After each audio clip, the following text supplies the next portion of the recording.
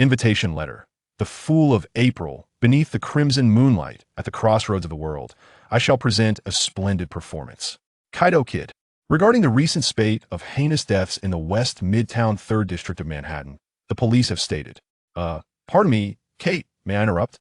In New York at NBC, the news anchor appeared to have received an urgent update, hastily interrupting the reporter's broadcast.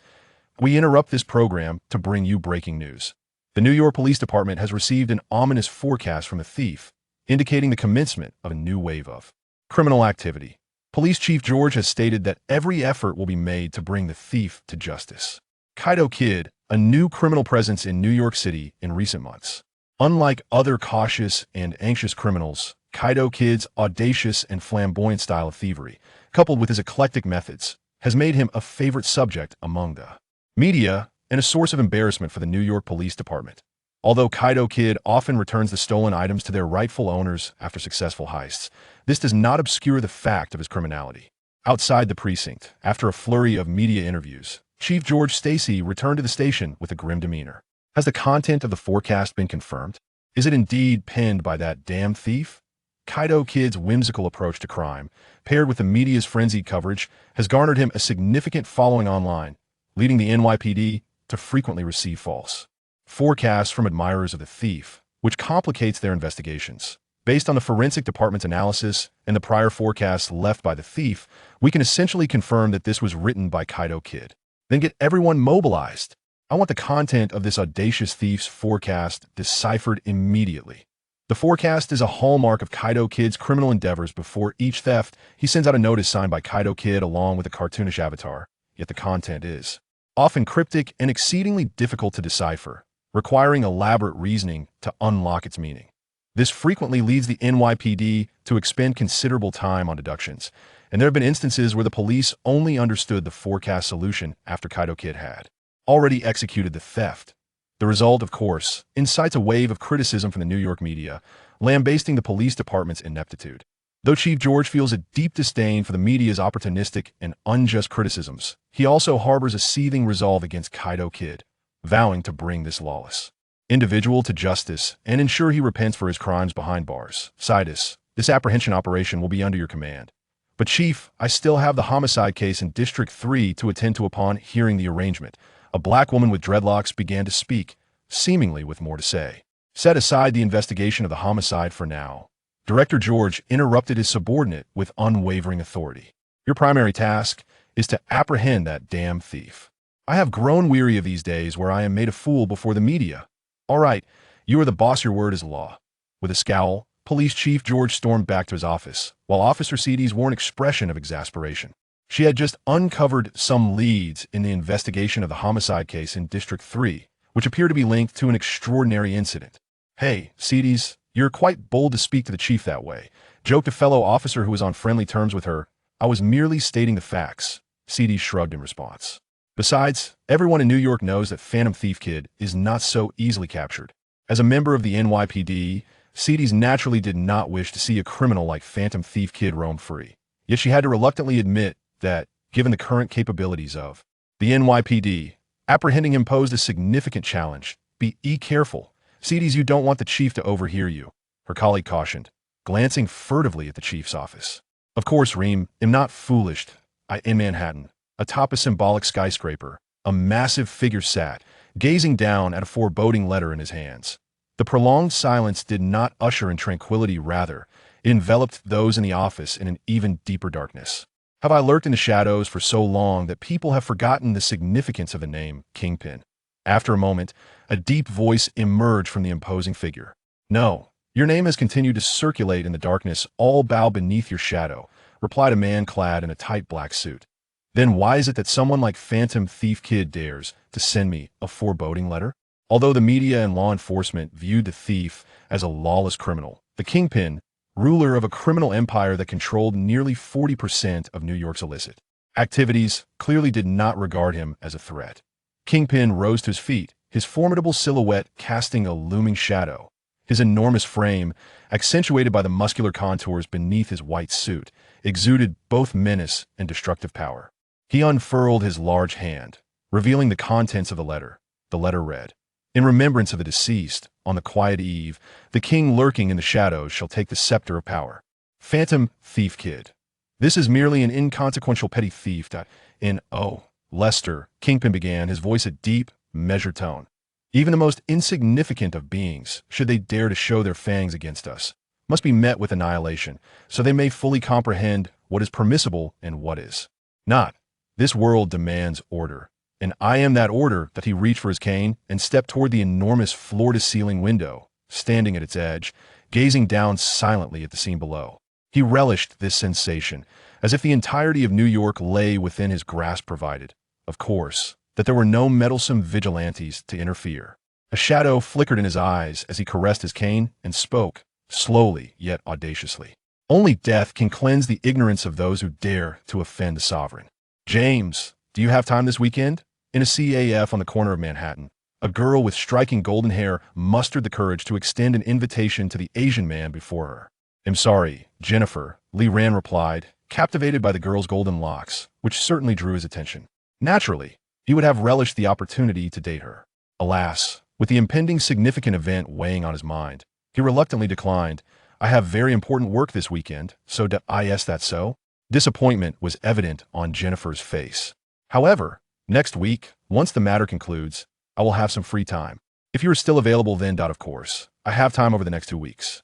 The girl exclaimed, unable to contain her excitement, and then, realizing her lack of restraint, blushed and continued, then it's settled, James. We'll go out next week.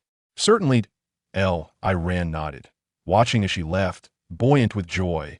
Before downing the remainder of his coffee, the twinge of regret lingered in his heart. How wonderful it would be if he inhabited an ordinary world. In such a reality, he would not have to live in constant trepidation of various threats, nor worry about a certain individual obsessively contemplating the implications of a universal population initiative. Why, of all places, had he awakened in this perilous realm of superheroes, a world rife with the extraordinary? Indeed, Lee Rand was not a native of this world. 2 years prior, upon his arrival in New York, he had fancied himself a screenwriter, dreaming of crafting films and navigating the glitzy avenues of Hollywood. It was only when he learned of the existence of Oscorp, Stark Industries, and a kingdom in Africa called Wakanda, alongside the whispered tales of the vigilantes in Hell's Kitchen, that he realized his Hollywood dreams lay shattered, and the challenge of his new life had escalated from ordinary to infernal. Stepping out of the CF, Lee Rand retraced his steps along 8th Avenue, weaving through the throngs of people, deliberately avoiding the known haunts of specific gangs, until he paused near the West Midtown area, commonly referred to as Hell's Kitchen. Before him stood a narrow antique appraisal shop. James, you're here bright and early as always, the voice greeted him. Diligence is indeed one of my greatest virtues, Jack. Lee Rand greeted the elderly Jack from the laundry next door with a smile, opening the shop door and deftly turning the sign to indicate that it was now open for business.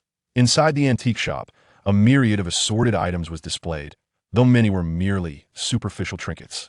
A significant portion of the inventory consisted of wholesale goods that Lee Rand had procured from Chinatown, priced at a mere few to $12, with the most expensive items not exceeding 30 to in simple terms. Even if a thief were to ransack the entire antique shop one day, it would not inflict substantial losses upon Lee Rand. However, nowadays, such oblivious individuals were unlikely to appear. From the realm of the 8th District, everyone was well aware that James Lee, the antique dealer, was a dangerous individual, one that was certainly not to be trifled with by the likes of petty gang members. Within the antique shop, Lee Rand summoned his system. Like the majority of transmigrators, he possessed a system, though it was neither as intelligent as the legends portrayed, nor did it issue a plethora of varied tasks. Lee Rand's system currently encompassed only 2 functions. The first was the accumulation of legendary reputation or impression. Simply put, the deeper the impact he had on certain individuals, the greater his legendary reputation would grow. Furthermore, based on Lee Rand's experience, it seemed that the more renowned a character was within the comic book universe, the higher the legendary reputation he could attain. The second function was essentially a derivative of the legendary reputation through the reputation accumulated. Lee Rand could unlock various treasure chests within the system. The legendary reputation required to open these chests ranged from 100 to a maximum of 1 million, but the contents of the treasure chests varied as well. Wooden chest 100 legendary reputation, unlocking it yields in a rank card and some trivial items. Black iron chest 1000 legendary reputation, unlocking it yields a drain card, fragments of crank cards, and minor items. Bronze chest 10,000 legendary reputation. Unlocking it yields a crank card, fragments of brain cards, and items. Silver chest 100,000 legendary reputation. Unlocking it yields a brain card, fragments of a rank cards, and a random powerful item. Gold chest 1,000 legendary reputation. Unlocking it yields an rank card, fragments of strength cards, and character-specific items. As for the items, they could be set aside for now, as thus far, Li Ran had not drawn any particularly powerful items. However, the cards were the crux of the entire system's capabilities. Through the cards obtained from the system's treasure chests, Li Ran would acquire the abilities of various characters. Aside from some purely comedic or ranked task cards, the most vital possession in Li Ran's hands was a Drank card, which had taken him over half a year to unlock through the accumulation of legendary reputation. Drank card, Phantom Thief Kid. Skills, Magic Disguise, Escape, Appraisal Background Introduction, a legendary figure renowned internationally as a master thief designated by the Criminal Code 1412, possesses extraordinary intellect and is adept in disguise, voice modulation, and escape artistry. This superlative burglar targets precious jewels and various valuable artworks, employing magical techniques in his nefarious deeds. Indeed, the infamous Phantom known as Kid the Phantom Thief, which has captivated the media in New York and prompted a police manhunt, is none other than Li Ran himself. The reason behind his meticulous efforts to assume the identity of a thief is, of course, to enhance his notoriety. In the past, Li Ran endured countless hardships to accumulate the requisite 1,000 points of fame needed to unlock the Black Iron treasure chest. This endeavor was particularly arduous in the notorious Hell's Kitchen of Manhattan, where he painstakingly toiled for over half a year to amass the necessary reputation. Fortunately, the outcome of his endeavor proved to be gratifying. In particular, the card of Kid the Phantom Thief has become a veritable instrument for garnering fame. Within just over a month, Li Ran has accrued nearly 800 points. With one more grand heist, the Black Iron treasure chest would be within his grasp. It is no wonder that Li Ran is so fervently dedicated to this quest. The paramount reason lies in the unsettling nature of existence within the Marvel Universe. Even if one seeks a quiet life devoid of conflict, one might suddenly find themselves whisked away by a battalion of extraterrestrial beings from the heart of New York City. Having traversed into this realm, Li Ran, despite its inhospitable nature, is reluctant to meet his demise at the hands of any deities or entities just yet. Thus, he resorts to frequently appearing before the citizens of New York, striving to amass fame under the guise of Kid the Phantom Thief. April 1st, April Fool's Day. As the citizens of New York revel in the jovial spirit of pranks, the New York City police have gathered early at Times Square, establishing a perimeter of vigilance. What's going on? Oh my, there's so many police officers. Could it be an April Fool's joke? Given the seriousness of their arms, this hardly seems like a jest. We should leave if any danger arises. It could be disastrous. Hey, guys, you look really cool. Ignoring the reactions of the surrounding citizens, Police Chief George turned to the nearby African-American officer Cedes. Are we certain this is the location? This operation is personally led by him, with snipers positioned at a distance, ready to intimidate. The objective is crystal clear. Apprehend Kid the Phantom Thief and redeem the shame the New York Police Department has suffered in recent times. Based on the clues provided in the letter of challenge, we can reasonably deduce that the location is indeed Times Square, Officer Cedes stated, holding the letter left by the thief. Continuing, the Fool of April clearly refers to April Fool's Day, and the crossroads of the world unmistakably points to Times Square. Through the forecast left by the perpetrator, speculating on the next crime location, left Chief George feeling somewhat constrained. However, as an experienced detective, he swiftly managed his emotions and continued to inquire, what does the red moon signify? Cedes shook her head, responding with a hint of confusion, I don't know. I have been pondering the meaning of the moonlight, but I have not found any clues. I apologize, boss. There's no need for apologies, Cedes. You have performed admirably. Chief George did not overly chastise her. Being able to ascertain the time and location of Kid the Phantom Thief's potential crime was already a significant achievement. As for the remaining content of the forecast, the New York Police Department would have ample time to clarify it once Kid was apprehended. However, Chief, do you think we might be drawing too much attention? If Kid the Phantom Thief sees so many people. Cedes glanced around at the citizens surrounding Times Square, her concern palpable. There's no need for such worries. Based on our analysis of Kid the Phantom Thief's attire, criminal process, and psychological profile, we can ascertain that he possesses a performative criminal personality. In other words, the greater the audience, the more stringent the security, which paradoxically heightens his desire to commit crimes. Chief George's overly technical explanation was somewhat beyond Seedy's grasp. Yet recalling past cases of kids' crimes, it became evident that he hardly regarded the police as a serious obstacle. In numerous instances, he brazenly committed thefts even in the presence of law enforcement. As long as that scoundrel dares to appear in Times Square, it will mark the end of his criminal career. Employing extensive resources to set a trap, George Stacy exuded confidence. However, witnessing the extensive measures being taken, Officer Seedy's felt a growing unease.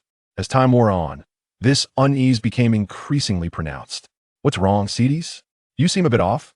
A fellow officer, accompanying her on the call, noticed the expression on Seedy's face and inquired with concern. "I'm fine." Shaking her head, Seedy suddenly turned to her white colleague, who bore the physique typical of a New York officer, and asked Rem, "Have you ever seen a red moon?" "A red moon?" Rem paused, then replied, "No, I haven't.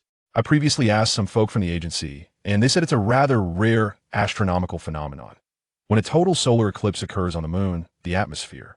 Seedy's interjected, interrupting Rem's explanation, that absorbs the purple, blue, green, and yellow light, leaving only the red light that can penetrate through. When the atmosphere refracts the red light onto the surface of the moon, it creates the appearance of a red moon. Meeting Rem's astonished gaze, Seedy shrugged. "I asked the folks at the agency as well. However, theoretically, there hasn't been a necessity for conditions to produce a red moon recently. Unless what?" Rem blurted out. Seedy's gaze swept over the director not far away, as well as the growing throngs of pedestrians and media surrounding Times Square. Unless it was destined from the beginning, the red moon would never appear. "Reem, what day is it today?" Seedy's inquired. "April 1st, April Fool's Day," Reem replied. "Happy April Fool's Day, Reem," Seedy's exclaimed. Reem, realizing the implication, instinctively gasped, his expression one of shock as he turned to Seedy's. "We've been played by Phantom Thief Kid." With a bittersweet smile, Seedy's gazed at Police Chief George in the distance. The most pressing matter now is how to convey this truth to the chief. This is nothing short of a disaster. Reem could scarcely fathom the expression that would cross the chief's face upon learning the reality. From Seedy's Legend Level 5. From Reem's Legend Level 1. From George Stacy's Legend Level 10. It seems the police of New York have uncovered my April Fool's prank. In Manhattan, beside towering skyscrapers, a seemingly idle black man murmured to himself as he observed the system's notifications. The man was, of course, Lee Rand, utilizing the disguise skills bestowed by Phantom Thief Kid. Such simple transformations were second nature to him. This guise was not merely a frivolous pastime. If the letter sent to the New York police was merely a playful prank to enhance Phantom Thief Kid's notoriety and legend status, the notice given to Kim was a bona fide announcement of an impending heist. To ensure the heist proceeded seamlessly, preliminary reconnaissance and preparation were indispensable. After all, the card's description indicated that Phantom Thief Kid was just an ordinary individual, whose success in numerous thefts stemmed largely from his exceptional skills in magic and disguise. Such methods might allow him to navigate effortlessly among ordinary individuals like the New York police. However, when faced with Kim, the scenario transformed entirely. Setting aside the opponent's exaggerated physique, Lee Rand understood that he was not merely contending with common folk. Fortunately, apart from the Phantom Thief Kid card, Lee Rand had contingencies in place. His gaze roamed once more over the imposing skyscraper housing Kim. Retracting his gaze, he turned and ambled away, his movements aligning with his black disguise, before disappearing around the corner of the street. The following day, the entirety of New York's media was engulfed in reports concerning the New York police's humiliation at the hands of the notorious prankster, Kid, in Times Square. "Happy April Fool's Day, New York Police," proclaimed the New York Times. "A foolish day for the New York police," cried the Horn Herald. "The farce at Times Square," echoed the City Daily. "Bold trickster, foolish police," remarked the Manhattan District News. "Conan, Kate, if I were you, I wouldn't contact the police department." "Kate, why?" "Conan, because they are still in Times Square. Live audience, haha." In the antique shop, Lee Rand observed the incessant stream of system notifications flashing before him. Even through the system, he could sense the fury of the New York police. They had indeed suffered a tremendous loss of face this time. Coupled with the media's sensationalist coverage, the New York police had become the laughingstock of the entire city, simultaneously bestowing upon Lee Rand a continuous influx of legend points. If only he could amass even more legend points. In this situation, the only aspect that left Li Ran feeling dissatisfied was the system itself. The method of calculating legend points was rather unfriendly. An ordinary New Yorker could only contribute approximately 0.01 to 0.05 legend points. Media or television reports yielded even less, and in some cases, none at all, perhaps due to the lack of first-hand experience, which failed to leave a significant impression. Simply put, the legend points accrued from the impressions left by hundreds of New Yorkers paled in comparison to those generated by the New York police chief, George Stacy. The system's method of calculation effectively coerced Li Ran into seeking out individuals akin to Chief George Stacy, who could provide substantial returns in legend points, such as characters like Gene Bing. That said, Li Ran would not entirely forsake the possibility of earning legend points from the citizens of New York. After all, while the legend points gained from comic book characters were considerable, not all were as harmless as Police Chief George. Most superheroes or supervillains, whether directly or indirectly, posed significant risks. At least, they were beyond Li Ran's current reach. Furthermore, although the legend points from New Yorkers were modest, their sheer volume made up for it. Repeatedly refreshing the screen had already granted Li Ran over 100 legend points, combined with the 800 he already possessed. He needed only a smidgen more effort to acquire a new treasure chest. There was no room for complacency. He must not regard Gene Bing as mere New Yorkers or New York police officers. Li Ran silently admonished himself, suppressing the restless thoughts that stirred within, and redirected his attention back to his antique shop. The tinkling of the bell at the entrance resonated as the door swung open, revealing a middle-aged man dressed in tattered attire. "Welcome. How may I assist you today?" Li Ran greeted, momentarily glancing at the man's distinctly Asian features before averting his gaze. In New York City, the largest immigrant hub in America, while the Asian population may not be overwhelming, it is certainly significant. The man's eyes scanned the eclectic array of antiques within the shop, and he appeared somewhat hesitant. Tentatively, he inquired, "Do you buy antiques here?" "Of course." Li Ran responded with a nod, having sensed the man's discomfort and opting for brevity. Drawing upon the appraisal skills he had honed from his experiences akin to those of the Phantom Thief, he awaited the man's next move. Upon receiving confirmation, the man exhaled in relief and cautiously produced a tightly wrapped bracelet from his pocket, extending it toward Li Ran. "This bracelet has been a family heirloom passed down from my wife's ancestors. Could you help me determine its worth?" "This is a counterfeit jade," Li Ran discerned at a glance through his refined expertise. The bracelet was merely a poorly crafted imitation. "How much is this bracelet worth?" the man asked, his hopeful expression lingering in the air. Li Ran's gaze shifted from the man's eager eyes to the crude piece before him, and after a prolonged silence, he finally replied, 50. The disparity between Li Ran's offer and the man's expectations was evident. "Could you possibly offer a bit more? I am in dire need of this money." 50 is already the highest I can go, Li Ran stated firmly. In truth, if the man were to present the bracelet at any other establishment, even $5 would be deemed excessive. 50. The man muttered to himself, wrestling internally for what felt like an eternity before finally gritting his teeth and conceding. 50 it is. He extended his hand to accept the $50 from Li Ran, carefully concealing the money on his person as he exited the shop, his expression one of profound despondency. "Another soul from Hell's Kitchen," ensnared in despair, old Jack observed as he watched the man depart. Having spent his entire life in Manhattan, Jack had grown accustomed to witnessing the plight of individuals like the man who just left. In Hell's Kitchen, who was not engulfed in despair. As the most chaotic, dangerous, and impoverished area of New York, the prospect of a tranquil existence here was nothing short of a fantasy. Even Li Ran had invested considerable effort to establish his foothold in this tumultuous environment. After exchanging a few casual words with old Jack at the laundromat, Li Ran returned to his shop, his gaze falling upon the jade bracelet still resting on the counter. He casually retrieved it and tossed it among the assorted items in a nearby clutter. Mother, father is back. In the damp, narrow slums of Hell's Kitchen, a frail little girl with 2 braids called out to her mother, who lay in bed. "How did it go? Did you sell the bracelet?" The woman, her complexion pale and sallow, inquired from her resting place. The man, forcing a smile as he stroked his daughter's head, replied, "Yes, it sold. But the money isn't as much as we had hoped." After a prolonged silence in the room, the woman struggled to speak. "Perhaps we should forego the treatment." "How could you say that?" The man interjected, his voice filled with fervor. "I will never give up on you. But we simply don't have the funds." She lamented. "I will find a way to resolve the financial issues. If necessary, I will go to Madame Gao." "You must be mad. Everyone working for Madame Gao is. No matter what, it's better than watching you succumb to this illness." Father, mother. That night, under the moonlit sky of New York City, Shadows moved within the confines of the Manhattan skyscraper, revealing a landscape of stringent security. As a crime lord who had ascended from the depths, Kingpin was far more complex than he appeared. Beneath his imposing exterior lay a brilliant criminal mind, supported by a vast elite team. He had already deduced the precise content of the note left by the elusive phantom thief. Knowing that the thief would attempt to steal his cane between 9 and 11 o'clock on April 4th, Kingpin had no intentions of showing mercy to this audacious intruder. He had positioned guards throughout the building, ready to turn the thief into Swiss cheese at the first sign of intrusion. Time passed slowly, and the rumored thief failed to appear, causing the guards within the building to grow complacent. I doubt the so-called phantom thief dares to show up tonight. After all, this is Kingpin we're talking about. If I were the thief, I wouldn't dare approach here. How could a mere thief possibly compare to Kingpin? On the top floor of the building, the mood among his subordinates remained undisturbed. As the time approached, a man clad in a black bodysuit finally spoke.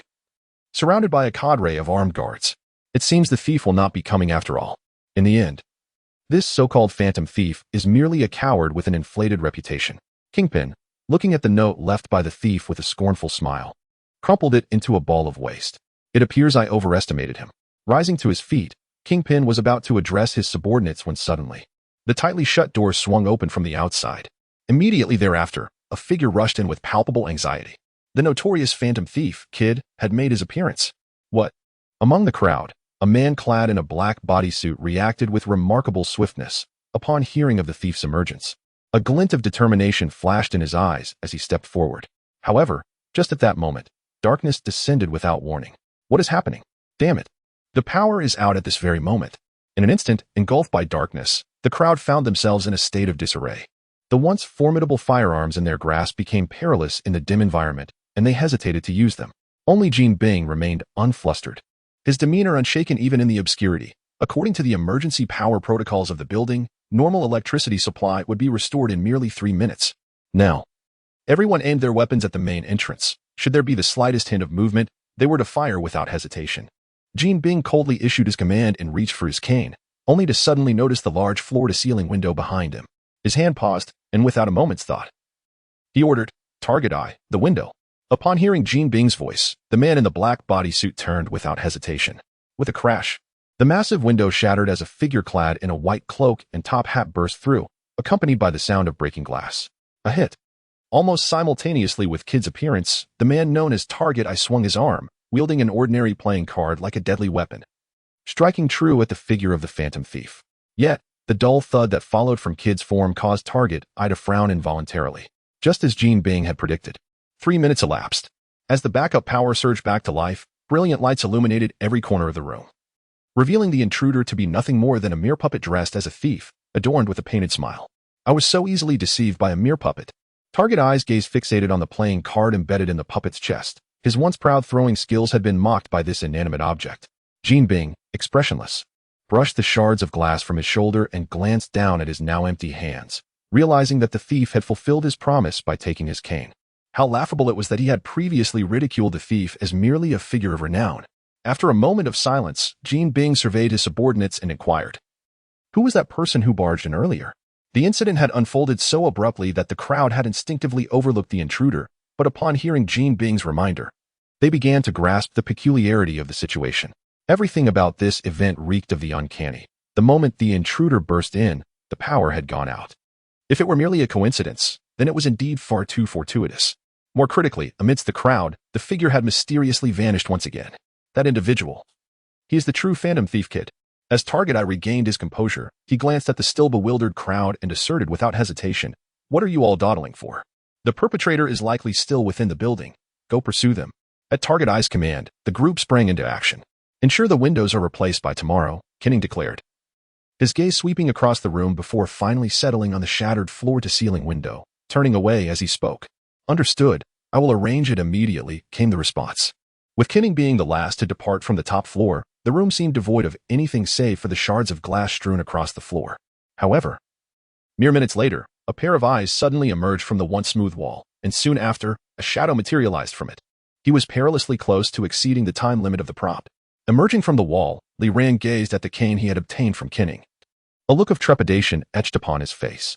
The reason he could meld into the wall without being detected by Kinning and the others was thanks to the prop he had drawn from the box earlier. "Chameleon T," Upon consuming this tea, as long as one presses their body closely against a tree or rock, they can not only alter their color but also transform their form into that of the tree or stone, capable of mimicking any object. However, the effect lasts merely 15 minutes. Li Ran had drawn many such props, and although the system deemed chameleon tea a trivial item, its practical efficacy in reality proved unexpectedly advantageous. Even Kinning and his associates had not anticipated that after stealing the cane, Li Ran would not make a hasty exit but rather audaciously conceal himself within the room. Chapter 6. Caution. Regrettably, there was but a single vial of chameleon tea, and its effects were rather fleeting. Had it been otherwise, Li Ran's thieving scheme could have unfolded with greater ease and composure. With a tinge of regret in his heart, Li Ran's hands, however, did not falter. The imminent return of Jean Bing and his subordinates loomed, and any attempt to depart later would not be as effortless as it was now. Approaching the mannequin, he removed the white cloak draped over it. Although the figure of Phantom Thief Kid was a mere imitation, the attire it wore was authentic. This voluminous cloak not only enhanced his appearance, but also served as an essential tool for escape, capable of transforming into a rudimentary glider. In a matter of moments, he adeptly fashioned the cloak into a makeshift wing. Li Ran cast one last glance at the room behind him before seizing his cane and leaping through the shattered window. With a resounding thud, the howling wind contorted the wing into an exaggerated arc. Fortunately, though the makeshift glider was rudimentary, its material proved unexpectedly durable. Skillfully maneuvering the wing, he traced a graceful arc through the air. After a brief span of seconds, Li Ran successfully descended into a deserted alley adorned with graffiti, stowing the glider behind him. He scrutinized the cane in his hand. Though it appeared unremarkable as an accessory of Jean Bing, it was unlikely to be merely an ordinary object. As he explored the top of the cane, his fingers soon encountered a slightly protruding button. A gentle press elicited a subtle vibration, revealing a dark aperture in the wall of the opposite alley, from which white smoke billowed forth. Fortuitously, he had never intended to confront Jean Bing directly. Peering through the aperture, Li Ran's expression reflected a sense of relief. He was acutely aware of the disparity between himself and Jean Bing, wisely refraining from foolishly presenting himself as an easy target. Otherwise, that very opening might have manifested not in the wall, but upon his own person. Li Ran did not harbor the illusion that his body could withstand a laser's onslaught as the wall could. Reflecting on Jean Bing's ruthlessness and his own prudence, Li Ran regarded the cane in his grasp and casually discarded it into the alley's refuse. While the prospect of a cane capable of emitting lasers was enticing, he remembered its origin too well. Who could say what other hidden dangers it possessed? Rather than risk inviting unnecessary peril, he deemed it wiser to forsake it. Furthermore, with the system he possessed, Li Ran was confident he would acquire treasures far superior to this cane in due time. Having discarded the cane, Li Ran did not linger, promptly turning to exit the alley. Just a few minutes after his departure from the alley, clad in a form-fitting black suit, the target appeared in the alleyway, extending his hand to retrieve a cane from the heap of refuse. His gaze swept across the desolate passage, swiftly landing upon the unmistakable laser marks etched into the wall. He produced his phone and dialed a number. The recipient, cautious in demeanor, promptly discarded the cane. "In that case, I shall return with my cane," he stated. On the other end of the line, a voice resonated, deep and commanding. "From this day forth, inform all factions in Manhattan that anyone who captures the elusive Phantom Thief Kid shall earn the goodwill of Kingpin. As the undisputed sovereign of the underworld, Kingpin's formidable power stemmed not solely from his own prowess, but also from the vast and perilous criminal empire he had painstakingly constructed over the years. Anyone daring to oppose Kingpin would face relentless retribution from his kingdom. This included rival gangs within Manhattan, as well as the incessantly troublesome vigilante Daredevil. Now, a new name had been added to Kingpin's list of adversaries, Phantom Thief Kid. At this moment, traversing through Hell's Kitchen, Li Ran beheld the continuously flashing system data before him, struggling to contain his exhilaration. The final entry, revealing a staggering 50 points of legend from Kingpin, left Li Ran marveling at the worth of his efforts. Indeed, Kingpin was a renowned villain within the comic universe, and the legend points he bestowed were nothing short of impressive. If not for the inherent dangers posed by Kingpin himself, Li Ran might have considered repetitively engaging him. However, he reminded himself not to become overly ambitious. Shaking his head to dispel the chaotic thoughts swirling in his mind, Li Ran glanced at the system data panel displaying just over 1,000 legend points, feeling an overwhelming urge to open a treasure chest. Fortunately, he was aware that he was in Hell's Kitchen, an unsuitable locale for such endeavors. Not to mention, given its reputation as the most chaotic area of New York City, Li Ran worried that opening a chest here might adversely affect his luck. Theoretically, 1,000 legend points could guarantee the emergence of a D-class character card from a black iron chest. Yet, based on his previous experiences with wooden chests, He knew that even among D-class cards, there existed variations in strength. For instance, the E-class card he currently possessed, Hiroshi no Era, had only one skill, an unpleasant foot odor, offering no other benefits. In contrast, another E-class card, Mitsuyoshi Anze, had endowed Li Ran with basketball skills, albeit still lacking in practical application. Suppressing his restless desires, Li Ran quickened his pace, intent on leaving Hell's Kitchen. However, a figure approaching him caused him to slow his steps involuntarily. Isn't that the man who visited the antique shop before? Observing the hurried silhouette of the familiar figure, Li Ran furrowed his brow slightly. Though it was merely a fleeting encounter, he recognized the middle-aged man he had seen just days prior in the antique store. However, the man's presence on the streets of Hell's Kitchen at this hour, coupled with a visage reflecting utter despair, bore an unsettling peculiarity. Should he intervene or remain aloof? Standing still, Li Ran's gaze oscillated between the data panel before him and the receding figure of the middle-aged man. Ultimately, the desperate dialogue he had shared with old Jack flashed through his mind, prompting him to make a decision. Resolutely, he chose a direction and stepped forward. Chapter 7. Daredevil. The middle-aged man, burdened with anxiety, was evidently oblivious to the shadow that had quietly materialized behind him, navigating the filthy and perilous alleyways of Hell's Kitchen. He arrived at an inconspicuous factory. Lifting his gaze to the building, his thoughts drifted to his ailing wife, confined to a sickbed at home, and with gritted teeth. He stepped inside. "You've arrived," remarked the guard stationed at the factory entrance, noticing the man's presence and stepping forward to address him. "Yes," the man nodded, his eyes instinctively scanning the firearm slung over the guard's shoulder, clearly indicating that this factory was not as innocuous as it appeared. "Then hurry up, Mrs. High is waiting for you upstairs." The guard observed the man's gaze but paid it little heed, instead urging him onward. "What is this place?" In the shadowed recesses nearby, Li Ran silently observed the factory and the two men conversing at the entrance. The guard's weapon served as a stark reminder to Li Ran that the situation was more perilous than he had anticipated. Although firearms were commonplace in America, it was suspicious for a mere factory guard to be armed while on patrol. Perhaps this was not an ordinary factory after all. Having discerned that the establishment before him was indeed unusual, Li Ran had no intention of lingering or intruding further. After all, judging by the conversation between the middle-aged man and the guard, it was clear that the former was already aware of the factory's circumstances yet still chose to proceed inside. Since the parties involved had made their decision, why should he interfere?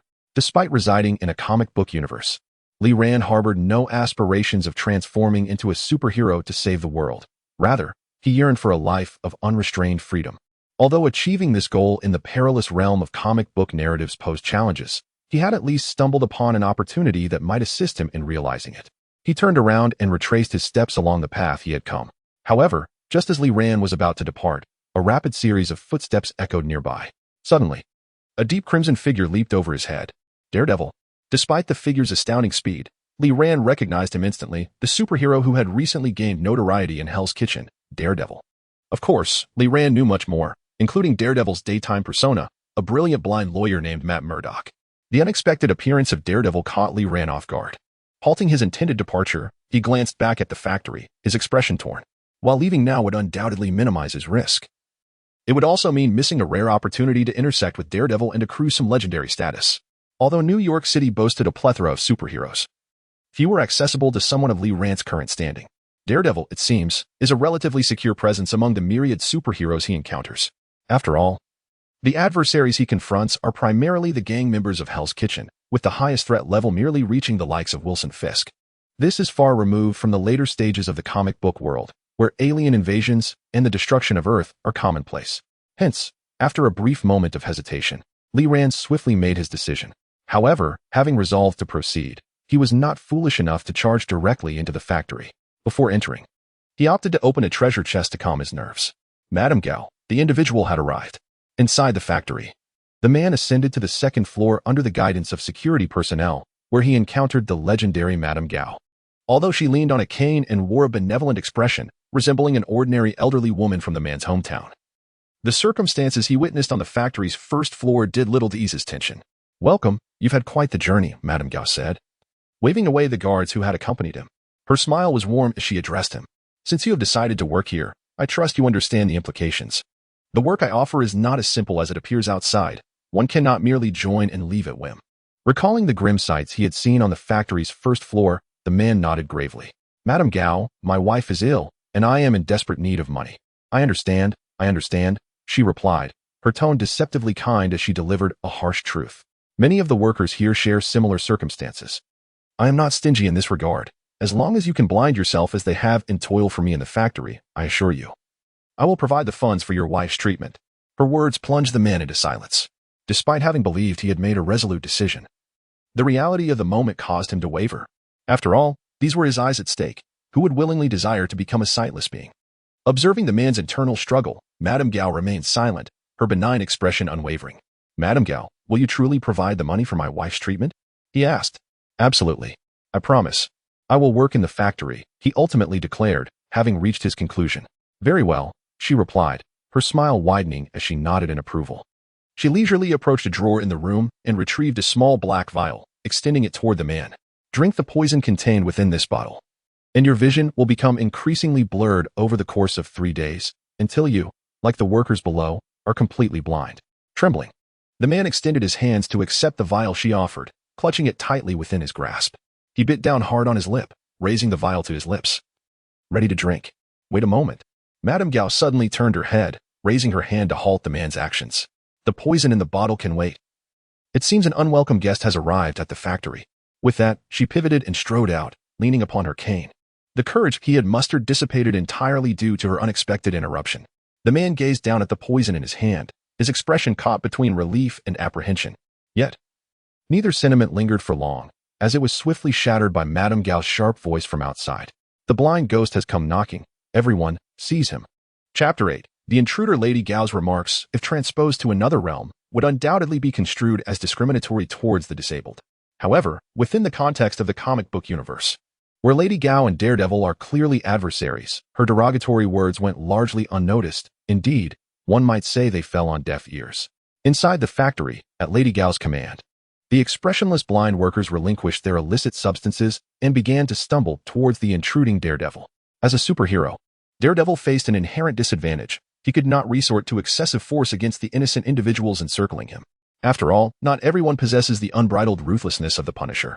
Moreover, with his heightened senses, he had already discerned that the factory's workers were all blind, much like himself. Encouraging her blind workers to surround Daredevil, Lady Gao did not linger. Rather, she hastily retreated under the escort of arriving security personnel. She understood well that the factory workers were merely ordinary individuals, and their blindness rendered them less capable than the average person, making it evident that they could not confine Daredevil for long. Furthermore, Daredevil's ability to locate her clandestine factory signified that its existence was no longer concealed or secure. Boom, boom. However, just as Lady Gao and her entourage were about to exit the factory, a deafening crash resonated through the air. Lady Gao witnessed her security guard, who had been diligently protecting her and the factory, propelled backward at an incredible speed, colliding violently with the wall and leaving a web of deep and shallow cracks in its wake. Who is it? The pitiful state of her subordinates and the fissures in the wall evoked some rather unpleasant memories for Lady Gao. Narrowing her eyes, she shed the facade of false benevolence and regarded the indistinct figure emerging from the shadows with a grave countenance. I am merely a righteous helper responding to injustice. Yet, stepping forth from the gloom was a man entirely unfamiliar to Lady Gao. He sported a hairstyle of moderate length, donned a red t-shirt, and wore faded light blue trousers with rolled-up cuffs, complemented by a pair of worn-out sneakers, within which his big toe could be seen wiggling. Had one not witnessed it firsthand, who would associate this ragged vagabond with the capability to send a security guard flying? Nevertheless, Lady Gao, seasoned by the tempest of life, understood well the adage that one should not judge a book by its cover. Thus, she did not lower her guard due to the vagabond's shabby appearance. On the contrary, she retreated cautiously by 2 steps and signaled the remaining guards beside her to launch an attack. Engage. It was then that Lady Gao comprehended how the man had dispatched her guards. In a swift motion, he crouched low, exerted force with his feet, and in the next instant, he had reached the guard who was about to fire. With a powerful kick, he shattered the guard's submachine gun into fragments. Then, with a deft sidestep and a kick akin to that of a soccer player, he sent the guard soaring into the air. Then, accompanied by a dull thud and the sound of several bones shattering, he crashed heavily back to the ground. Observing the guard, now contorted grotesquely from the fall, the man maintained an outwardly composed demeanor, yet the corner of his mouth betrayed a barely perceptible twitch. The effects of the formidable Vidra leg were indeed quite astonishing.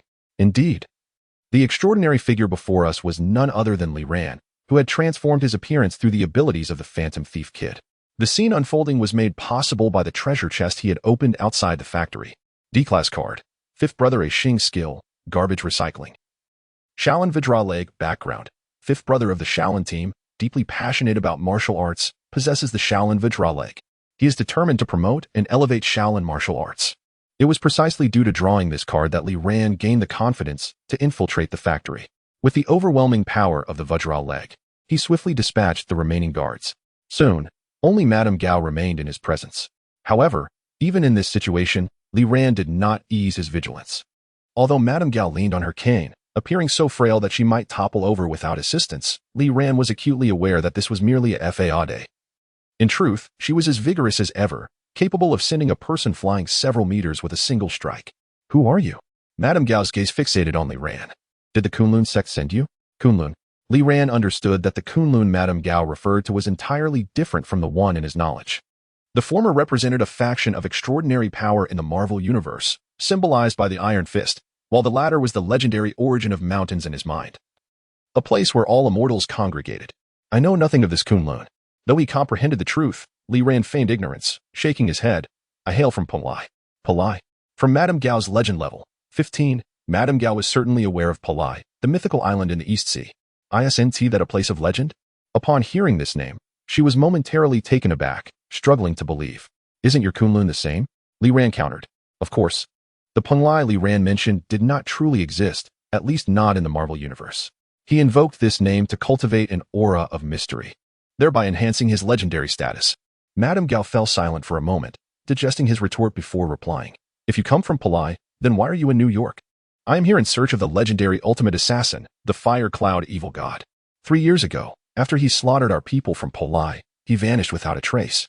Recently, there are whispers that he has been seen in a place in New York called Villard. The ultimate assassin? The Fire Cloud Evil God. As an elder who has traversed countless centuries, Madame Gao believed she had acquired sufficient knowledge. Yet, the answer provided by Li Ran still left her in a state of astonishment. Regarding the attainment of Madame Gao's legendary status, Li Ran felt no surprise, for he had spoken those words with that very intention. However, the emergence of the Daredevil's hint added an intriguing layer to the situation. It suggested that this superhero was surreptitiously concealed in some corner, eavesdropping on the conversation between him and Madame Gao. Chapter 9. Severe injury, as the saying goes. One person can deceive, but two can also conspire. Since Daredevil willingly approached to bestow upon him a semblance of legend, Li Ran naturally accepted with open arms. Silently committing Li Ran's words to memory, Madame Gao struggled to mask her astonishment, then turned to question him. Since you claim to hail from Panglai and that we have no grievances, why do you seek to trouble me? If I were to assert that everything is merely a coincidence, would you believe me? What do you think? Madame Gao's expression hardened as she glanced at the fallen guards at her side. In this world, even the truth goes unheeded. Observing her demeanor, Li Ran discerned that she harbored no belief in his words, even though he spoke the unvarnished truth. Silently shaking his head, he raised his gaze and continued to embody the character he portrayed. Though Palai remains secluded, it does not imply the absence of discord. Moreover, blinding others for personal gain is a transgression against morality, bordering on the demonic, and I shall not permit such actions to persist. Is she yet another entity akin to Kunlun? Indeed, both Kunlun and Palai are equally detestable. In response to Li Ran's resolute declaration, Madame Gao slightly bowed her head, her voice a whisper tinged with reminiscence and loathing. Witnessing this exchange, Li Ran instinctively braced himself, wearing an expression of utmost vigilance. As a being who has existed for centuries, he did not underestimate Madame Gao's hidden arsenal of tactics. In such moments, maintaining composure is paramount. Thus, Li Ran and Madame Gao found themselves in a tense standoff. Meanwhile, Daredevil, concealed in the shadows, felt his patience waning. His arrival at Madame Gao's factory was not solely for the purpose of dismantling the entrenched malevolence of Hell's Kitchen. He was also intent on uncovering the relationship between Madame Gao and Jean Bin to gather evidence. Tell me, what is your connection with Jean Bin? Daredevil leapt down from above and approached Madame Gao directly. Be careful. Li Ran managed to utter a warning just in time. He then watched as Madame Gao, with an agility that belied her aged appearance, swiftly turned and struck Daredevil, sending him hurtling toward Li Ran, before making a hasty escape. The elderly woman moved with surprising nimbleness, defying her centuries of existence. Li Ran reached out and caught the incoming Daredevil, bending his legs slightly to absorb the impact. Observing Daredevil's pained expression, he remarked, half seriously, you were overly impulsive. Even I was uncertain about my ability to detain her. Who are you? Daredevil inquired through gritted teeth, his visage contorted in agony. I am a Xing from Polai. What is your relationship with Madame Gao? And how does she possess the strength to send someone flying with a mere strike? I am uncertain, Li Ran replied, but I can sense that she is formidable. And you have just confirmed that truth for me. Daredevil, time is of the essence. I must still savor the metallic tang of blood lingering in my mouth. Daredevil spat a mouthful of blood, struggling to rise from Li Ran's support, only to stumble and collapse to the ground, clutching his chest with a visage contorted in agony. Observing this, Li Ran swiftly tore open Daredevil's uniform at the chest, revealing the distinct imprint left by Lady Gao's hand upon his body. You are gravely injured and require immediate medical attention. No, there are more pressing matters that I must attend to. The relentless agony radiating from his chest tormented Daredevil. Yet he continued to strive to rise. In your current state, you will only exacerbate your injuries. Watching Daredevil's futile attempts to stand, Li Ran could not help but interject. Is there not anything that can wait until tomorrow? Help me, a Xing. The series of struggles seemed to drain the last vestiges of strength from Daredevil, and he collapsed. Turning his head towards Li Ran, if Palai truly embodies justice as you assert, then you will undoubtedly assist me. Since you have stated it so, I shall extend my aid, Li Ran affirmed without hesitation. Hearing Li Ran's resolute response, Daredevil appeared to release a tremendous burden, collapsing to the ground. Help me rescue everyone in the factory. They are innocent victims of Lady Gao's persecution. In that moment, regardless of Li Ran's opinions on superheroes, Daredevil's action stirred something within him. Rest assured, I will take care of it. Li Ran returned to Daredevil's side, helping the increasingly faint superhero to his feet. Wait. A Xing, please do one last thing for me, Daredevil uttered, sensing Li Ran's presence with the last remnants of his strength. My friend, you are gravely wounded. Please refrain from speaking any further and rest, Li Ran replied with exasperation, pondering if all superheroes were so stubborn. This is my final request. Very well, speak. But please refrain from asking anything too outrageous. Li Ran observed Daredevil, who appeared on the brink of unconsciousness, with a sense of compassion. Help me burn down the factory. With those words, Daredevil's head tilted, and he succumbed to unconsciousness.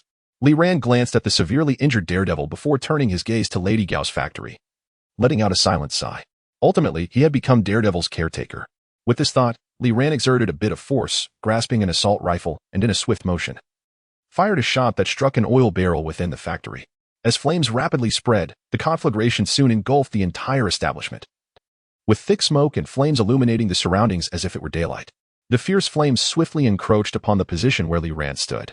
Hearing the faint echo of the fire alarm from afar, he wasted no time, grasping the unconscious Daredevil and fleeing outside. Bang, bang, bang. Who is it? The urgent knocking at the door instinctively heightened Claire's vigilance. Cautiously, she approached the door but refrained from opening it recklessly. Instead, she furrowed her brow and peered through the peephole. The scene outside, devoid of any presence, deepened her frown even further. Retreating to the kitchen, she seized a frying pan. Feeling its weight in her hands offered her a modicum of reassurance. With care, she turned the handle and opened the door. Immediately, Claire beheld the unconscious form of Daredevil sprawled at her doorstep. Matt. Chapter 10. Doing good deeds. A few hours later, Daredevil regained consciousness from his stupor. Do not move. Your injuries are severe. In the living room, Claire, who had been fighting off sleep while keeping vigil, rushed over to prevent Daredevil from attempting to rise from the sofa. I lack the necessary medical tools for proper treatment, so if you wish to avoid exacerbating your injuries, you must obediently remain on the sofa and recuperate. Do not expect my assistance in the future if you do not comply. Claire's words evidently had an effect. Daredevil ceased his struggles, lying back on the sofa, clutching his chest as he took slow, measured breaths to alleviate his pain. So, Matt, who was it this time? Claire poured herself a cup of coffee to stave off drowsiness and inquired, her tone familiar as she regarded the superhero on her sofa. Clearly, she was well acquainted with Daredevil, even knowing the identity behind the mask. Madame Gao, an elderly woman. An elderly woman? Claire raised an eyebrow, scrutinizing Daredevil's current state. The extent of his injuries did not seem to align with the capabilities of an old lady. Although it was hard to believe, the truth was indeed as he stated. Even Daredevil himself, had he not experienced it firsthand, would have found it difficult to accept that such formidable power could reside within Madame Gao's frail frame. Very well. Claire shrugged. After all, a superhero resting on her sofa made the notion of a formidable elderly woman seem less outlandish. And how did you find yourself at my doorstep? As a professional nurse who had treated Daredevil's wounds, Claire was acutely aware that he could not have arrived alone given his condition. Axing. Daredevil murmured a name. Axing? Claire repeated, puzzled by the name he provided. Who is he? Your superhero companion? No, I encountered him at Madame Gao's factory. According to him, he hails from Palai. Palai? What sort of place is that? Claire stumbled over the unfamiliar name, feeling her mind struggle to comprehend. I do not know. Daredevil shook his head. But I have a strong premonition that I shall encounter him again in the future. I hear you have encountered a bit of trouble, Madame Gao.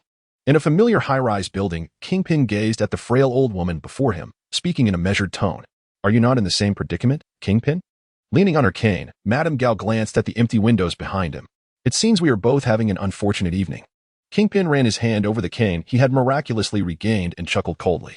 The two prominent figures from Hell's Kitchen had surely convened for more than mere conversation and lamentation, reining in the scarce smile that adorned his face.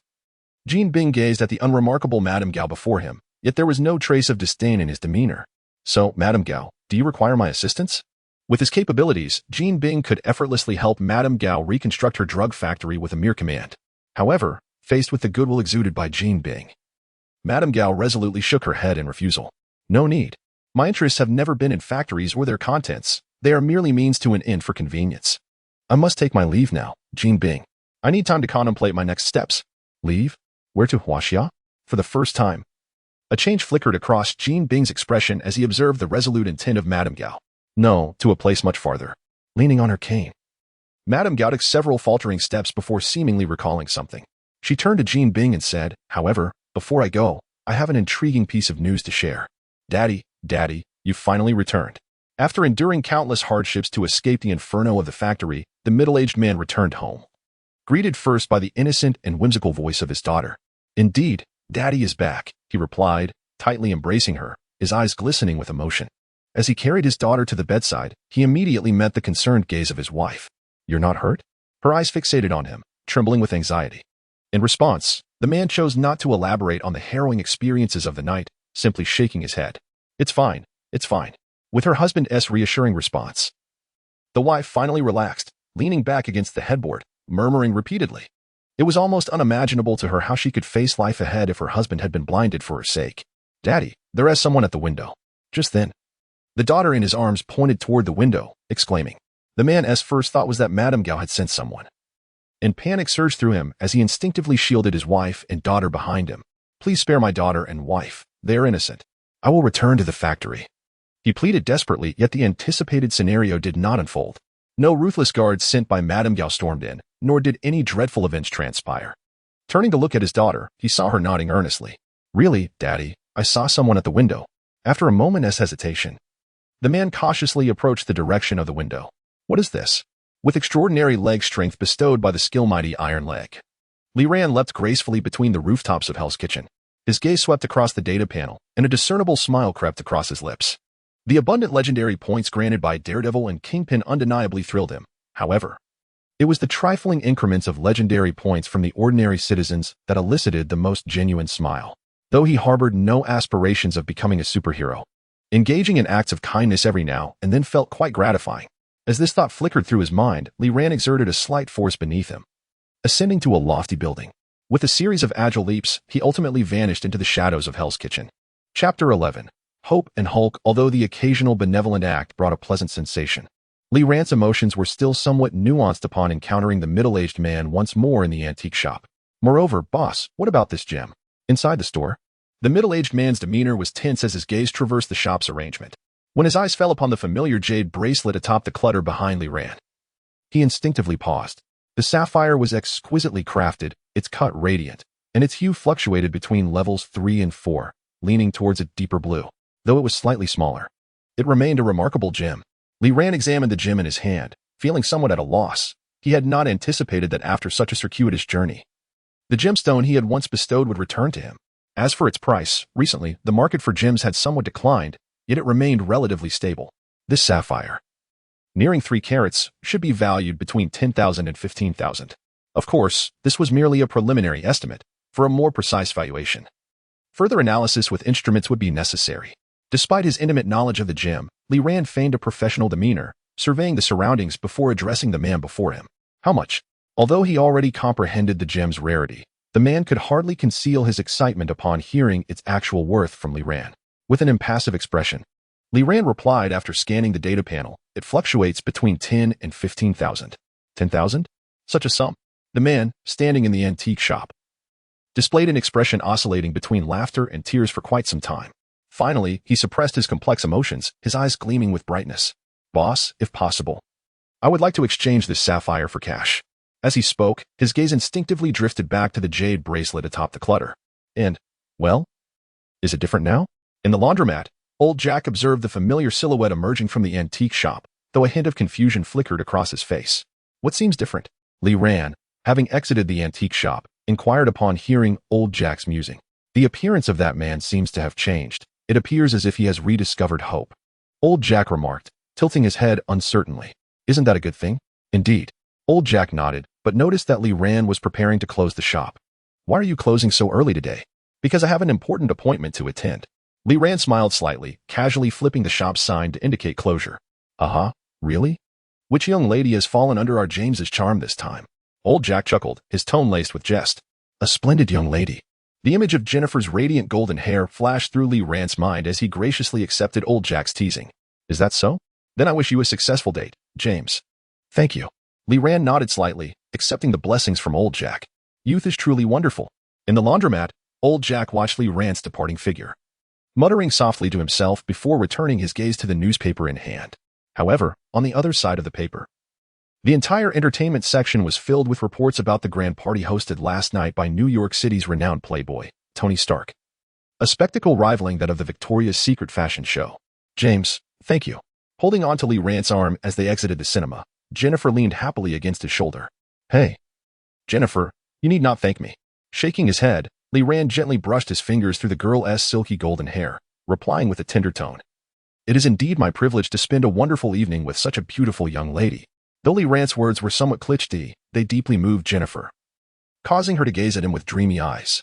Suddenly, a tremendous explosion and anguished screams shattered the tender moment, transforming the scene into a disaster film. What is happening? Lee Ran instinctively shielded Jennifer in his embrace, his expression one of confusion as he surveyed the panicked crowd.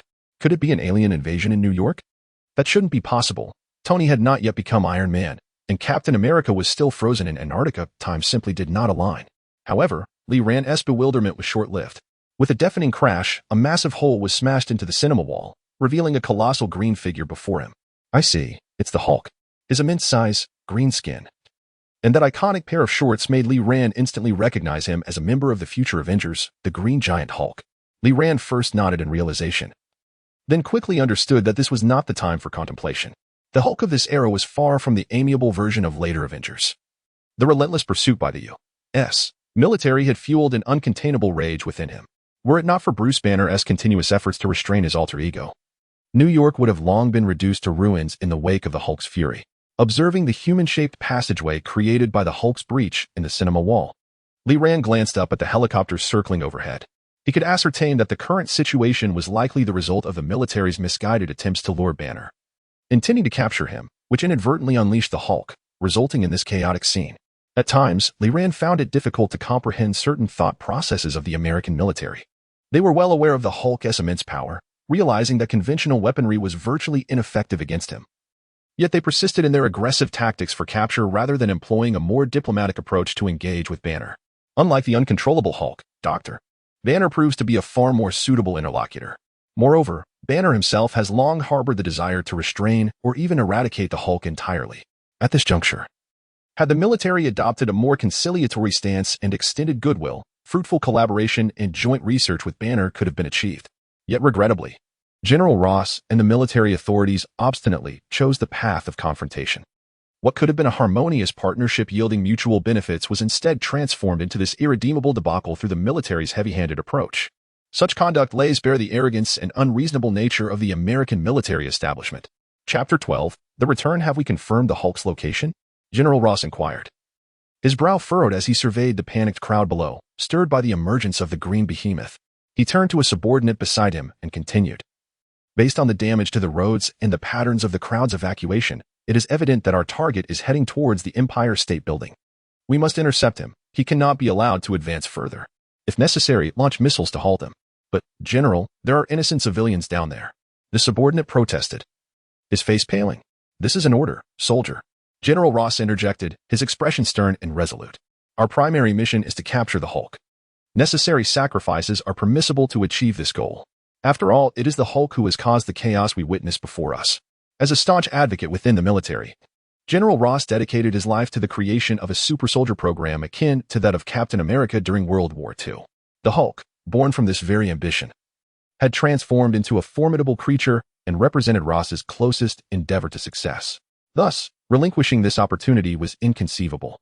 Driven by a tempest of fury, the Hulk advanced like an enraged beast, leaving a path reminiscent of a battlefield strewn with debris in his wake. With a casual swipe, he reduced an obstructing vehicle to mere scrap metal. Rising to his full stature, he pounded his chest and let out a thunderous roar towards the armed helicopters circling above. Though transformed, the Hulk retained an instinctive awareness of the looming threat posed by the metallic contraptions overhead. The Hulk detested this sense of vulnerability. After his furious roar, he struck the ground with his fists, creating numerous craters in the concrete. With a surge of strength, he seized a massive block of concrete and hurled it toward the hovering helicopter. Ascend. Evade. Ascend. Evade. The pilot, drawing upon his extensive experience, skillfully maneuvered to avoid the incoming projectile. In midair, the stone lost its inertia and began to plummet rapidly. Alarmingly, its trajectory was aimed directly at a densely packed area of civilians. Get out of the way. It's dangerous. A panicked shout echoed through the crowd, prompting people to scatter in every direction. However, some citizens, slower to react, were left rooted in place, unable to escape the impending disaster. A tragic scene appeared imminent. Oh no. OMG. Many citizens instinctively shut their eyes or covered their mouths, bracing themselves for the horrific spectacle that was about to unfold. Who would so thoughtlessly hurl such a massive stone? Yet, contrary to expectations, the anticipated calamity did not transpire. Emerging from the throng, a figure surged forth, using the sheer strength of his legs to alter the trajectory of a descending boulder, redirecting it into a nearby CAF. While this incident remained a tragedy for the CAF owner, it was undoubtedly a less dire outcome than what could have transpired. Who is this individual? My goodness. You are incredibly impressive. To have kicked such a massive stone away with just one foot. Are you a superhero akin to those in Hell's Kitchen? The fabled prowess of martial arts. Casting a glance at the data panel, Li Ran discreetly shifted his right leg, concealing any signs of discomfort. Although he had successfully altered the stone's descent, it did not mean he emerged unscathed. The formidable diamond leg was indeed formidable. Yet it was merely a skill belonging to a D-class character card, not an invincible technique in the truest sense. Standing amidst the crowd, Li Ran not only showcased his rising reputation among New Yorkers but also tended to the pain in his foot. Once he felt his condition had sufficiently improved, he ceased to linger and hastened towards the direction from which the boulder had come, where the Hulk was located. Li Ran's transformation into Ah Xing and his reappearance before the citizens of New York was not solely for the purpose of rescuing others. His primary aim was the Green Behemoth, the Hulk. As a renowned figure in the comic book universe and a future member of the Avengers, the Hulk would undoubtedly elevate Li Ran's reputation significantly. Sir, someone is approaching the Hulk's location, a soldier in the helicopter reported loudly upon noticing the situation. Who is it? In an instant, General Ross contemplated numerous potential individuals, including the agents of S.H.I.E.L.D., whom he held in low regard. However, the soldier's response did not align with any of the figures he had imagined. Uncertain, the individual is moving swiftly, but based on attire, they appear to be an ordinary person or perhaps a vagrant. A vagrant? General Ross furrowed his brow. He could hardly believe that a mere homeless individual would appear at such a critical moment. Reaching for the military binoculars from the soldier, General Ross peered down from the helicopter and quickly spotted a man clad in a simple red t-shirt, his attire unassuming yet his speed remarkable. Who could this be? Meanwhile, below on the streets of Manhattan, Li Ran had already set his eyes on the Hulk, who was unleashing a torrent of rage and destruction upon everything in sight. Observing from such close proximity allowed Li Ran to redefine his understanding of the Hulk's immense power. Clearly, he was not a match for such raw strength in his current state. Although the formidable strength of the Titan leg could enable Li Ran to kick a car or send a fully grown man flying, it was utterly inconceivable that he could effortlessly manipulate a sedan as if it were mere Play-Doh, as the Hulk did before him. Instinctively feeling a pang of sympathy for the car's owner, Li Ran cautiously averted his gaze from the furious Hulk and retreated to the shadowed side of a nearby building. After all, while he had approached with the intention of gaining notoriety by confronting the Hulk, he was not foolish enough to recklessly charge into the path of the Beast's fists. He had already perceived the military's movements, which clearly indicated their intent to unleash a formidable offensive. Li Ran planned to bide his time until the Hulk and the military had sufficiently clashed, allowing him to seize the opportunity amidst the chaos, thereby minimizing the risks he faced. Chapter 13. Encounter Battle. Though Li Ran's intentions were commendable, he overlooked the fact that General Ross aboard the helicopter could not afford to allow an unpredictable element like him to remain in Hulk's vicinity. As the first assault team entered the scene, General Ross issued orders to the soldiers below, search for the previous intruders, and if necessary, authorize lethal force against the targets. With Ross's command echoing, several fully equipped soldiers cautiously began their search amidst the chaos. The destruction wrought by Hulk had left the street littered with countless fragments of debris, and the pervasive rubble presented a significant challenge for the assault team's mission. Emil's gaze shifted from a piece of wreckage resembling a car shell, where massive handprints instilled a pang of fear in the seasoned veteran. He was acutely aware that the adversary they were about to confront was far more terrifying than war itself. Within a 200-meter radius ahead, a suspected target emerged. The voice crackling through his helmet jolted Emil back to reality. He quickly composed himself and peered towards the target, soon spotting a red figure lurking behind a building. Lee ran, guided by an innate warrior's intuition, sensed the assault team's scrutiny. He raised his head, following his instincts, and caught sight of the team members not far from him. Seeing the fully equipped soldiers caused a jolt of anxiety, and Lee ran. Yet he maintained an outward appearance of innocence. If I claim this is all just a misunderstanding, will they refrain from shooting? Suddenly, a barrage of gunfire erupted. Bang, bang, bang, bang, bang. Faced with the unrelenting onslaught, Lee Rand's expression shifted dramatically. He forcefully pushed off the ground, leaving shallow cracks in the surface, and then lunged to the side. As he rolled, he glanced back to find the spot he had just occupied transformed into a veritable hive of bullet holes. Had he not reacted swiftly, those bullets would surely have struck him. The realization of this close call ignited a fierce anger within him. It was evident from the assault team's demeanor that the military had no intention of leaving any survivors. With this understanding, Lee Rand resolved to hold nothing back. The current circumstances made it clear that any hesitation could lead to his own demise. Emil, adhering to tactical directives, concealed himself behind a car while reloading his magazine. Yet, his mind repeatedly drifted back to Lee Rand's earlier display of speed, which had seemed almost unbelievable. How could a human evade bullets with such agility? Meanwhile, in the distance, Hulk continued to unleash his fury. Just one floor above, an evidently uneven battle raged on amidst the debris. From their brief encounter, it was clear that the members of the assault team were highly trained soldiers, possessing exceptional tactical acumen. In a direct confrontation, even Lee Rands might struggle to secure a victory against them. Fortunately, the battle at hand transcends a mere encounter. Within this struggle, Lee Rand is far from being an ordinary individual devoid of the ability to counterattack. Given that you all choose to remain hidden, I shall exert some effort to draw you out. Based on prior observations, it is highly probable that the target possesses an extraordinary level of reflexes. Thus, the tactical team maintains seamless communication through the radio functionality of their helmets. Emil is orchestrating tactical arrangements via the radio. Suddenly, a sharp sound pierces the air. A sense of unease grips Emil's heart. He hastily shouts into the radio embedded in his helmet, "Everyone, report your numbers in order immediately." The remaining soldiers, sensing something amiss, hasten to respond. 126. Emil chimes in 7. His expression grows darker as he realizes that with 8 members in the assault team, the fact that only 7 have reported signifies that one member is in peril. Who is the unaccounted member? It's Jejia. I have not heard his voice. Damn it. What has transpired? I'm uncertain. I only heard a loud bang, followed by another sharp sound. The voices of the assault team members have yet to fade. Another deafening noise erupts. Edward! Edward! On the other end of the radio, Emil's demeanor darkens further. As a seasoned veteran, he discerns that the predicament facing the assault team is evidently linked to the man they previously engaged. However, Emil remains perplexed as to the means by which the adversary is systematically dismantling the team members. Regardless, it is imperative that this relentless assault be halted. Resolute, Emil promptly issues orders to the remaining members of the assault team via the radio. Everyone, prepare for a frontal assault. 1, 2, 3, go. At Emil's command, the soldiers who had previously concealed themselves swiftly raised their weapons. In that moment, Emil finally comprehends the nature of the adversary's attack. Even this battle-hardened veteran cannot suppress a flicker of astonishment. Take this, fizzy delight.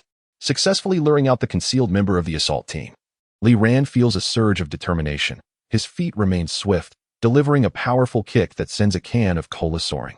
With a familiar thunderous sound, the cola hurtles towards one of the assault team members in the distance. Indeed, the method employed by Lee Rand to systematically dismantle the members of the assault team was none other than the seemingly innocuous cans of what is colloquially known as Fat Boy's Happy Water, more commonly referred to as cola. Despite their unremarkable appearance, when combined with Lee Rand's formidable strength derived from his powerful legs, these cans transformed into makeshift projectiles. Upon striking the members of the assault team, they were propelled skyward, along with their gear. As the protective body armor they donned proved utterly insufficient against the tremendous force generated by Lee Rand's mighty legs. In midair, a cascade of brown liquid erupted in all directions, creating a scene of utter chaos. Chapter 14. A look of recognition in the past. Had anyone told Emil that he was assaulted by a can of cola, he would have dismissed it as a mere jest or a cliché scene from a third-rate comedy film.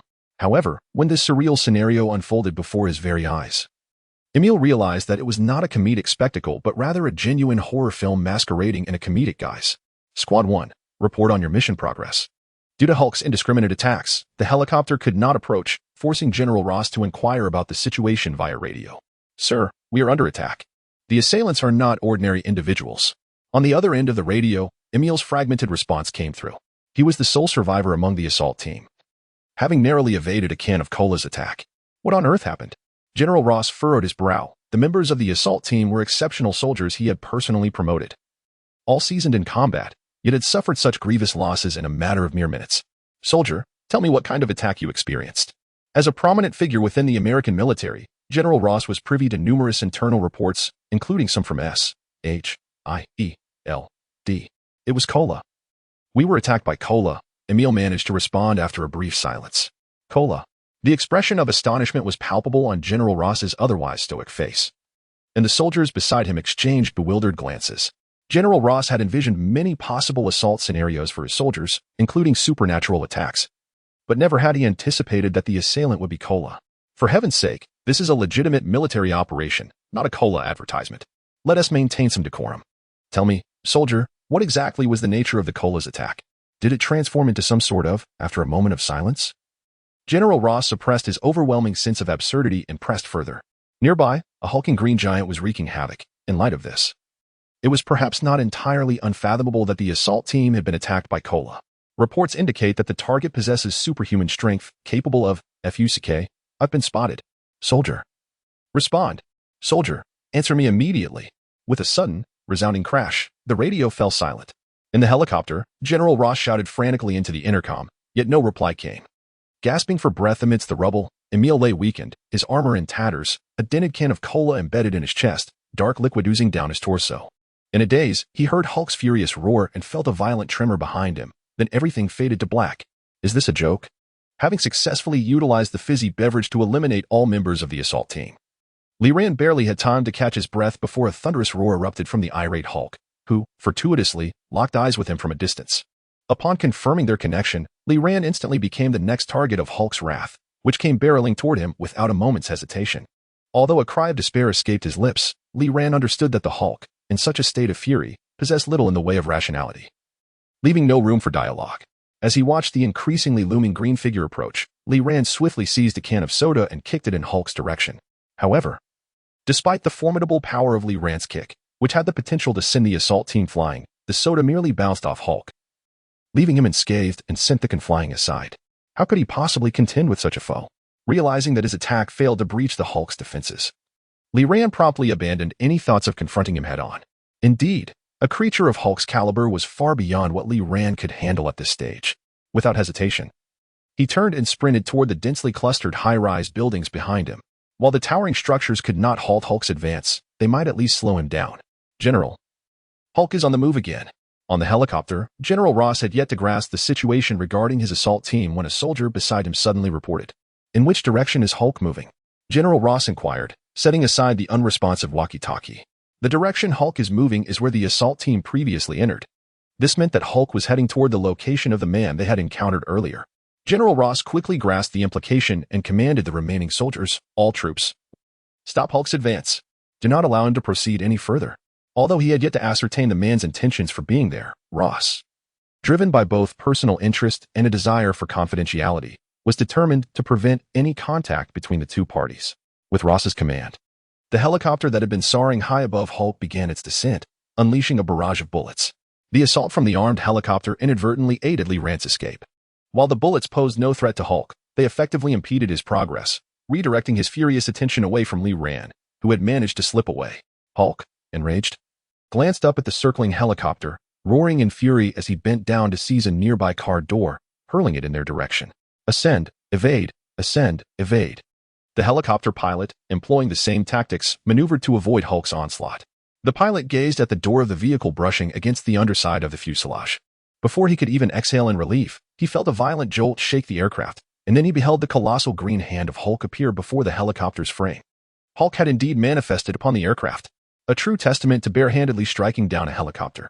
Witnessing Hulk's leap that sent a hovering helicopter plummeting to the ground, Li Ran could only spare a moment of silent tribute for the unfortunate pilot before hastening his own movements. It was no jest in the present circumstances. Even the military's armed helicopters stood no chance against Hulk's might. His previous notion of navigating through the chaos had clearly been dashed. Chapter 15. Confrontation with the Hulk. With a ferocious roar, Hulk hurled the remnants of a helicopter behind him, defiantly challenging the remaining aircraft in the sky. General Ross observed Hulk's actions with an impassive expression. It is often said that one's greatest adversary is the one who knows them best. Years of relentless pursuit had granted General Ross a profound understanding of Hulk's physical behaviors and capabilities, allowing him to effortlessly discern the intentions conveyed through Hulk's expression. In comparison to the earlier pursuit in the desert, Hulk exhibited a marked enhancement in both strength and defense, coupled with a newfound leaping ability previously unseen. Preliminary estimates suggested an initial jump height of approximately 20 meters, necessitating further observation of Hulk's evolving capabilities. As he scanned the data provided by his soldiers, a rare hint of anxiety crossed General Ross's face. He needed to apprehend Hulk before he became even more formidable. Though a resolution formed in his mind, Ross felt a sense of helplessness as he glanced at Hulk's position. The location chosen by Li Ran, while effective in slowing Hulk's movements, also hindered the operational effectiveness of the helicopters due to the towering buildings that obstructed their aerial maneuvers, preventing them from mounting a substantial offensive against Hulk. Where are the ground troops? Why have they not yet arrived on site? According to intelligence, the helicopters ascended to a height beyond Hulk's reach as General Ross observed him below while inquiring of his subordinate. The armored vehicles were currently rerouting due to obstacles on the road, and they were expected to arrive at the target location in approximately 3 minutes. 3 minutes? Do you believe Hulk will remain docile and wait for us? General Ross coldly questioned the soldier reporting the situation. The soldier cast a glance at Hulk below and shook his head. Report, sir. He will not. Then tell the armored units to hurry over immediately. Yes, sir. What is it? The call is from the military. Upon hearing the soldier's alert, General Ross instinctively furrowed his brow and took the phone from his subordinate with a stern demeanor. The command structure of the American military is complex, comprising hawkish leaders like General Ross and dovish advocates for negotiation. However, the recent surge in superhuman incidents had allowed Ross's faction to gain the upper hand. This is Ross. General Ross, are you aware of the turmoil caused in Manhattan? Your greenskin monster has created significant distress and impact for the military. Just moments ago, the president called to inquire about what you refer to as the greenskin monster, known as the Hulk, on the helicopter. General Ross found himself distracted by the sudden military call, compelled to respond. Below, after displaying his formidable might, the Hulk shifted his gaze back to the small insect he had been pursuing earlier. It was not long before he spotted the diminutive figure. Rather than seizing the opportunity to flee while he was preoccupied with the toy above, the insect stood boldly in place, as if awaiting his arrival. Upon noticing the Hulk's attention, Li Ran took a deep breath, cupped his hands into a trumpet shape before his mouth, and shouted, "Hey, big guy over there. I'm right here. Come over." If the protagonists in this scene were to be replaced with more aesthetically pleasing characters, it would undoubtedly transform into a heartwarming tableau. Unfortunately, the reality was that Li Ran's appearance was rather shabby, while the Hulk was far from being a sight to behold. Yet, it was this stark contrast that rendered the moment even more captivating. I shall return to elaborate on the specifics. On the helicopter, General Ross observed the situation below and promptly ended the call he had been on. Li Ran's actions, as expected, captured the Hulk's attention. Observing the once timid insect that had fled in terror now boldly shouting at him, the Hulk's simple mind could not grasp the reason for this sudden change. But he sensed the other's intent to lure him closer. Since the insect wished for the Hulk to approach, the Hulk would oblige, intending to crush him into oblivion. Fueled by rage, the Hulk did not contemplate whether Li Ran's actions concealed any traps. His thoughts were solely consumed by destruction. With a thunderous roar, he charged towards Li Ran on all fours, resembling a feral beast. Here he comes. Realizing he had successfully drawn the Hulk nearer, Li Ran did not dare to relax. He swiftly turned around to reveal the conspicuous red fire hydrant behind him. Slightly crouching, he executed a powerful kick aimed at the top of the hydrant with all his might. With a series of resonant clangs reminiscent of metal colliding, the hydrant began to deform under Li Ran's assault, tiny streams of water gushing forth through the cracks. Before him, the hydrant continued to warp under the force of Li Ran's powerful kick. However, the Hulk was rapidly closing in from behind. Faster, just a little faster. As the vibrations of the approaching behemoth intensified, along with the roar that seemed to echo in his very bones, Li Ran felt his heart racing. His vision blurred by either sweat or the water spraying from the hydrant. With a deafening roar, the charging Hulk leaped forward. Propelled by a fierce gust of wind towards Li Ran, In that very instant, the hydrant, which had been enduring Li Ran's relentless strikes, finally succumbed to the assault, bursting open and unleashing a torrent of water that surged forth, crashing against the Hulk's form. The water gushing from the fire hydrant could hardly inflict significant harm upon the Hulk, after all. Even the most forceful water stream pales in comparison to the impact of a bullet. However, the tremendous volume of water from the hydrant effectively obstructed the Hulk's advance. At this moment, the Hulk's lack of intellect became evident, despite initially charging towards Li Ran. He was easily distracted by the water jet and abruptly abandoned his pursuit of Li Ran, redirecting his attention towards the hydrant instead. Observing the single-minded Hulk relentlessly pushing against the water flow, Li Ran made a swift decision and executed a powerful kick, channeling all his strength into the strike aimed at the Hulk. Chapter 16. The end. With a thunderous crash, Hulk, momentarily distracted by the overwhelming torrent of water, fell victim to Li Ran's powerful kick, the mighty leg of the diamond. The impact sent his massive form hurtling backward, crashing into the wall of a nearby skyscraper. How formidable! Though Li Ran had achieved the remarkable feat of sending Hulk flying, he was not entirely unscathed. He staggered to regain his balance. Acutely aware of the excruciating pain radiating from his toes, knowing without glancing down that his right foot had undoubtedly swelled. Compared to the previous concrete debris, Hulk's physique was indisputably more resilient, capable of withstanding bullets head-on. From Hulk's Legend Level 55, from Banner's Legend Level 70, from General Ross's Legend Level 45, from Soldier's Legend Level 0.05, the process, albeit arduous, yielded undeniably gratifying results. Especially concerning Hulk, who was undoubtedly a pivotal member of the future Avengers. Achieving dual legend levels from a single attack felt akin to winning a lottery, an unexpected thrill. As for General Ross, while his name might have seemed somewhat unfamiliar, it was evident he was the relentless pursuer of Hulk. Psychologically, Li Ran yearned to accumulate 100 or more legend levels from Hulk, envisioning the immediate acquisition of a golden treasure chest that could obliterate the very fabric of the comic book universe. However, the harsh reality was that even a single clever strike against Hulk was tremendously challenging, especially with Ross's watchful gaze lingering nearby. Thus, after weighing the pros and cons, Li Ran made the prudent decision to retreat. On the helicopter, General Ross silently observed Li Ran's departure from the scene. The earlier display of Hulk's extraordinary leaping ability had instilled a sense of caution, making them reluctant to land from the air, opting instead to imprint Li Ran's silhouette firmly in their minds. Minutes later, armored forces arrived at the site, cautiously entering the building that Hulk had collided with. They found nothing but a litter of rubble. The intended target had mysteriously vanished. Descending from the helicopter, General Ross surveyed the desolate remains of the structure, his expression impassive as he issued orders to conduct a thorough search of the surrounding streets, for he must have reverted to Banner's form. In New York City, locating the Green Giant was relatively straightforward, but tracking down the now ordinary Banner proved to be an exceedingly daunting task, particularly after multiple chases. Dr. Banner had evidently developed a sophisticated technique for evading military pursuit. In a foul alleyway, a ragged homeless man huddled in the corner, numbly observing the pedestrians passing by. His expression was one of despondency, embodying yet another casualty of reality on the streets of New York, yet deep within, he remained ever vigilant of his surroundings. As Banner gazed at several men marching in disciplined formation, unmistakably exhibiting military traits, he finally exhaled a sigh of relief. Ignoring the putrid odor enveloping him, he leaned against the wall, quietly reflecting on his recent experiences. Ever since his transformation into the Hulk, his memories had remained shrouded in a haze. The information from the outside world coming to him in fragmented and incoherent snippets. The last memory to resurface, however, was but a vague recollection of the Hulk being seemingly kicked away. Who could possess the strength to propel the Hulk with such force? Meanwhile, in a hospital room, Emil awoke from his coma. "You are awake, soldier," a familiar voice called out. Instinctively, Emil attempted to turn his head, only to discover he was unable to move his body with any ease. Even the simplest motion felt insurmountable. "No need to try any further, soldier," General Ross said. Stepping closer to Emil's bedside, he surveyed the veteran, whose body was swathed in bandages. "You have sustained severe injuries. More than half of your bones have suffered from shattering fractures, resulting in temporary paralysis. Even if these injuries heal, you will likely require a cane for the rest of your life, unable to move as a normal person would, and incapable of lifting anything of considerable weight. So, does this mean I can never return to the battlefield, sir?" The brutal reality shattered Emil's will to survive. His eyes widened, yet tears streamed down his cheeks uncontrollably as he rasped, "Is that really the case?" "In theory, yes," General Ross replied. "Theory." A surge of determination ignited within Emil, and he quickly grasped the implications of the general's words.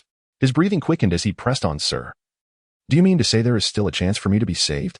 From his elevated position, General Ross observed Emil's expression closely. After years of military research, they had yet to replicate the effects of the super soldier serum as perfectly as it had been initially achieved with Captain America. However, they had hypothesized a method to maximize its efficacy. Strong emotions could enhance the serum's effects. While not guaranteed, it at least presented a possibility. Have you made your decision? Given my current state, do I still have a choice? Emil remarked bitterly, glancing at the bandages enveloping him. If he had known that survival would lead to such a fate, he would have preferred to perish on the battlefield. Seeing this, General Ross nodded and subsequently retrieved a small box from his pocket. He extracted a syringe filled with a deep blue, murky liquid and injected it into Emil's body. What is happening? At home, Li Ran gazed at the sudden appearance of the legendary points before him, his expression one of utter bewilderment. He had done nothing to warrant this influx of legendary points.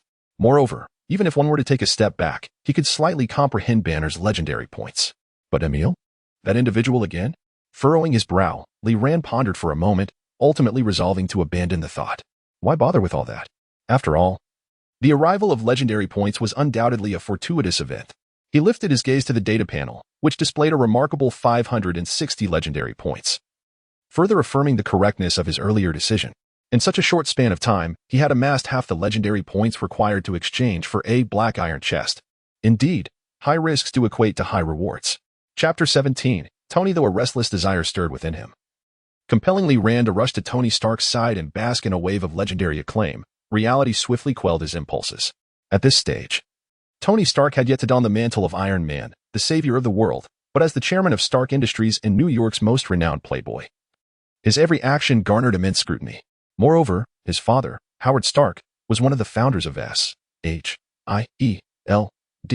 The notion that no agents of S.H.I.E.L.D. were near Tony Stark was utterly preposterous to Li Ran. In fact, he boldly conjectured that had Tony not recklessly ventured to Afghanistan to test his latest weaponry, he might never have fallen into the clutches of Obadiah Stane, thereby avoiding the myriad tribulations that followed. Of course, this might also mean that Iron Man would never have emerged. Despite all this, was Li Ran truly prepared to abandon his quest to find Tony Stark? Certainly not. Having witnessed the events surrounding Daredevil and the recent Hulk incident, he had come to understand the vast disparity in legendary acclaim between comic book characters and ordinary individuals. This gap, while perhaps not overtly apparent with the current modest legendary score of 1,000 points in the Black Iron treasure chest, would undoubtedly become glaringly evident as he aspired to attain bronze, silver, and even gold treasure chests, relying on the paltry 0.03 to 0.05 points of legendary acclaim from the citizens of New York was patently unrealistic. Furthermore, the emergence of the Hulk had instilled in Li Ran an instinctive sense of urgency. The presence of the Green Giant served as a reminder that the first battle of the Avengers in New York was not far off. Such a confrontation was beyond the capability of the 2 D-class cards he currently possessed. It seemed imperative to hasten his pace. James, where are you? Nothing much. Just stepping out for a drink. Li Ran turned, glancing at the striking golden hue in the bedroom, and smiled in response. The following day, most media outlets in New York released follow-up reports regarding the latest events in Manhattan, under the evident influence of military intervention.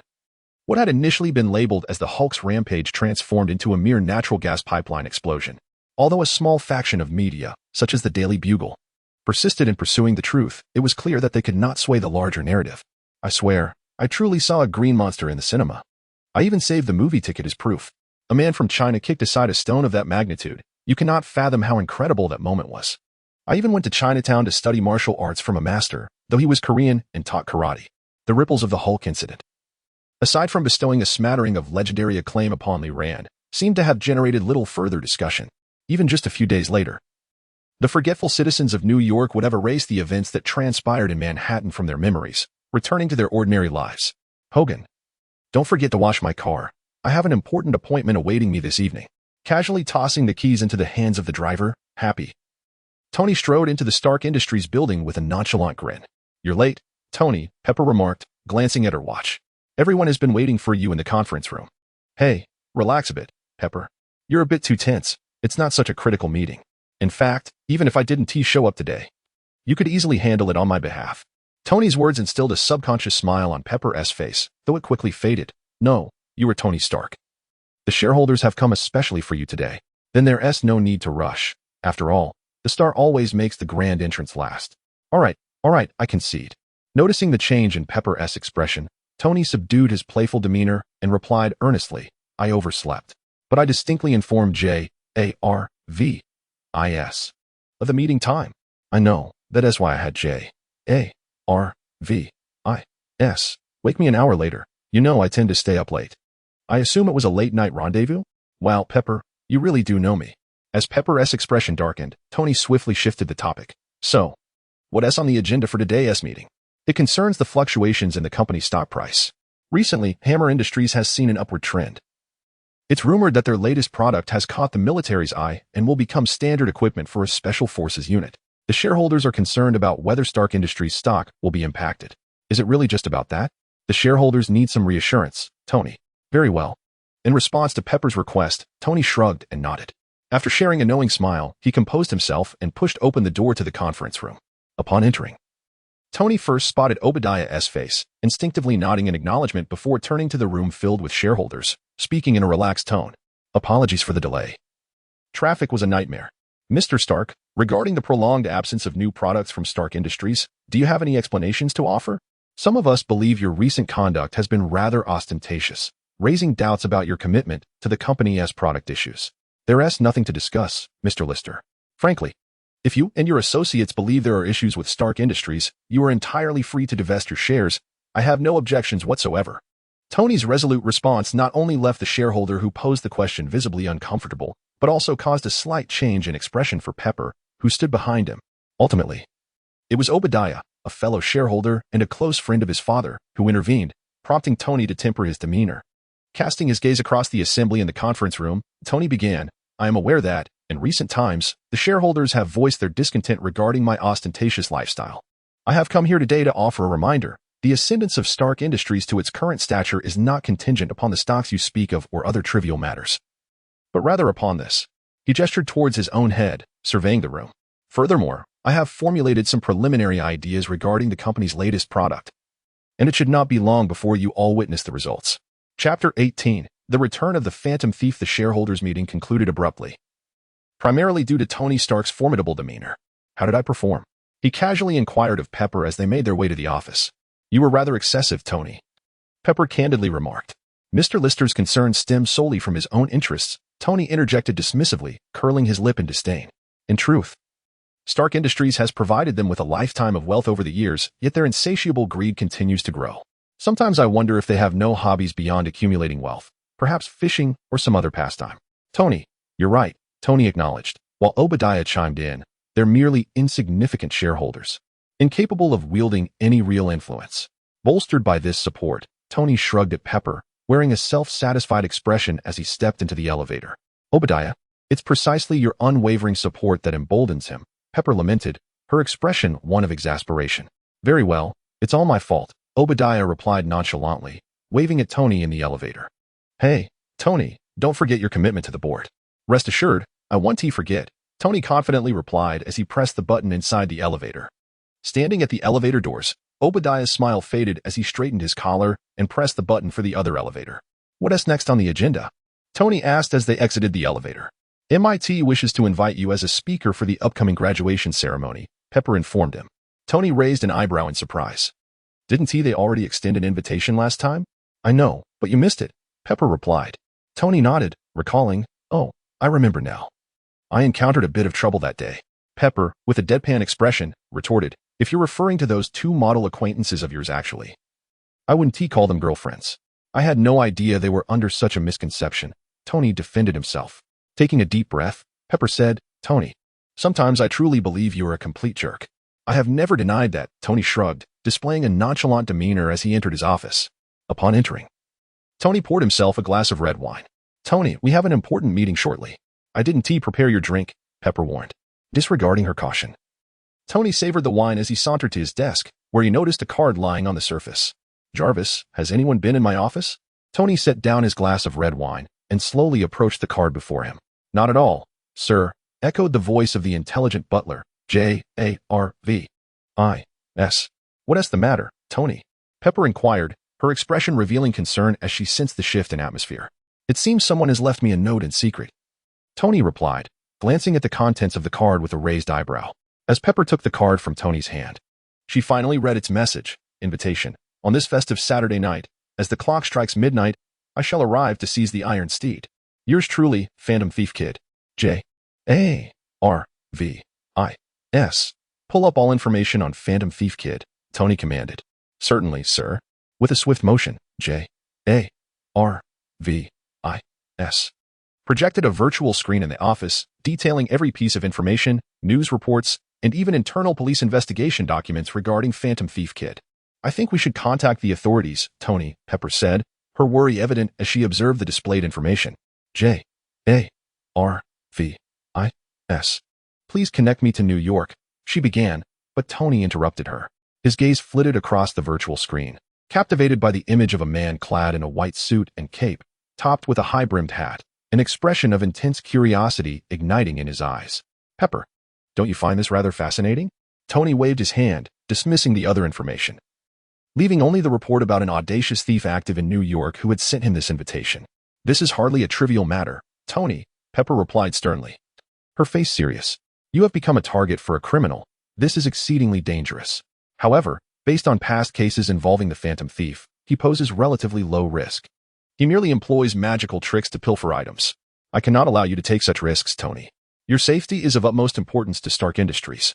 Just Stark Industries? What about me? All right, Tony shrugged, seemingly swayed by Pepper's words. By the way, what day is it today? Saturday, Pepper instinctively replied, only to realize her response as she looked up at Tony.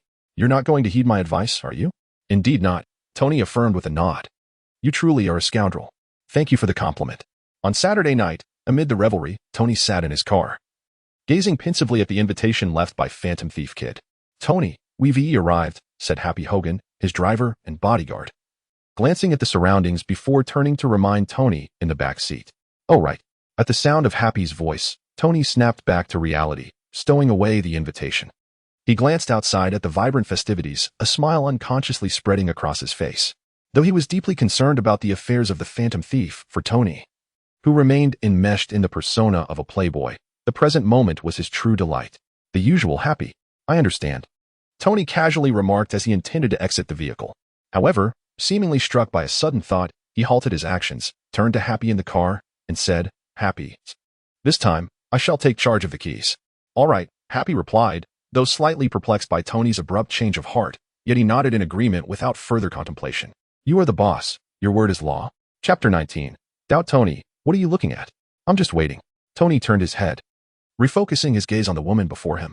I apologize. Could you please repeat your name? You weren't listening to a word I said earlier, were you, Tony Stark? Perhaps it is simply that someone is far too captivating, rendering me unable to concentrate, Tony quipped, raising an eyebrow. Or perhaps someone never truly paid attention at all. Both explanations hold merit, though I personally prefer the former.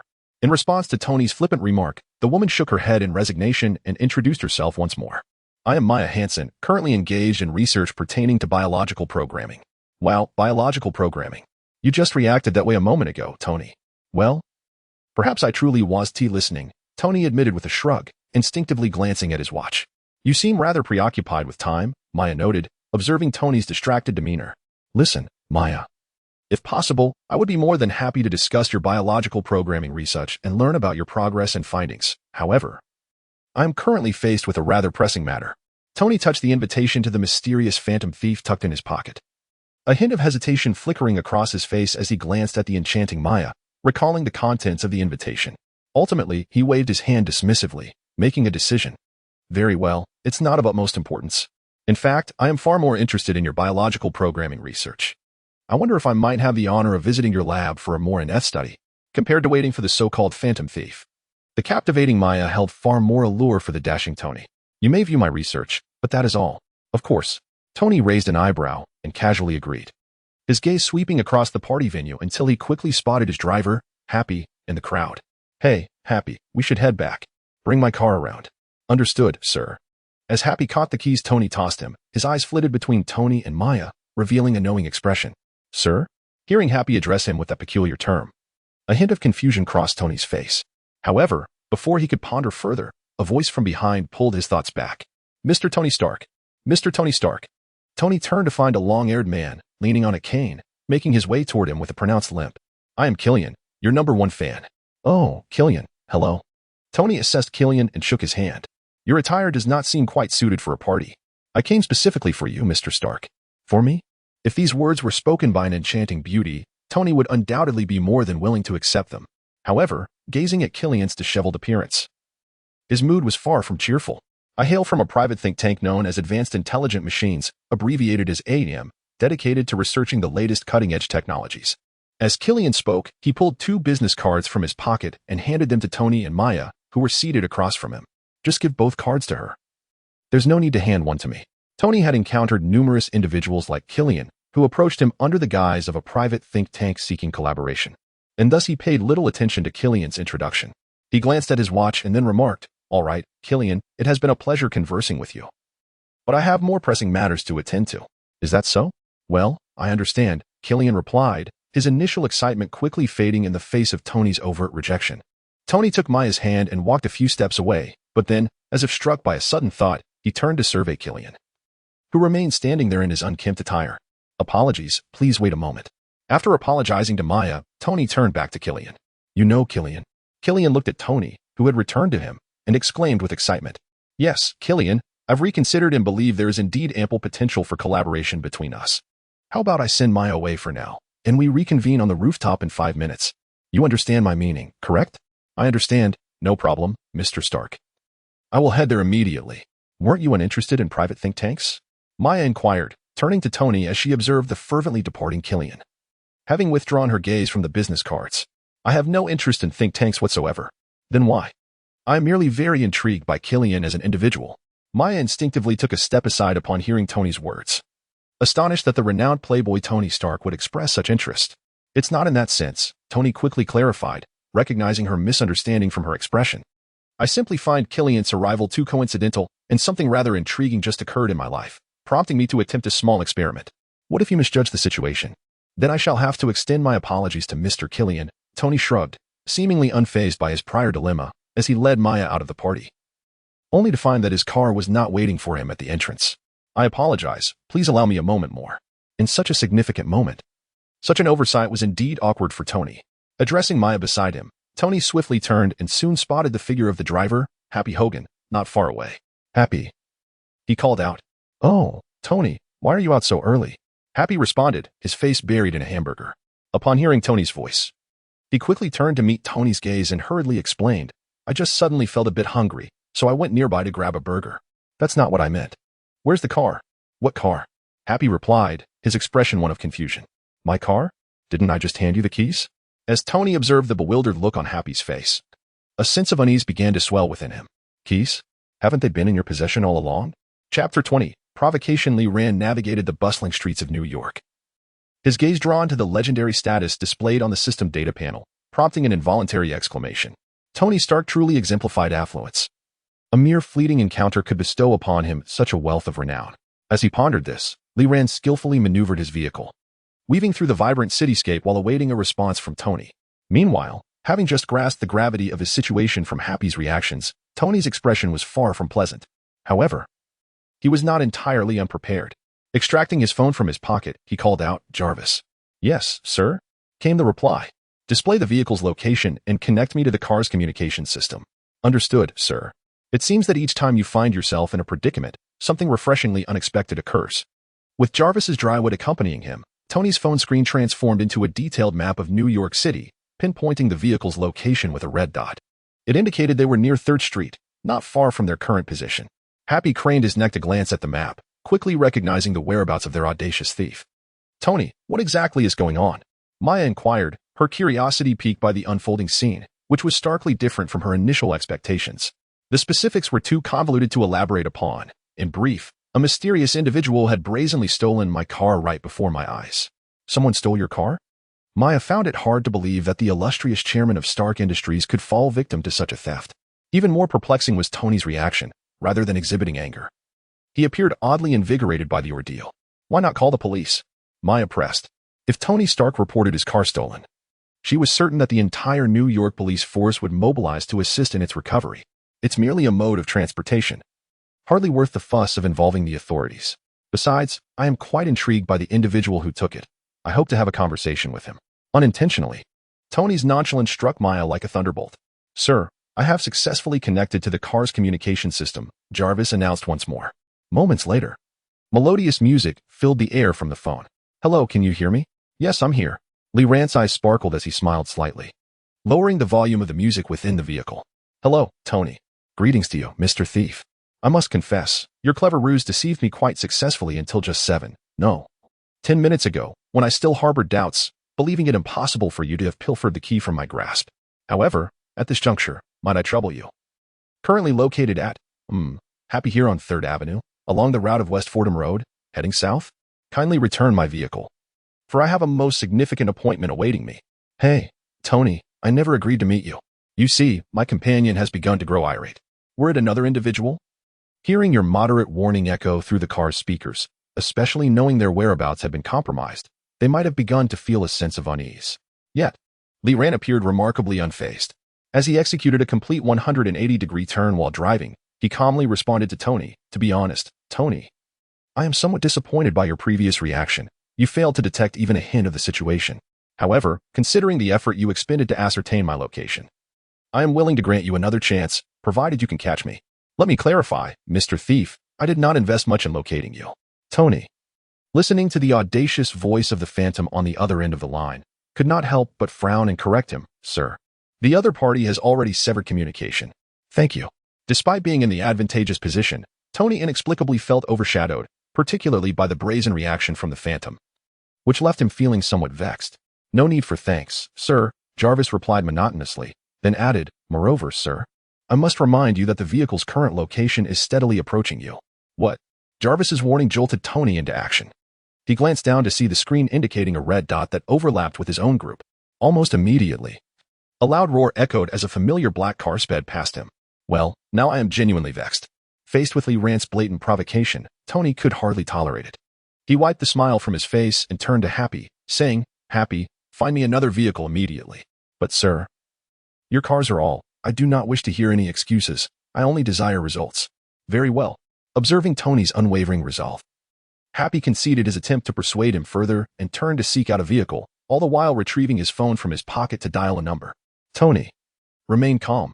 Beside him, Maya observed Tony, whose expression was markedly different from before, and instinctively urged, Did you not say earlier that these are merely two means of transportation?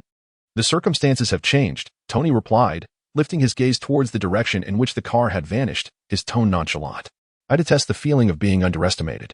When confronted with provocation, I have always preferred to respond directly, never waiting until the following day. In the vehicle, Lee Rand gazed at the data that once again appeared on the display, a knowing smile creeping onto his face. At this stage, Tony was arrogant and self-centered, utterly intolerant of being challenged. Thus, by subtly provoking him along this line of thought, he successfully roused Tony's emotions. Chapter 21. Pursued as the saying goes. Without the strength of 3 or 2, who would dare ascend Mount Leong? Lee Rand's audacity in provoking Tony is undoubtedly rooted in his confidence. The character card, Baby, classified as E-level, comes with a unique skill, stunt racing. Tragically, Baby lost his parents in a car accident during his childhood, and he suffers from tinnitus, relying on a specific soundtrack to maintain his driving rhythm. Even at an age just above the steering wheel, he finds himself working for the notorious Atlanta mobster Dag, repaying debts through his driving services. As previously noted, even among cards of the same level, distinctions of strength exist. The E-level characters drawn from the wooden treasure chest are generally mundane figures, providing little assistance to Lee Rand's current predicament. However, amidst the sands of time, a few valuable cards may emerge. For instance, the character card, Baby, in Lee Rand's possession, though still categorized as E-level, possesses the stunt racing skill, which is precisely what Lee Rand requires at this moment. In certain contexts, special skill E-level cards can prove more advantageous than their D-level counterparts, yielding superior results. Of course, this is merely an exception among exceptions. In reality, the majority of Lee Rand's E-level cards, such as Hiroshi no Era, serve little purpose beyond eliciting his sarcasm. As Lee Rand drove Tony's car through a crossroads on 2nd Avenue, he deliberately reduced his speed and waited for several minutes. Suddenly, a deafening roar filled the air. Through the rearview mirror, he spotted an eye-catching red sports car hurtling towards him at over 100 miles per hour. Without a doubt, the driver behind the wheel was none other than the future Iron Man, Tony Stark. It was evident that Tony was incensed by Lee Rand's earlier antics. The red sports car screeched to a halt beside him, and Tony lowered the window, revealing his trademark mustachioed visage. With a mocking tone, He glanced at the indistinct figure in the driver's seat and remarked, "What a coincidence. Isn't this our little thief? Why have you suddenly stopped here? Do you need me to cover your gas money? Or perhaps you'd like to perform one of your magical tricks and make the money in my pocket disappear?" I halted merely to wait for you, Tony, to prevent any excuses of unfair play when someone inevitably loses, came the distorted voice through the window.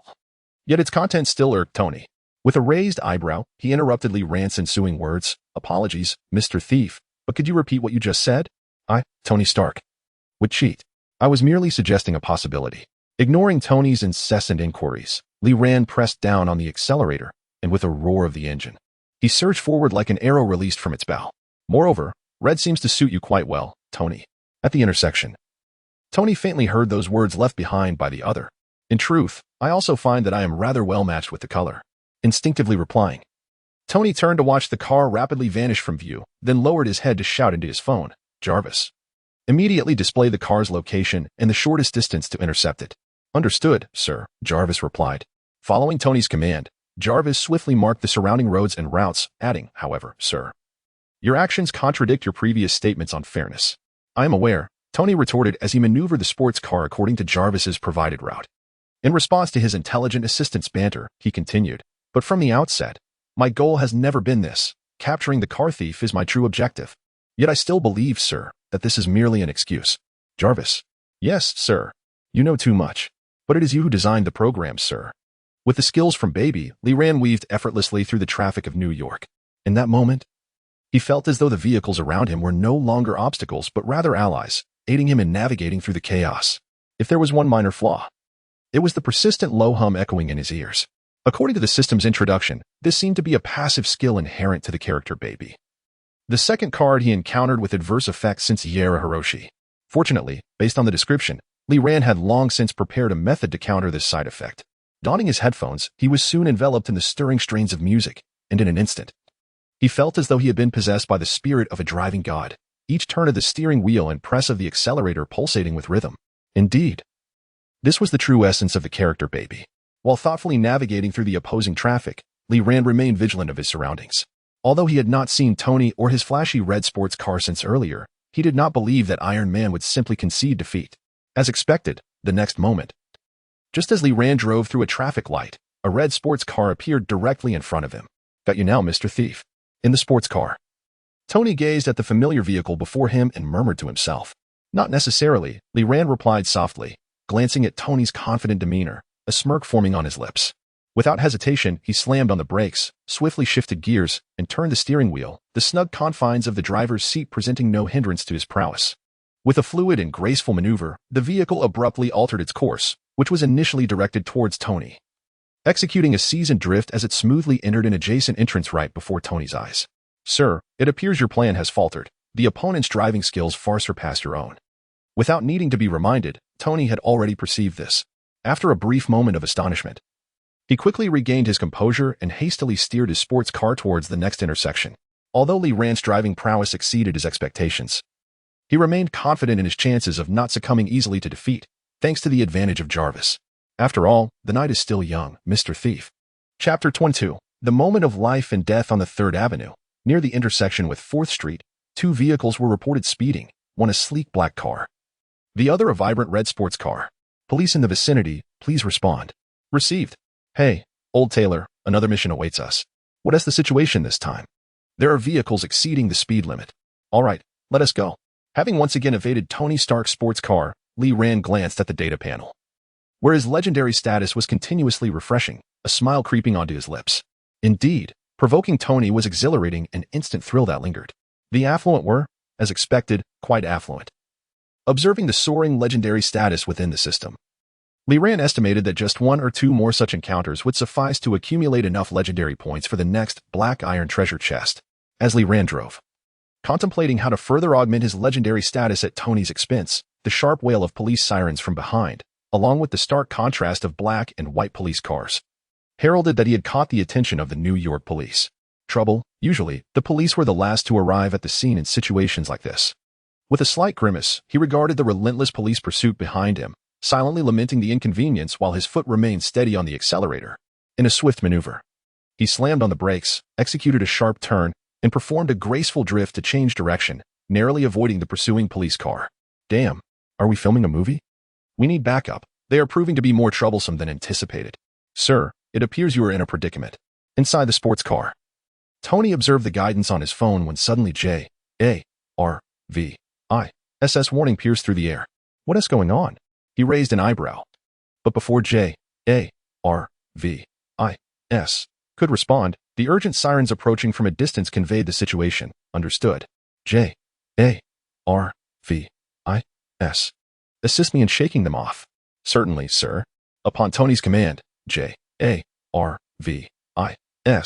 promptly laid out an array of route data, marking the movements of all nearby police vehicles. At the next intersection, turn right, then left at the traffic light. Received. Did you call for reinforcements? Meanwhile, Lee Ran was deftly maneuvering his vehicle to evade the pursuing police cars, yet before he could relax, the piercing sound of sirens erupted once more, growing in intensity. Glancing at the police vehicles encircling him, Lee Ran felt no flicker of concern. He pressed the music button, letting the upbeat rhythm flow through his headphones, synchronizing his movements to the beat as he surveyed the narrowing passage between the encroaching police cars.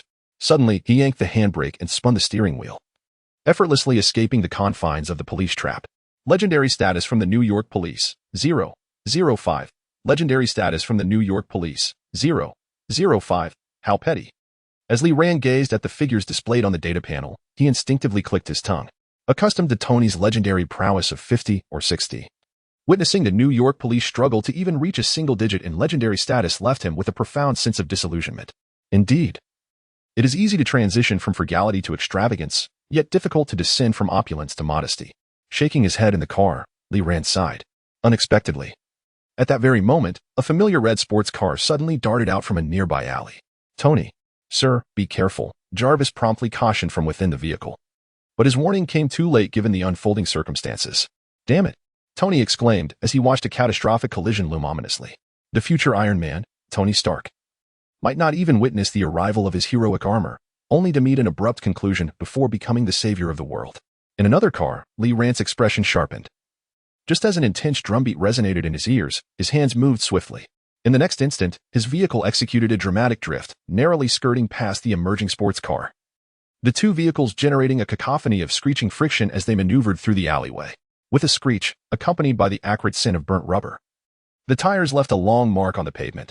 Inside the sports car, Tony clutched the steering wheel, his face a portrait of shock. Sir, are you all right?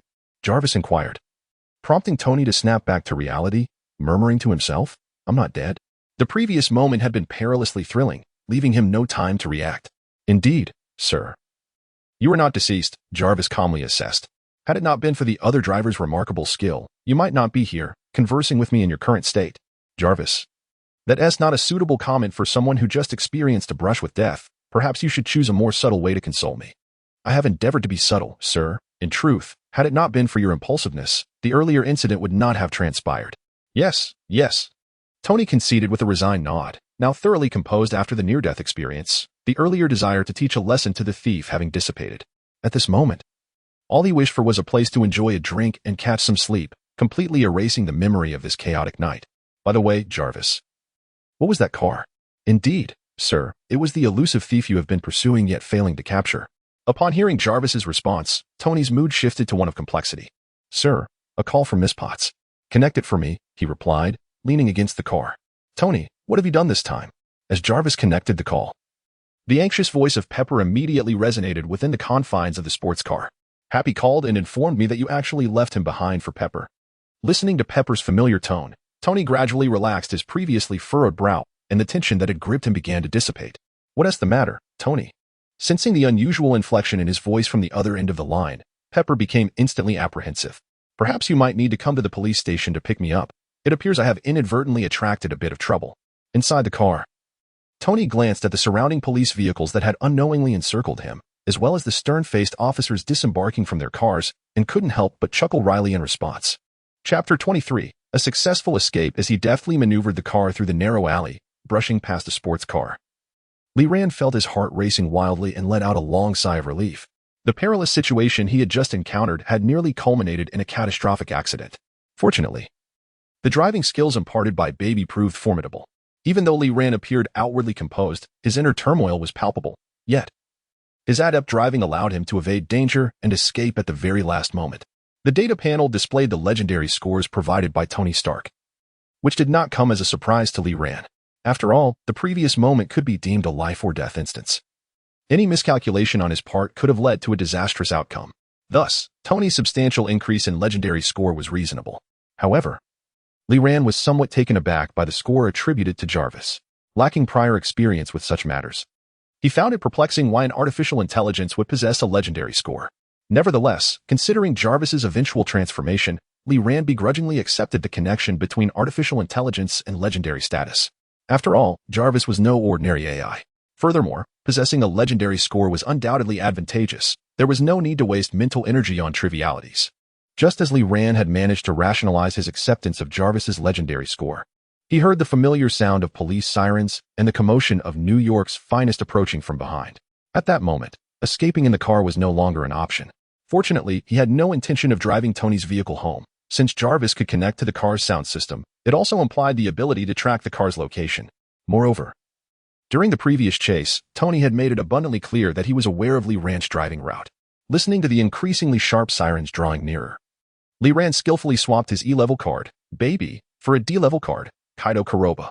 As the annoying ringing effect of Baby dissipated, he was replaced by Nimble Fingers. Seated in the driver's seat, Lee Rand gazed into the rearview mirror and quickly transformed into a white-haired elderly woman. Disguise, one of Kaido Kuroba's signature abilities, though seemingly unremarkable, had repeatedly aided in his escapes from crime scenes, showcasing its exceptional nature. Successfully disguised as an elderly white woman, Lee Rand did not hastily flee the scene. Instead, he leaned on a cane, hunched over, and trembled as he peered around the car, feigning a passerby's demeanor while awaiting the arrival of the New York police. Target vehicle spotted. A few minutes later, accompanied by the abrupt sound of screeching brakes, a police car came to a halt at the end of the alley. Two burly, middle-aged men, epitomizing the quintessential New York police officer, emerged from the vehicle.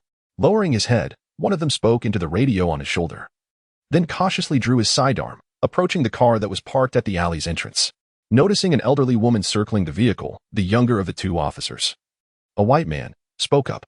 "Ma'am, please refrain from approaching here, especially that car." "What?"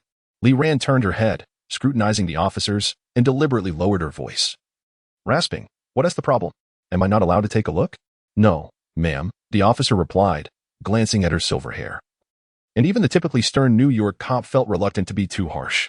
He explained, "It's just that the vehicle next to you is stolen, and I fear it may pose a certain danger to you. It wouldn't be good if you were harmed."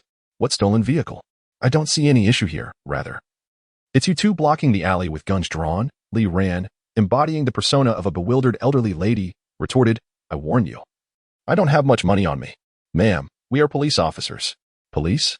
So what?" she exclaimed, noticing the absence of anyone in the vehicle. Seizing the moment while his partner engaged with the elderly woman, the slightly older black officer approached the car, peering into the empty driver's seat, before turning back to his colleague with a shout. They must have seen the situation and fled. The younger officer holstered his weapon, making a judgment. He would never have imagined that the perpetrator he spoke of was standing right beside him, brazenly, raising her gaze. She appraised the car once more before turning to the elderly woman beside her, asking, "Ma'am, have you seen any suspicious individuals in the vicinity?" "Suspicious individuals?" "Right in front of you," Lee Rand thought silently. Yet she maintained her feeble demeanor, responding slowly. "Ah, suspicious individuals? I haven't noticed anyone suspicious." If I had to say, perhaps she hesitated, prompting the two officers to exchange glances before they urged her to continue. "Ma'am, regardless of your thoughts, please share them with us." "That would be you too." "Ma'am, we are police officers. That's all there is to it." "Ma'am, please, if you remember anything, do not hesitate to call us. I can manage on my own. Thank you." After finally escorting the elderly lady away from the scene, the younger officer let out a sigh of relief before turning back into the alley. "So, did you uncover anything remarkable?" "No," the other party remained vigilant, leaving no significant clues behind. "It seems there is no way forward. Perhaps, as Tony Stark suggested, it was indeed the phantom thief who stole his car. I suspect that was merely his excuse." After a brief exchange of arguments, the two refocused their attention on the scene before them. I found it rather curious how the individual managed to escape from the location in such a short span of time, traversing the alley before we arrived. It is said that the phantom thief can transform into anyone. Responding to my partner's inquiry, the young officer casually remarked. Suddenly, as if struck by a realization, they exchanged a glance and then dashed towards the alley's entrance. Chapter 24. opening the treasure chest in addition to bestowing a modicum of notoriety upon Lee Rand. The two New York policemen could hardly expect any further gains. Upon emerging from the narrow alley, Lee Rand promptly donned Ah Xing's card, utilizing the remarkable agility of the mighty iron leg to effortlessly vacate the scene. Only a whisper of the extraordinary old woman capable of scaling walls remained in the vicinity of 3rd Avenue, generating a modest rumor among the citizens of New York. The urgency with which Lee Rand departed was not solely motivated by a desire to evade the police, to speak frankly, since acquiring the card of the Phantom Thief Kid. The New York police had ceased to pose a significant threat in his eyes. His previous successful heists had endowed him with ample experience in eluding law enforcement. This was evident from his earlier interaction with the two officers, where he not only displayed no fear but also proactively engaged with them. Thus, the true impetus for Lee Rand's departure lay with the system. The notoriety bestowed upon him by Tony and Jarvis had successfully accumulated the requisite 1,000 points to exchange for a black iron treasure chest. Having not merely fulfilled but indeed exceeded his objective, Lee Rand found no reason to linger further at the scene. Conversely, his thoughts were consumed with a fervent desire to return home and unveil the treasure, eager to ascertain the truth of his lineage. So, according to you, Mr. Stark, everything you did was merely to apprehend the thief who stole the car?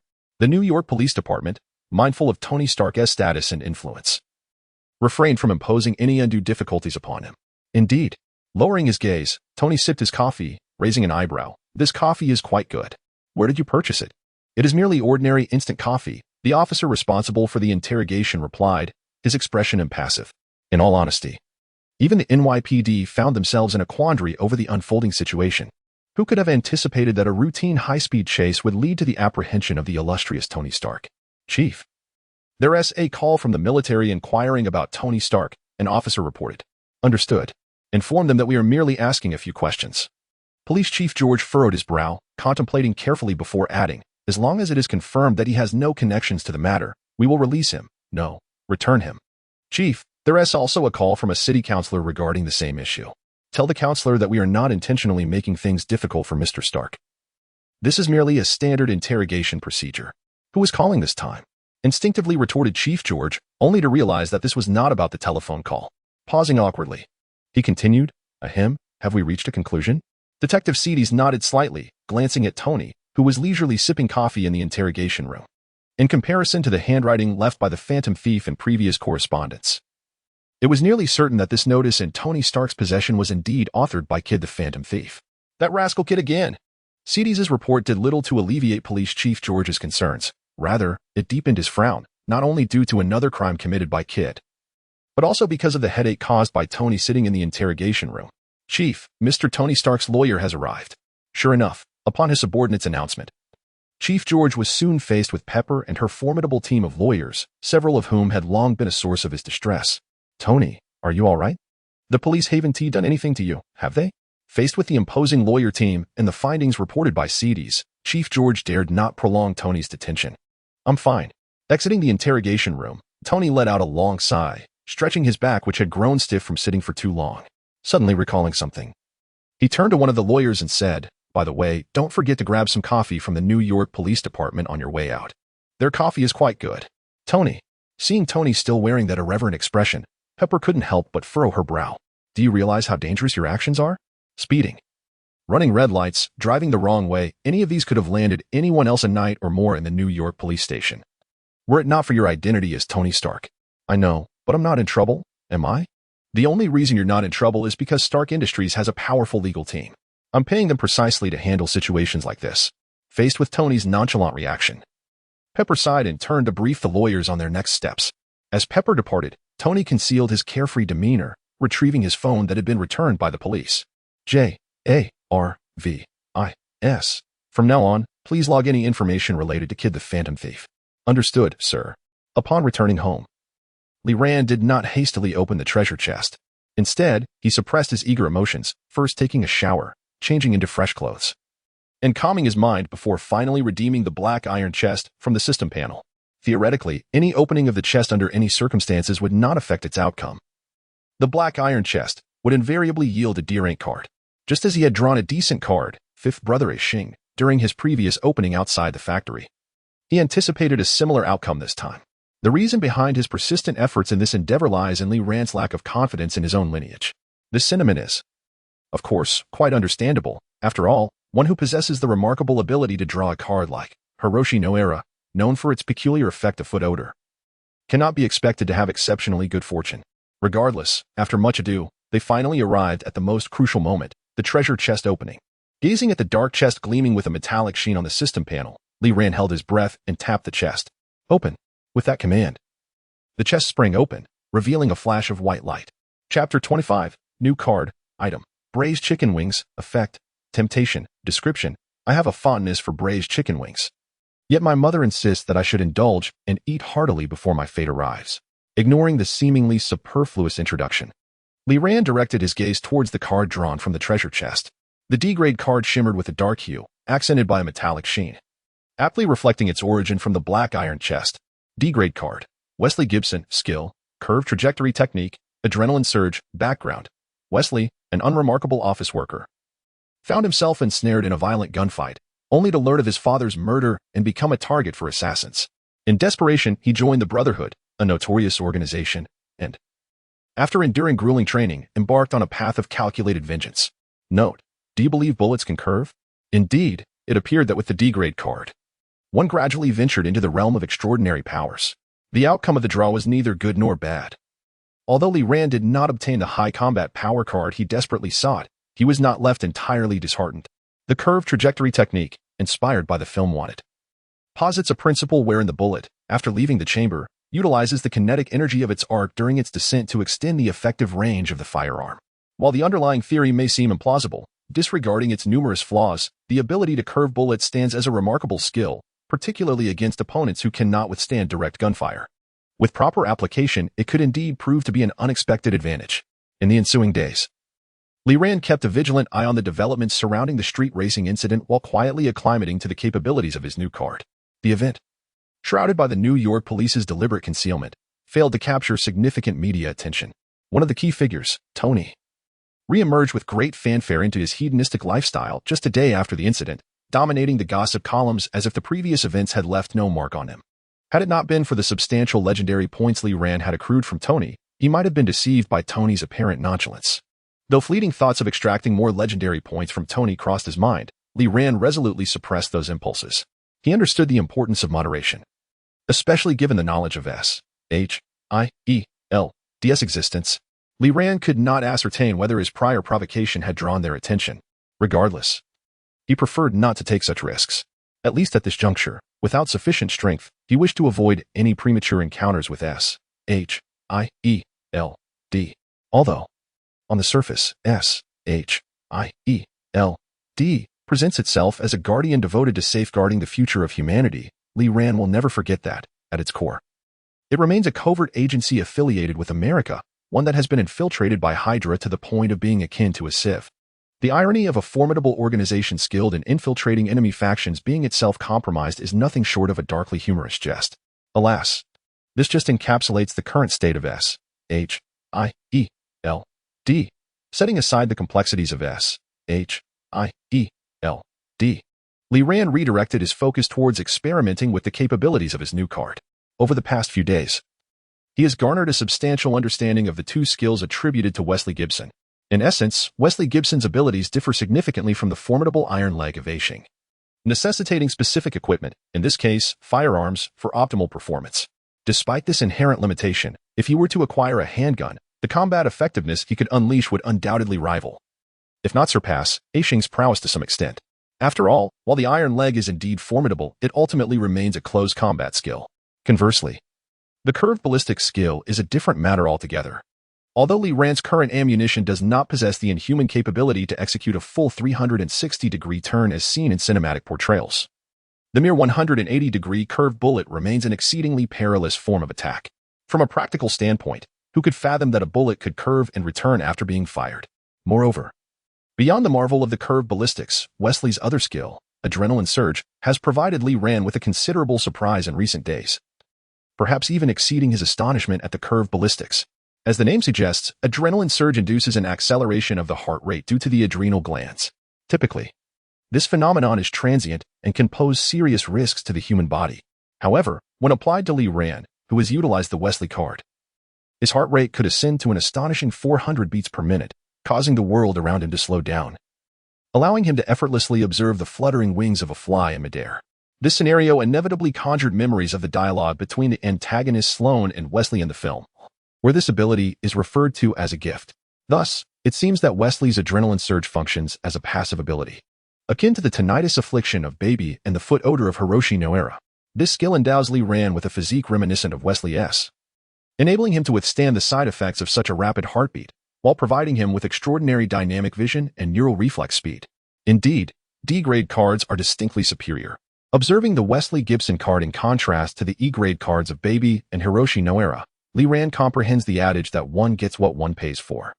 In comparison to those two skills that yield no tangible benefits, Wesley's adrenaline surge embodies the essence of a passive ability as it should be. Meanwhile, Lee Ran cast a glance at the data panel, which had returned to single digits in terms of legendary status due to the previous unboxing. Silently, he shed tears of poverty. Indeed, it seems that the principle of needing to spend money to grow stronger is universally applicable, regardless of the world. Although it is not spending that empowers Lee Ran, but rather his legendary status, fundamentally, the difference is negligible. Clang. Is anyone in the shop? Has everyone perished? Just as Lee Ran was lamenting the further decline of his legendary status, a harsh sound of the door slamming open was accompanied by a hoarse and deep voice. Chapter 26. Jessica Jones. The abrupt sound of a door being slammed startled Lee Ran, who was inside the antique shop, causing him to instinctively furrow his brow. He turned his head, immediately assaulted by a pungent odor of alcohol. Are you the owner of this establishment? He heard a voice inquire. A woman entered, clad in a hooded sweatshirt with disheveled hair, unsteadily clutching a bottle of liquor. Yes, that would be me, Lee Ran replied, scrutinizing the frail figure before him, who wore a perpetual frown, resembling someone perpetually on edge. Help me ascertain the value of this. With that, the woman retrieved a ring from her pocket and tossed it onto the table in front of Lee Ran, then carelessly took a swig from her bottle, exhibiting all the traits of a drunken individual. Lee Ran raised an eyebrow and picked up the ring that had landed before him, examining it closely before glancing back at the inebriated woman. At most, it's worth 100, he stated. Clang. The sound reverberated as the woman, after letting out a loud belch upon hearing his offer, set down her bottle with a thud. She then seized Lee Ran and pulled him closer, her bleary eyes scrutinizing him with drunken accusation. You think just because I'm drunk, you can take advantage of me and deceive me? Lee Ran turned away, trying to evade the overwhelming stench of alcohol. He struggled slightly, only to find her grip unexpectedly strong, making it difficult for him to escape. This prompted him to reassess this sudden visitor. The ring is of poor quality and bears noticeable scratches. 100 is the most reasonable price I can offer. Though taken aback by her unexpected strength, Lee Ran remained composed, calmly presenting his assessment. If you find my price unsatisfactory, you are welcome to seek elsewhere, though I doubt you will find a significantly better offer. The woman, her intoxicated gaze locked with Lee Ran's, remained silent for a moment before rolling her eyes, releasing him with an air of impatience. As she tousled her unkempt hair, she took another swig from her bottle, exclaiming, Fine, 100 it is. That damn guy dared to swindle me with such rubbish. I hope I never encounter him again. After a bout of cursing, the woman accepted the cash Lee Ran handed her, stuffing it hastily into her pocket. She then surveyed the antique shop's decor with her bleary eyes. Initially, she had entered simply because the store caught her while walking by, but now she realized the shop was filled with an array of items, albeit mostly counterfeit. Her keen instincts as a private investigator allowed her to discern that the majority of the antiques were merely imitations. The woman's gaze swept through the antique shop, quickly losing interest. She touched the $100 she had just acquired, the last of her funds, then turned to look at Lee Ran, hesitating momentarily before speaking. Boss, would you be interested in collaborating with me? Collaborate? Lee Ran looked up at the woman before him. Indeed. After draining the last drop from her bottle, she tossed it aside. My name is Jessica Jones, a private investigator based in Hell's Kitchen. My usual work involves resolving disputes between couples, such as infidelity issues. Jessica Jones, the private investigator, and the extraordinary strength she had just displayed. Upon hearing her name, Lee Ran finally recalled her identity. She was one of the future defenders, a female superhero with a tragic past. However, this was of little consequence. What mattered most to Lee Ran was that Jessica Jones's presence undoubtedly represented a new opportunity for acquiring notoriety, and it was conveniently presented to him. Perhaps I've said too much. After rambling for a while, Jessica seemed to realize that the alcohol was making her overly talkative. She rubbed her slightly throbbing forehead and continued. Actually, my intentions are quite simple. If I receive rewards like rings in the future, could you assist me in exchanging them for cash, just as you did today? Due to her experiences and personality, Jessica's work as a private investigator was often fraught with difficulties. Occasionally, when she did receive assignments, Her excessive demeanor frequently led to a reduction in her final remuneration. If you can procure the items, I have no issues on my end. Considering Jessica's identity and the potential notoriety she could bring him in the future, Li Ran found it impossible to refuse her proposition. It's settled then, boss. Having successfully established a means of exchanging goods for money, the tension in Jessica's brow relaxed somewhat. She extended her hand to shake Li Ran's, then, belching from the alcohol. She grabbed a plate from a shelf in the antique shop, glancing at it a few times before declaring, "This piece is quite nice. I shall take it as a symbol of our delightful collaboration. That plate isn't cheap." Noticing Jessica Jones brazenly taking an item from his shop, Li Ran instinctively opened his mouth to protest, but saw her rush out without a backward glance. "It cost me $1. He muttered quietly as he watched her hurried departure. As previously stated, nearly all, no. 99% of the items in Li Ran's antique shop were sourced from wholesale goods in Chinatown, including the plate now in Jessica Jones's possession. He turned his gaze away from her retreating figure. Though he had recognized the identity of the other party and was aware that she would eventually transform into a member of the impoverished version of the Avengers. Known as the Defenders, Li Ran did not harbor the expectation of immediately garnering legendary status from Jessica Jones upon their first encounter. There exist numerous methods to acquire such renown, the simplest of which would be to engage in a direct confrontation, akin to his previous battle with the Hulk. While Jessica Jones possessed commendable superpowers, they paled in comparison to the might of the Hulk. Thus, Li Ran, should he resolve to do so, could undoubtedly attain a considerable amount of legendary status from her. However, firstly, such a reckless approach was clearly at odds with Li Ran's meticulously devised plan. Secondly, he was quite content with his current identity as an antiquities shop owner and had no desire to reveal himself prematurely. Consequently, shaking his head, Li Ran turned to pick up the empty wine bottle that Jessica Jones had discarded in the shop, intending to dispose of it. Just then, he heard the tinkling of a bell. With the sound of the doorbell, a man clad in a purple suit stepped inside. Chapter 27. Clutching a plate surreptitiously acquired from an antique shop, Jessica sauntered through a narrow alley with her hands tucked into her pockets. At that moment, several shadowy figures gradually trailed behind her. Sensing the unwelcome presence, Jessica halted, turned, and with a composed gaze, addressed the figures that had emerged behind her. "I am in a good mood today, so do me a favor and leave me be before you provoke my ire."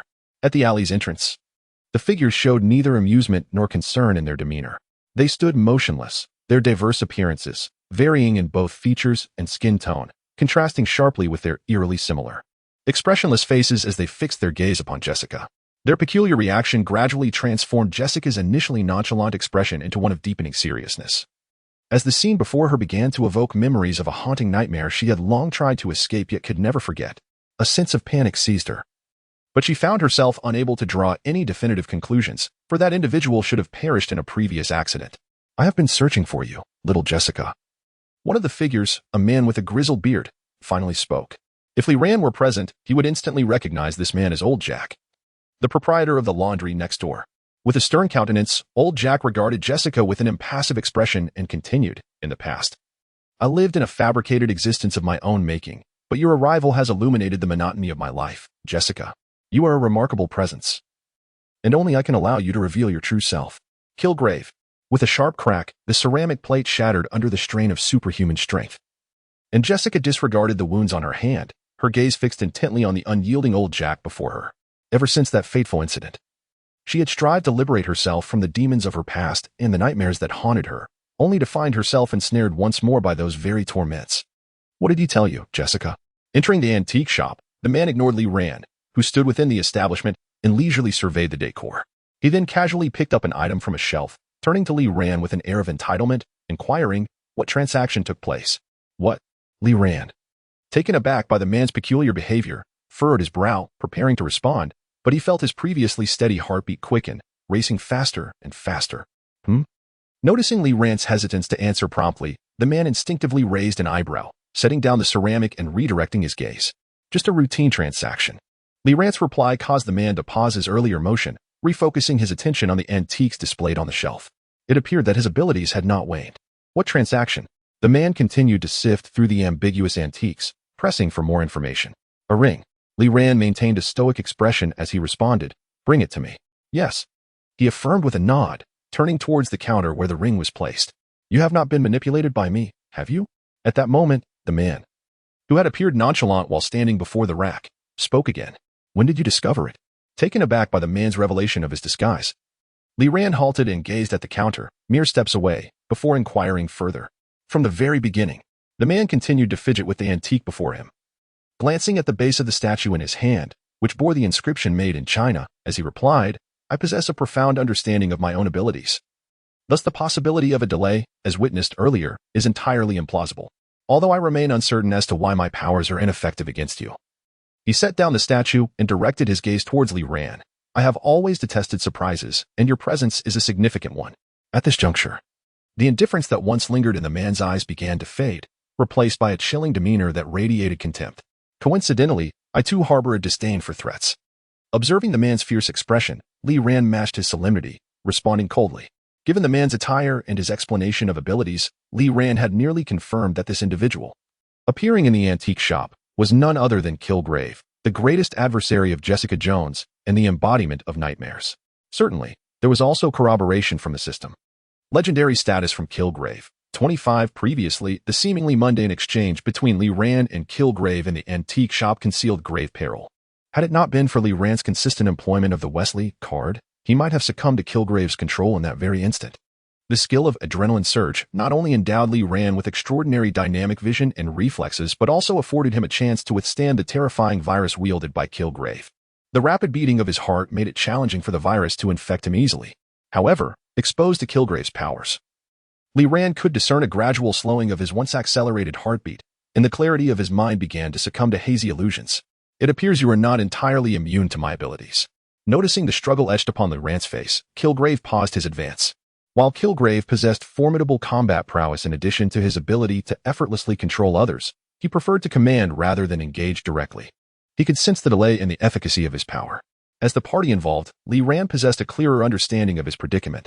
With each passing heartbeat, he sensed the gradual fading of his consciousness and the increasing rigidity of his uncontrollable fingers. What was once a simple handshake had now transformed into an arduous endeavor. Perhaps within the next minute, or even the next fleeting second, he would lose the ability to command his own body. Reflecting on his earlier words, he realized that the moment he relinquished control, the possibility of regaining consciousness might vanish forever.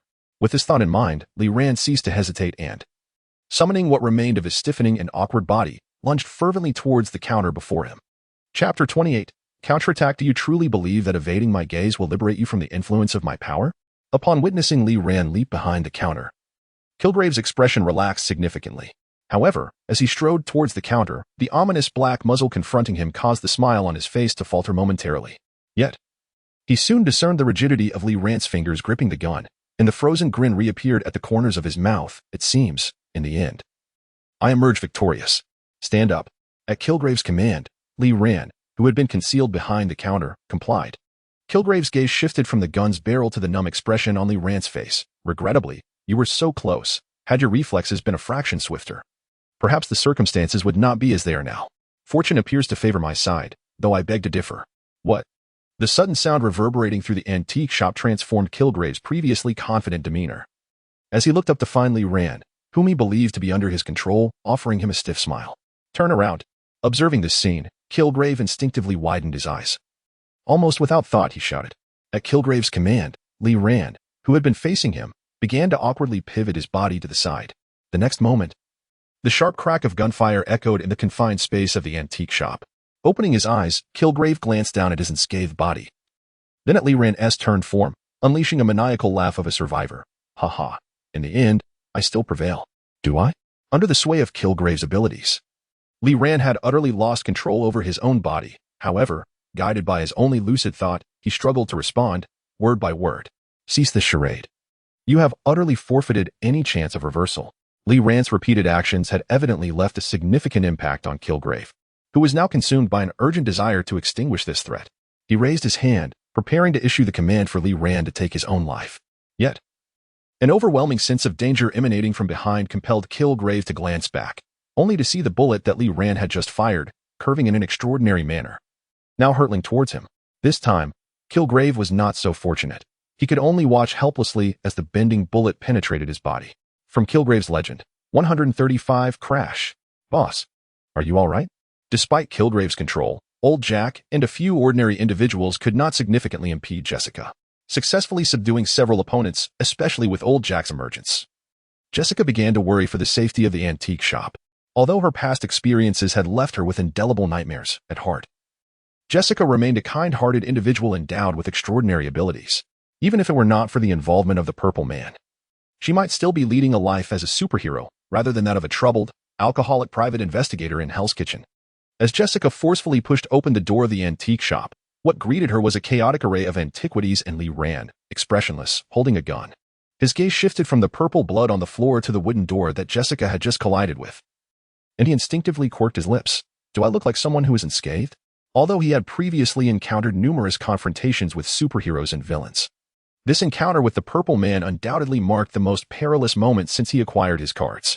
If not for Wesley's abilities, which fortuitously countered the Purple Man's powers, and the somewhat unconventional nature of arcane ballistic trajectories, Jessica might have found only Lee Rand's lifeless body lying on the floor of the antique shop. You encountered him? Lee Rand's response cast a heavy pall over Jessica's expression. Deep down, she was acutely aware that the architect of this chaos could only be Kilgrave, the Purple Man. Yet a flicker of false hope still resided within her, wishing against all odds that this was not reality. However, Lee Rand's subsequent reply extinguished all remnants of that hope. If you mean the fellow in the purple attire, then yes, I did encounter him. The blood on the floor is the best evidence.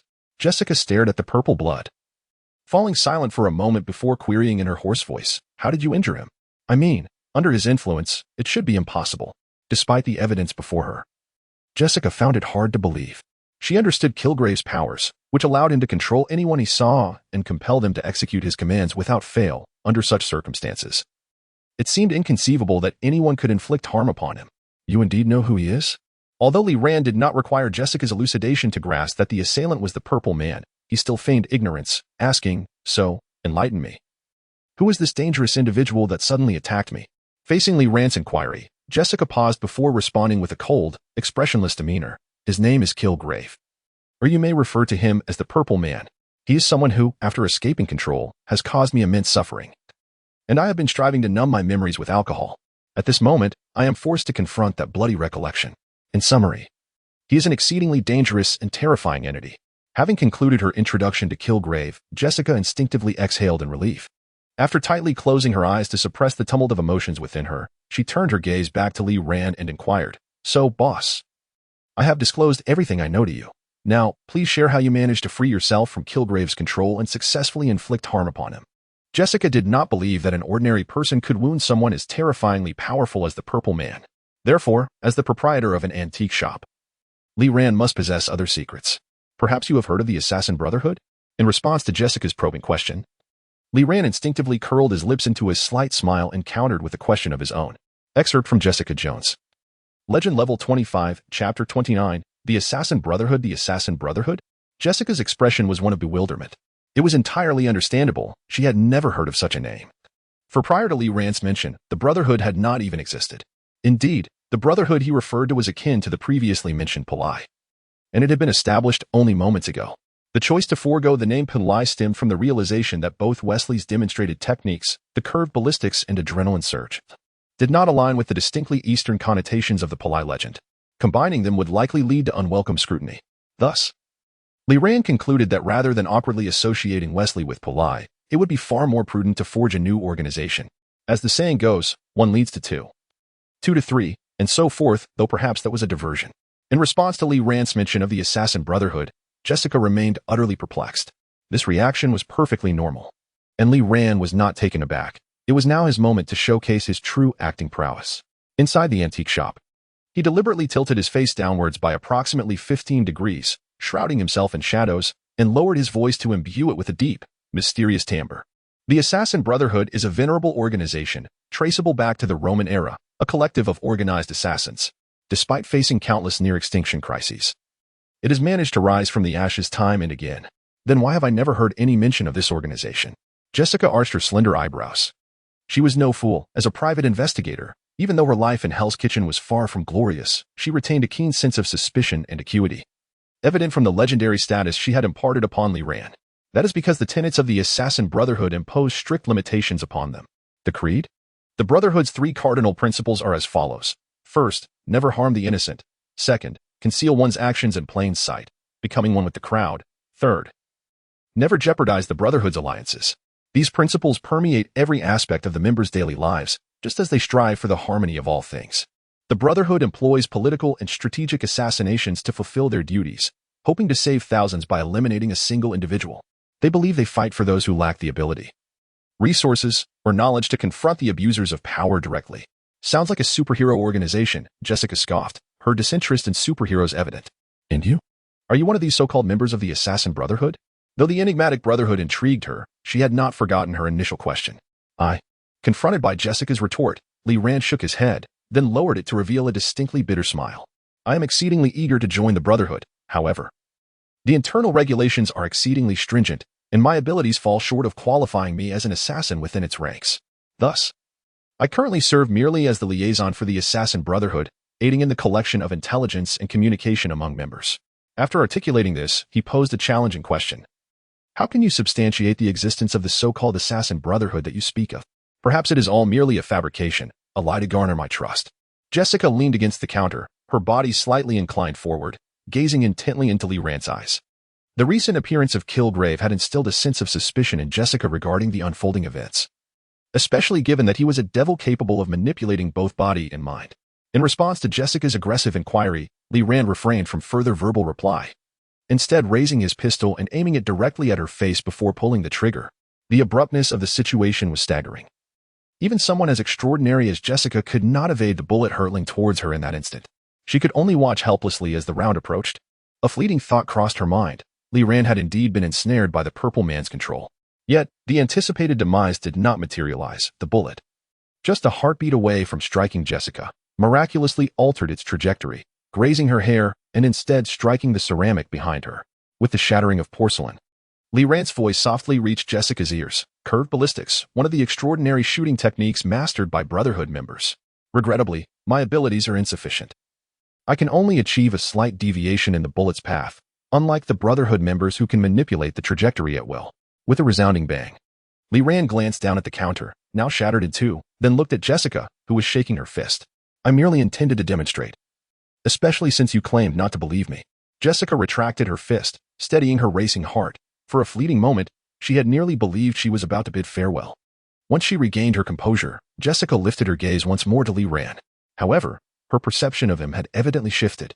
Meanwhile, in Manhattan, at the Fisk Tower, the shattered glass on the top floor had long since been repaired. Wilson Fisk stood at the edge of the window, leaning on his cane, surveying the activities below. Recently, my business in Manhattan has suffered significant losses. This is unacceptable. He turned to regard the trembling man kneeling behind him. Very unacceptable, Tony. When I entrusted you with this task, I expected better. There are reasons for this, Wilson, the man replied, his voice rising in defense. A lunatic has emerged in our territory, continuously assaulting our operations. We have lost numerous brothers to his gunfire. I am not interested in excuses. Grasping the man with a firm hand, Jean coldly remarked, to me, all reasons are merely excuses born from incompetence. What I seek is solely the outcome. A result that satisfies me. Do you understand? Yes, I understand, the man replied with great difficulty while hanging suspended in Jin's grip. With a casual flick, Jean cast the man back onto the ground, then took out a handkerchief to wipe his palms. Therefore, I shall grant you one more opportunity. However, Tony, remember that this is your final chance. Should you fail to meet my expectations once again, our next encounter may not take place in this very place. On the ground, the man gasped for air, clutching his throat, and nodded with a grim expression. Chapter 30. News James, could you help me appraise this item? In an antique shop, a tall, lanky young African-American discreetly extracted a battered pendant from his coat pocket and presented it to Li Ran. $20, Li Ran remarked casually, glancing at the pendant's design. 20? Hey, James, this is a treasure I painstakingly acquired. The young man, unable to contain his indignation upon hearing the offered price, jumped up in protest. 25, I can't go any higher, Li Ran replied without raising his gaze, having seen everything before countless times. All right, 25 it is. The young man muttered, accepting the cash from Li Ran with caution. But honestly, James, if it weren't for our friendship, I wouldn't sell it at such a low price. How's the funding for the university coming along, Wells? Li Ran interjected, interrupting the young man's incessant complaints with a familiar tone. Almost there. Of course. If you could offer a little more, I might reach my goal a bit faster, Wells replied, shrugging, his large eyes filled with longing as he glanced at Li Ran. His voice tinged with excitement. Born in the Hell's Kitchen neighborhood, Wells shared a childhood experience common among many African Americans, with an absent father and a resilient mother. Surviving in a single-parent household was no easy feat, particularly in such a tumultuous environment. Fortunately, Wells had an extraordinary mother, whose appearance was not conventionally attractive, especially with her weight exceeding 200 pounds, which lent her a formidable presence. Yet, under the watchful eye of this intimidating matriarch, Wells managed to escape the more severe vices that ensnared many of his peers, avoiding the fate of joining gangs before even graduating high school. Though it's not a prestigious university, it's a respectable choice. My mother and I have agreed that after I graduate, I will seek a decent job in New York, ideally one that will allow us to move out of Hell's Kitchen. Wishing you all the best in achieving your dreams. Leran held a fondness for Wells, appreciating his aspirations and determination, which stood in stark contrast to most of the other young men from Hell's Kitchen. However, given what Leran knew about the dangers that lay ahead in New York, even if Wells were to relocate to a safer place, it would not entirely shield him from peril. But who knows, perhaps he would be fortunate enough to evade it. Bringing his thoughts back to the present, Leran regarded the shattered pendant on the new counter. So, tell me, where did you come by this piece? Despite its damage, the pendant still exuded a strong gang affiliation, boldly proclaiming its origins to Leran. James, are you aware of the recent events unfolding in Hell's Kitchen? Wells said, peering out with a feigned air of mystery. Recent events? Leran raised an eyebrow, unable to suppress his curiosity.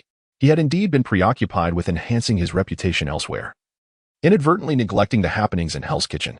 However, one could hardly blame him. The very name Hell's Kitchen implies a tumultuous environment rife with various forms of violent crime. Unless one deliberately paid attention, it was nearly impossible to remain well-informed. $10? No, $20, Wells remarked, having keenly observed Leran's reaction. Upon noticing the look of confusion on his face, he joyfully spread his fingers to emphasize the amount. $10, Leran responded succinctly, producing a $10 bill without further ado. James, you are quite stingy, Wells grumbled while pocketing the money, then continued. The Savage Gang has recently crossed paths with a lunatic. Their operations in Hell's Kitchen have been under constant assault from this individual, resulting in numerous casualties and significant losses. Several establishments have been compelled to shut down. The gang's leader, Tony, has issued a decree. Whoever can eliminate this madman will instantly become the new head of the Savage Gang's 6th district, overseeing all business in the area. At this point, even Wells, who had vowed to abstain from gang activities, felt a flicker of temptation. After all, the prospect of leading an entire district far surpassed the mundane roles played by his acquaintances. Of course, such a lucrative offer also underscored the dire straits the Savage Gang currently faced. A lunatic? Leran mused, noting the descriptor Wells employed. Lunatic is their term for him. In reality, he is nothing short of a super soldier, a Terminator, Wells explained. It is said that he single-handedly turned one of the gang's bars into a sieve. Moreover, the Savage Gang remains oblivious to what provoked this individual. Super soldier? Terminator? Single-handedly? With Wells's description, Leran's mental image of this adversary grew increasingly vivid, leading him to form a judgment. Inside another bar belonging to the Savage Gang in Hell's Kitchen, following a fierce gun battle, a burly man with short hair emerged silently from the shadows, treading upon the debris-strewn floor. Why are you targeting us? Lamented a surviving member of the Savage Gang, lying on the ground. Who sent you? Do you know the old homeless man, Sip, who has lived in the 6th district for years? The man asked, gripping his toy and casting a glance at the moaning gang member with a voice as deep and grating as metal. He recently died because of one of your little games. Is this truly your justification for incessantly attacking us? Over an insignificant homeless man? The barbarian gang has perpetually sought the reasons behind the man's assaults upon them, only to discover that the truth was astonishingly simplistic.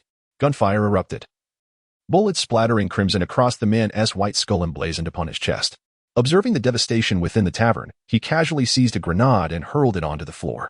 He gazed at the imminent explosion looming before him and silently mused, to me, you are equally insignificant.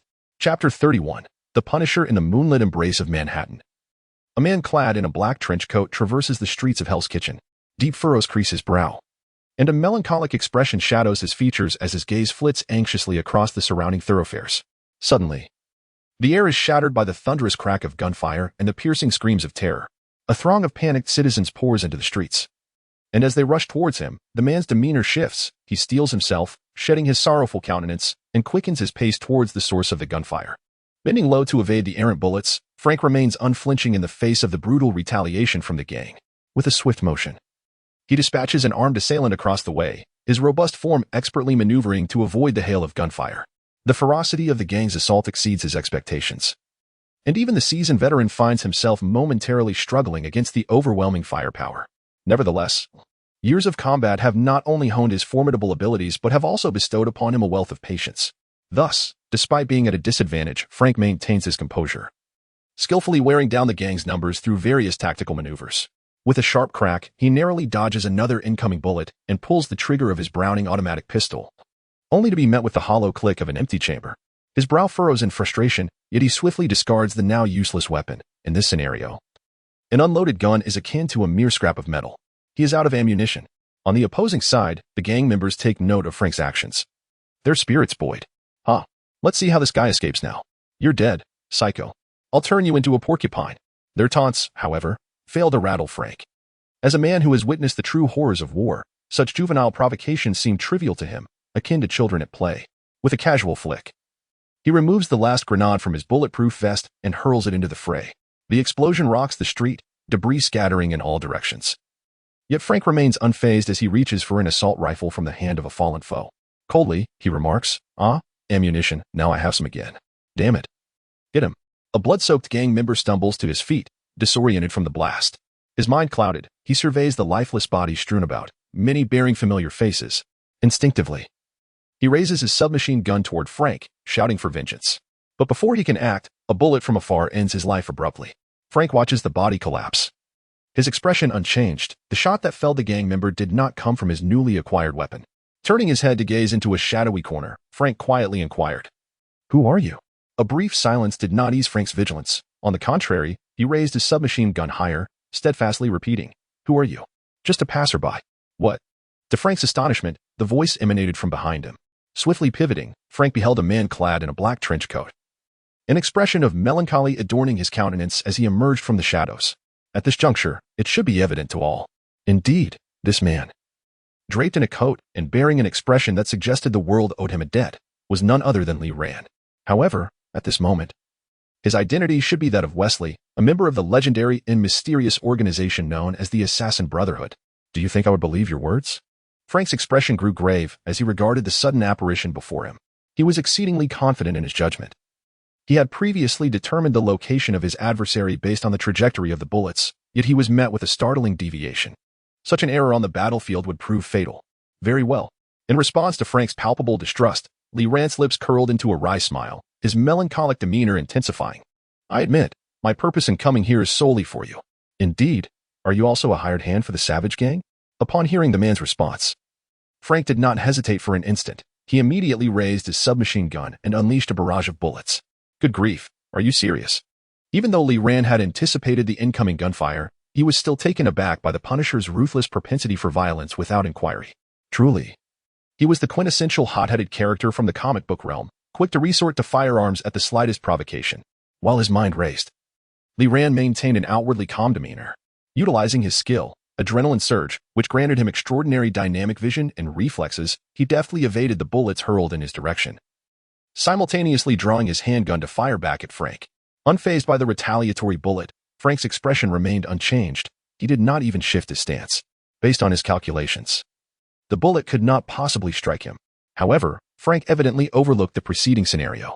Suddenly, the bullet, which he had deemed harmless, made an unexpected turn, altering its trajectory and transforming from a non-threatening shot into a lethal assault. In that life-or-death moment, Frank's instincts as a soldier kicked in. He made a split-second decision, opting not to evade but rather to confront the incoming bullet head-on with his chest, accompanied by the dull thud of a bullet striking, the jarring impact, though causing Frank to instinctively furrow his brow, was successfully mitigated by the bulletproof vest he wore, shielding him from this potentially fatal blow. "Who on earth are you?"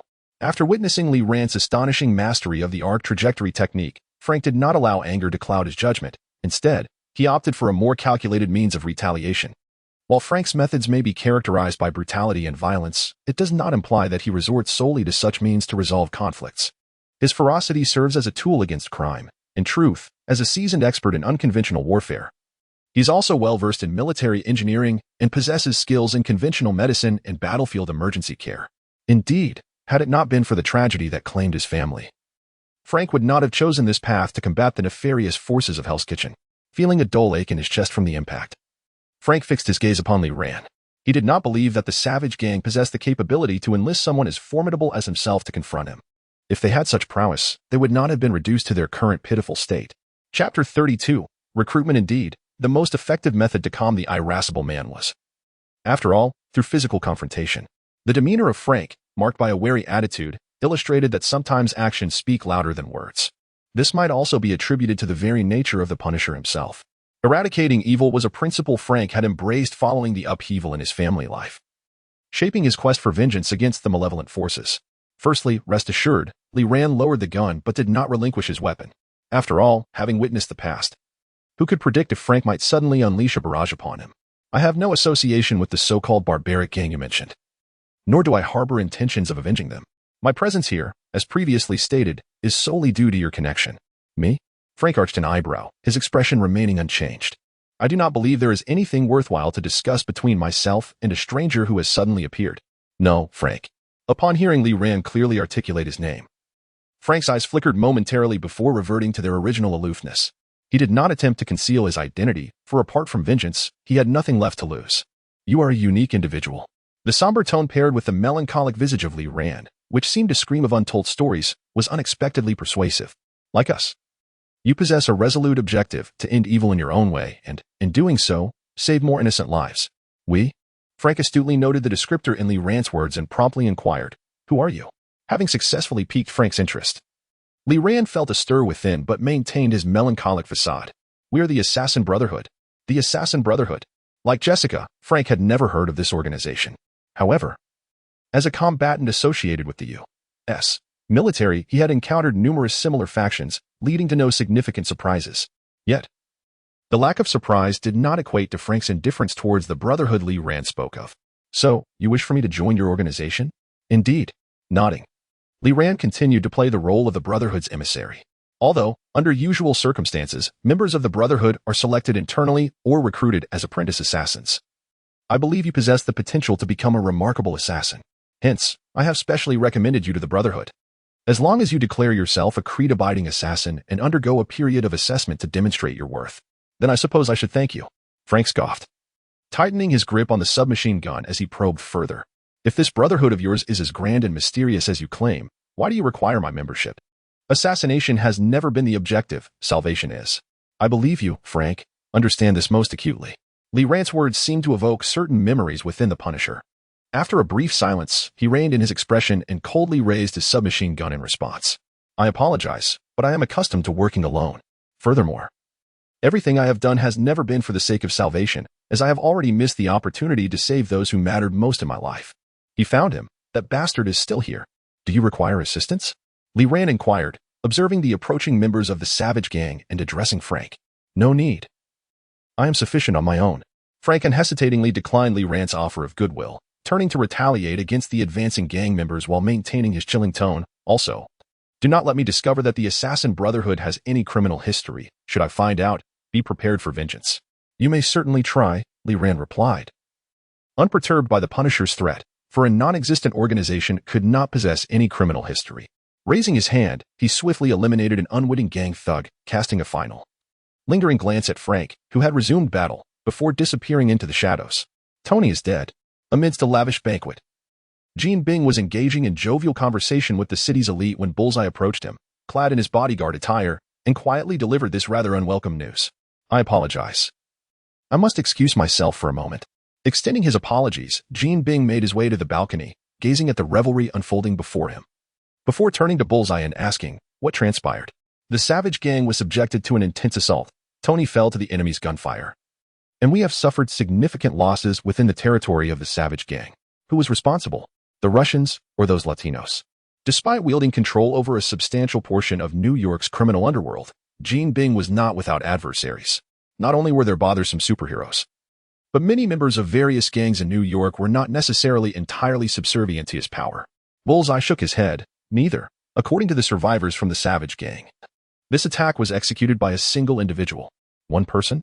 Jean Bing paused, his cigar momentarily halted, and continued, could it be Daredevil again? Recently, Daredevil had been a constant presence in Hell's Kitchen, combating crime and inadvertently disrupting several of his operations. No, the individual in question did not don a mask like Daredevil. Instead, he employed overwhelming firepower throughout the encounter and referred to himself as the Punisher. The Punisher, huh? Shaking off the ash from his cigar, Jean let out a disdainful hum at the title. Merely a clown seeking attention, daring to call himself the Punisher. Let us, the denizens of Hell's Kitchen, take action. find that self-proclaimed Punisher and make him aware of the grave mistake he has committed. With a cold glance exchanged with a guest at the banquet, Gene turned and issued his command with icy resolve. By the way, have you tracked down the whereabouts of the Phantom Thief? As if struck by a sudden thought, Gene directed his gaze towards the target. Not yet, came the reply. He has concealed himself very carefully.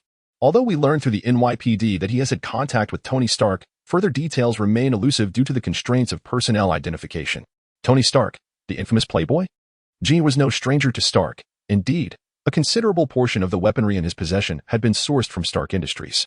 The revelation that the elusive Phantom Thief was linked to New York's renowned genius and libertine made Gene furrow his brow. It was not fear of Tony that troubled him, but rather the close ties between Stark Industries and the military. If the Phantom Thief truly had connections to Tony, it would complicate matters significantly. Continue the pursuit of the Phantom Thief's whereabouts. Additionally, ascertain the specifics of his relationship with Tony Stark. While the situation appeared challenging, it did not imply that Gene would retreat. Chapter 33. Harlem District. It seems I have been somewhat presumptuous. The legendary status bestowed upon Frank was even less than Lee Rand had anticipated. This revelation led Lee Rand to realize that even among superheroes, the degree of legendary status can vary significantly. While there may be disparities in the social standing and influence of the heroes themselves, Lee Rand felt that the essence of their character played a more pivotal role. After all, in contrast to the unscathed Tony, who has yet to face adversity and evolve into the true Iron Man, Frank, a former military captain turned Punisher, has undergone profound transformations that render him less susceptible to upheaval. The term heart like dead ash may not be entirely accurate, yet it somewhat encapsulates Frank's internal landscape at this moment. A mind consumed by vengeful thoughts, one that has long forgotten the concept of life and death, is unlikely to experience significant emotional fluctuations, and thus cannot provide Lee Rand with elevated legendary status. Fortunately, a single failed plan did not significantly diminish Lee Rand's confidence. Moreover, compared to the early days of the system, when he toiled endlessly only to achieve a meager 1 or 2 points of legendary status, this encounter with Frank, even if it yielded less than anticipated, was still a vast improvement over the past.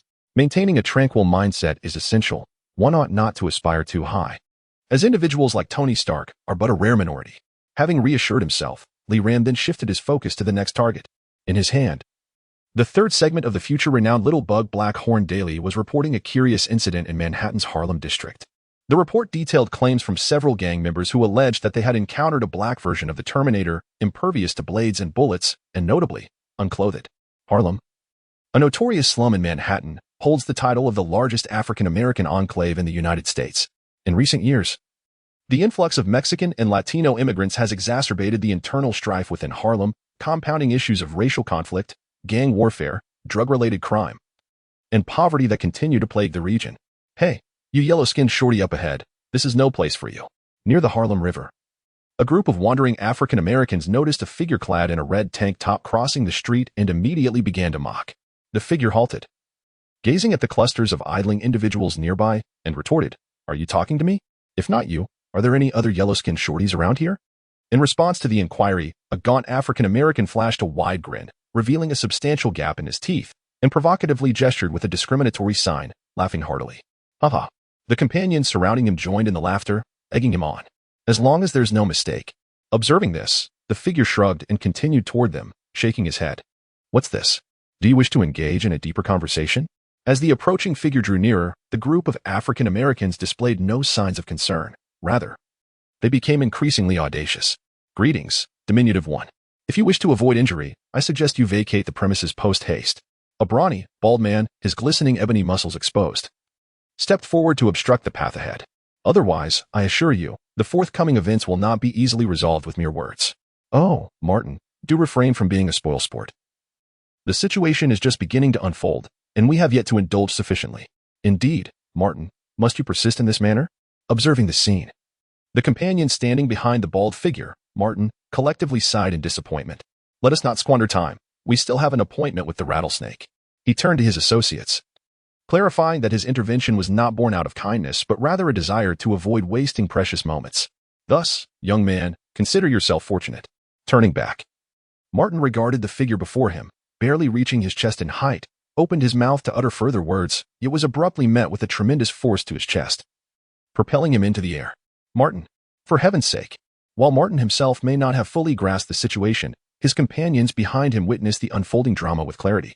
They observed that the yellow-skinned, diminutive individual, who had been the target of their mockery, merely lifted his foot. And the over 200-pound Martin soared through the air as if he were a mere balloon. With a resounding thud, Martin crashed to the ground, blood spilling from his mouth. The remaining companions of Martin seemed to awaken from their stupor, turning to behold their fallen comrade. They hastily retrieved knives and firearms from their pockets, aiming them at the man in the crimson shirt. In the face of this threat, the man's demeanor remained utterly unfazed. Bang! A series of brief gunshots erupted, accompanied by the sounds of fists and feet. The once arrogant group of men now lay sprawled upon the ground. Only the previously taunting, slender figure remained standing, gazing at his fallen comrades, swallowing hard as he threatened, "Do not approach. We are the subordinates of the rattlesnake. Inquire if you must. No one in all of Harlem dares to disrespect him. Do you happen to have any money on you?" The man in the crimson shirt interjected, abruptly halting the threats. Yes. Though unsure of the relevance of the inquiry, the slender man nodded vigorously, producing cash from his pockets. A mere $25. As he handed over the last of his funds to the man in the crimson shirt, watching as the latter nonchalantly pocketed the money. The man could not help but exclaim, "Is this not robbery?" Historically, it was they who had relied on the rattlesnake's name to plunder at will. It was the first time anyone dared to rob them, and with such severity. Indeed, without hesitation, the man in the crimson shirt acknowledged. Glancing at the fallen figures around him before addressing the slender individual, "Remember, do not casually insult anyone henceforth." Having imparted this lesson, the man in the crimson shirt turned and made his departure in the direction he had previously come from. As the man departed, Martin, who had been lying on the ground, struggled to rise. "Martin, are you all right?" Noticing the sounds behind him, the frail African-American quickly turned and exerted himself to assist Martin to his feet. "Call and inform Rattlesnake. We have been assaulted." Barely managing to stand, Martin felt waves of excruciating pain radiating from his chest. Gazing in the direction the man had vanished, he gritted his teeth and spoke to his companion who was supporting him. Chapter 34, The Old Man's Barbershop. This must be the place. Lee Rand halted before a slightly antiquated shop, surveying the barbershop before him and attempting to match it with his hazy memories. "Hey, kid. This isn't exactly a place for someone of your complexion," remarked a kindly old African-American gentleman wearing a straw hat as he approached the entrance of the barbershop. Although the safety in Harlem has improved significantly over the years, an Asian like you walking down the street still faces a considerable risk of being mistaken for a robbery target, particularly by those idle young ruffians who seem to do nothing all day. "I've seen it happen." Lee Rand nodded in acknowledgement, wearing an expression of someone who had been through similar experiences. Indeed, he had encountered the very ruffians the old man spoke of. However, the outcome differed somewhat from what had been suggested. Rather than being robbed, he had managed to turn the tables and rob them instead. "Is that so?" The elderly man turned to scrutinize Lee Rand, taking in his disheveled appearance, complete with a sweat-stained shirt and worn-out sneakers. "I'm truly sorry, child. It's unfortunate you had to face such experiences in Harlem." The old man evidently misunderstood the situation and offered consolation. "But that is life, isn't it? One cannot always sail smoothly. Encountering setbacks occasionally helps cultivate gratitude for the moments of happiness." After a rather sentimental monologue, the old man retrieved the key and unlocked the shop door. He paused, then turned to invite Lee Rand, who stood at the entrance. "Come on in, kid. While I may not be able to change your circumstances, I can certainly transform your hairstyle. And most importantly, it won't cost you a dime." Though the encounter unfolded differently from what Lee Rand had anticipated, he accepted the old man's invitation and stepped inside the barbershop. "I typically do not offer free haircuts, so at least here in my barbershop, you are on par with the likes of Ollie and Jordan," the old man jested, pointing to a sheet of paper affixed to the wall. Lee Rand followed the old man's finger and noticed several illustrious names printed on the paper, such as Muhammad Ali, Nelson Mandela, and Richard Roundtree, renowned figures within the African-American community. As the old man prepared to attend to Lee Rand, he drew back the shop's curtains and switched the television to a basketball program before stepping behind him to assess his long hair. "So, what kind of hairstyle are you envisioning, kid? Just a heads up, although I've styled hair for countless individuals, you'd be my first Asian client." Seated in the barber's chair, Lee Rand felt a wave of anxiety wash over him upon hearing the old man's words. Although his current appearance was not his own, he worried that a poorly executed haircut might adversely affect his portrayal of the character. "How about just a simple wash?" he suggested cautiously to the old man, unable to suppress his apprehension. Standing behind him, the old man silently observed Lee Rand for a moment before bursting into laughter and shaking his head. "Haha. I was merely teasing you, my child. Trust in your old father's skills. I shall craft you a stunning hairstyle that will make all the girls on the street swoon." Despite the elder's jovial words, Lee Rand's heart did not settle. Instead, it quickened with a tinge of anxiety. "Hey, Henry, exclaimed Bobby Fish, a regular with a goatee. As he entered the barbershop carrying a chessboard, he glanced at Lee Ran, who was seated in the chair getting his haircut. Although New York boasts a considerable Asian population, encountering a person of a different skin tone in a predominantly black neighborhood like Harlem was still a rarity. Especially when the unfamiliar face belonged to one who had never before graced the establishment of the clearly black barber, Henry Hunter. Generally speaking, distinct ethnic groups tend to inhabit their own designated areas. "Hey, Bobby," the elder replied while deftly wielding his scissors around Lee Ran's head. "Have you heard?" he inquired, setting the chessboard near the window at the entrance of the barber shop. "What?" Martin and his crew got beaten up. Startled by this revelation, Lee Ran raised an eyebrow in the mirror. If memory served him correctly, one of the individuals he had previously confronted among that group was indeed named Martin. "Really?" Henry adjusted Lee Ran's chair to a more convenient angle for cutting and shrugged, displaying no surprise. "I had already warned Martin and the others not to overstep their bounds. Eventually, they would reap the consequences. Unfortunately, they never heeded my advice. Times have changed, Henry. Your old ways are outdated." Bobby retorted casually as he picked up a chess piece. "Rules never become obsolete, for rules are rules." The elder firmly disagreed. "All right, you are always right, Henry." Bobby conceded with a shrug, dropping a chess piece back onto the board. "That's because I've made enough mistakes already." "Hey, old man." A young black man entered the barber shop. "Chico, you're late," Henry remarked, glancing at the clock on the wall. "Sorry, old man."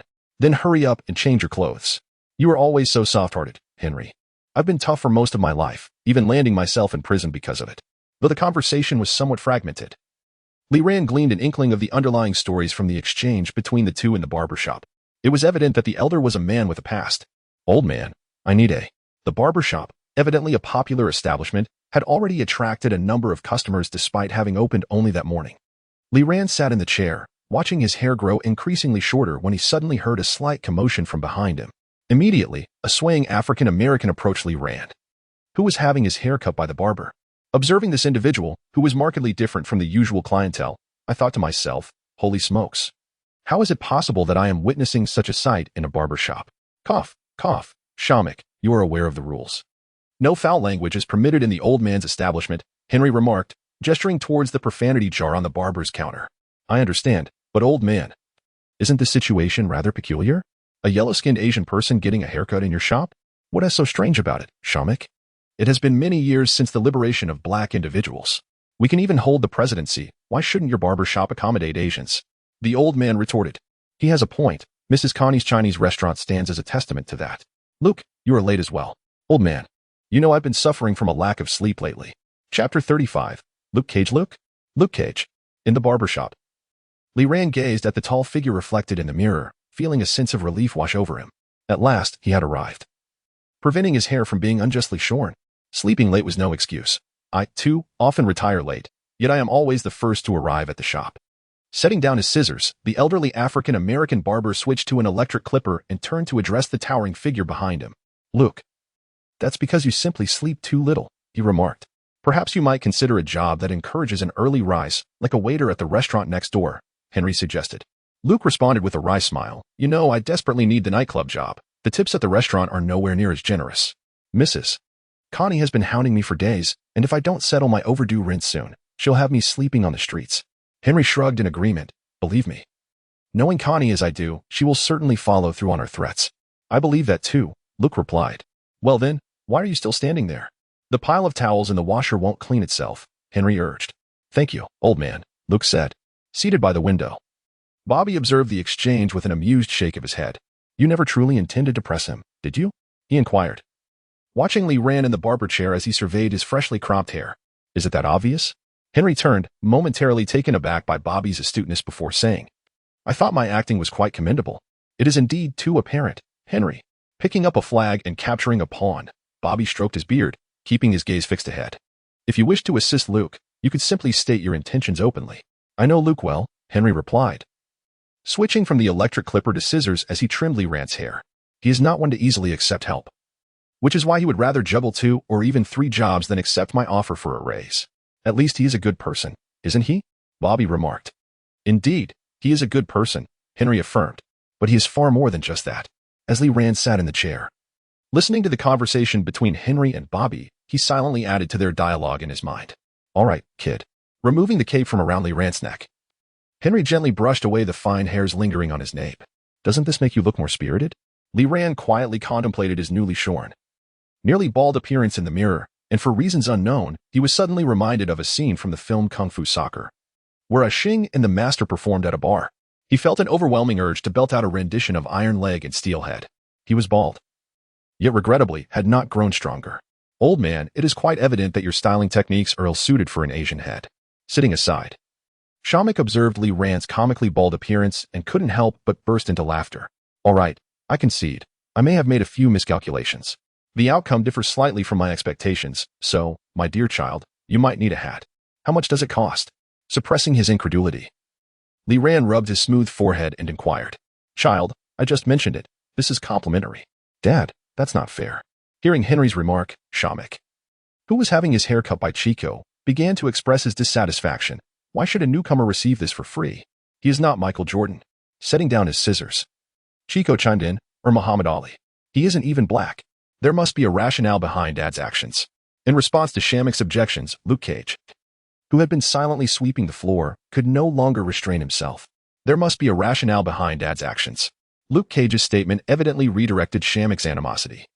As he sarcastically repeated it, Shamik turned to Luke and asked, honestly, what are you doing here? I sweep hair, Shamik. Despite Shamik's provocatively charged words, Luke Cage surprisingly maintained his composure and calmly replied, I also mop the floor, wash towels, and ensure that window is spotless. That is my work. Something you will never comprehend. Shamik retorted, you call that work? At least I am striving to make a living, unlike you, who cannot even afford a haircut. Hey, guys. Let's not stir up trouble. Noticing the escalating tension in the air, Henry, standing nearby, interjected. However, Li Ran noted that his expression seemed rather unfazed, clearly not perceiving the situation as dire. Perhaps he held confidence in one of the parties involved. Casting a meaningful glance at old Henry, he returned his focus to the unfolding events. Likewise, Li Ran did not believe the circumstances would escalate significantly. In fact, his very presence might have ignited the spark of conflict between the two. I've had enough. Luke's final words evidently served as the catalyst for Shamik's fury. He rose angrily and resolutely approached Luke Cage. What? Shamik, what have you had enough of? Luke inquired, watching Shamik intently, gazing at the towering figure before him. Shamik's initial rage dissipated, and he averted his gaze, decisively responding, I've had enough of this monotonous life. I want change. There are still haircuts to be had. Shamik's sudden submission elicited laughter from the others in the barber shop. All right, child. With a gentle shake of his head, Henry turned to Li Ran beside him and said, I apologize, my child, for subjecting you to this farce. I shall not accept payment for the haircut. Should you encounter any difficulties in Harlem that require assistance, do not hesitate to seek me out. Shamik interjected, Father, I too am in need of help. Henry replied, Then my advice to you, Shamik, is to seek employment that can sustain you, rather than leading a life of idleness each day. I am in search of someone. Have you heard of a place called Villard? He inquired. Henry furrowed his brow and turned to Bobby by the window, asking, Bobby, are you familiar with this place? Bobby responded succinctly, No. Chapter 36, Overestimation Apologies, my child. Bobby, being a longtime resident of Harlem, is undoubtedly well-informed. Upon hearing his resolute response, Henry nodded in agreement and addressed Li Ran, stating that there is certainly no place called Virad in Harlem. Perhaps you might explore other districts, for Manhattan is vast, and Harlem is but a small fragment of it. Having offered a modicum of reassurance, Henry, with genuine concern, inquired whether the search for Virad was in pursuit of a friend or relative. Shamik interjected, a hint of schadenfreude in his tone. Clearly, old man, he has been deceived. Or perhaps Virad does not even exist. Be silent, Shamik. No one considers you mute unless you speak, Henry retorted, chastising Shamik before turning back to comfort Li Ran. Do not let Shamik's words trouble you. He is always like this. Yet, despite his words of consolation, Henry could not shake the feeling that Li Ran had indeed been misled. Noticing the misunderstanding etched on Henry and the others' faces, Li Ran felt compelled to clarify. After all, he was not truly there to visit relatives. Shaking his head, he met Henry's concerned gaze and replied, No, I am seeking Virad to find the ultimate killer. The fire cloud evil god concealed within. Ceasing his grooming motion, Luke Cage met the old man's inquisitive gaze with a subtle shake of his head. The notion of the fire cloud evil god had never reached his ears, whether during his time in prison or while on the run. In truth, as Luke Cage glanced at Li Ran, he remained uncertain about the legitimacy of this ostensibly convoluted name. Perhaps it was merely a figment of this Asian man's imagination. In the barber shop, The group exchanged bewildered glances after Li Ran's unexpected declaration. Shamik was the first to respond. "Ha, kid, you actually believe such an obvious lie? The Fire Cloud Evil God? That's a catchy name. Sounds pretty cool. I'll adopt it as my nickname." Indeed, I had overestimated the receptiveness of the crowd. Yet, considering the context, even though New York, including Hell's Kitchen, had seen the emergence of sporadic superheroes like Daredevil, there remained a considerable gap before the spectacle of a grand superhero showdown would unfold before the populace. In the absence of such a significant impact as seen in New York, persuading the barbershop's predominantly black clientele to accept the overtly Eastern-themed concept of the Fire Cloud Evil God posed considerable, if not monumental, challenges. Fortunately, Li Ran understood that achieving such acceptance would not be an instantaneous endeavor.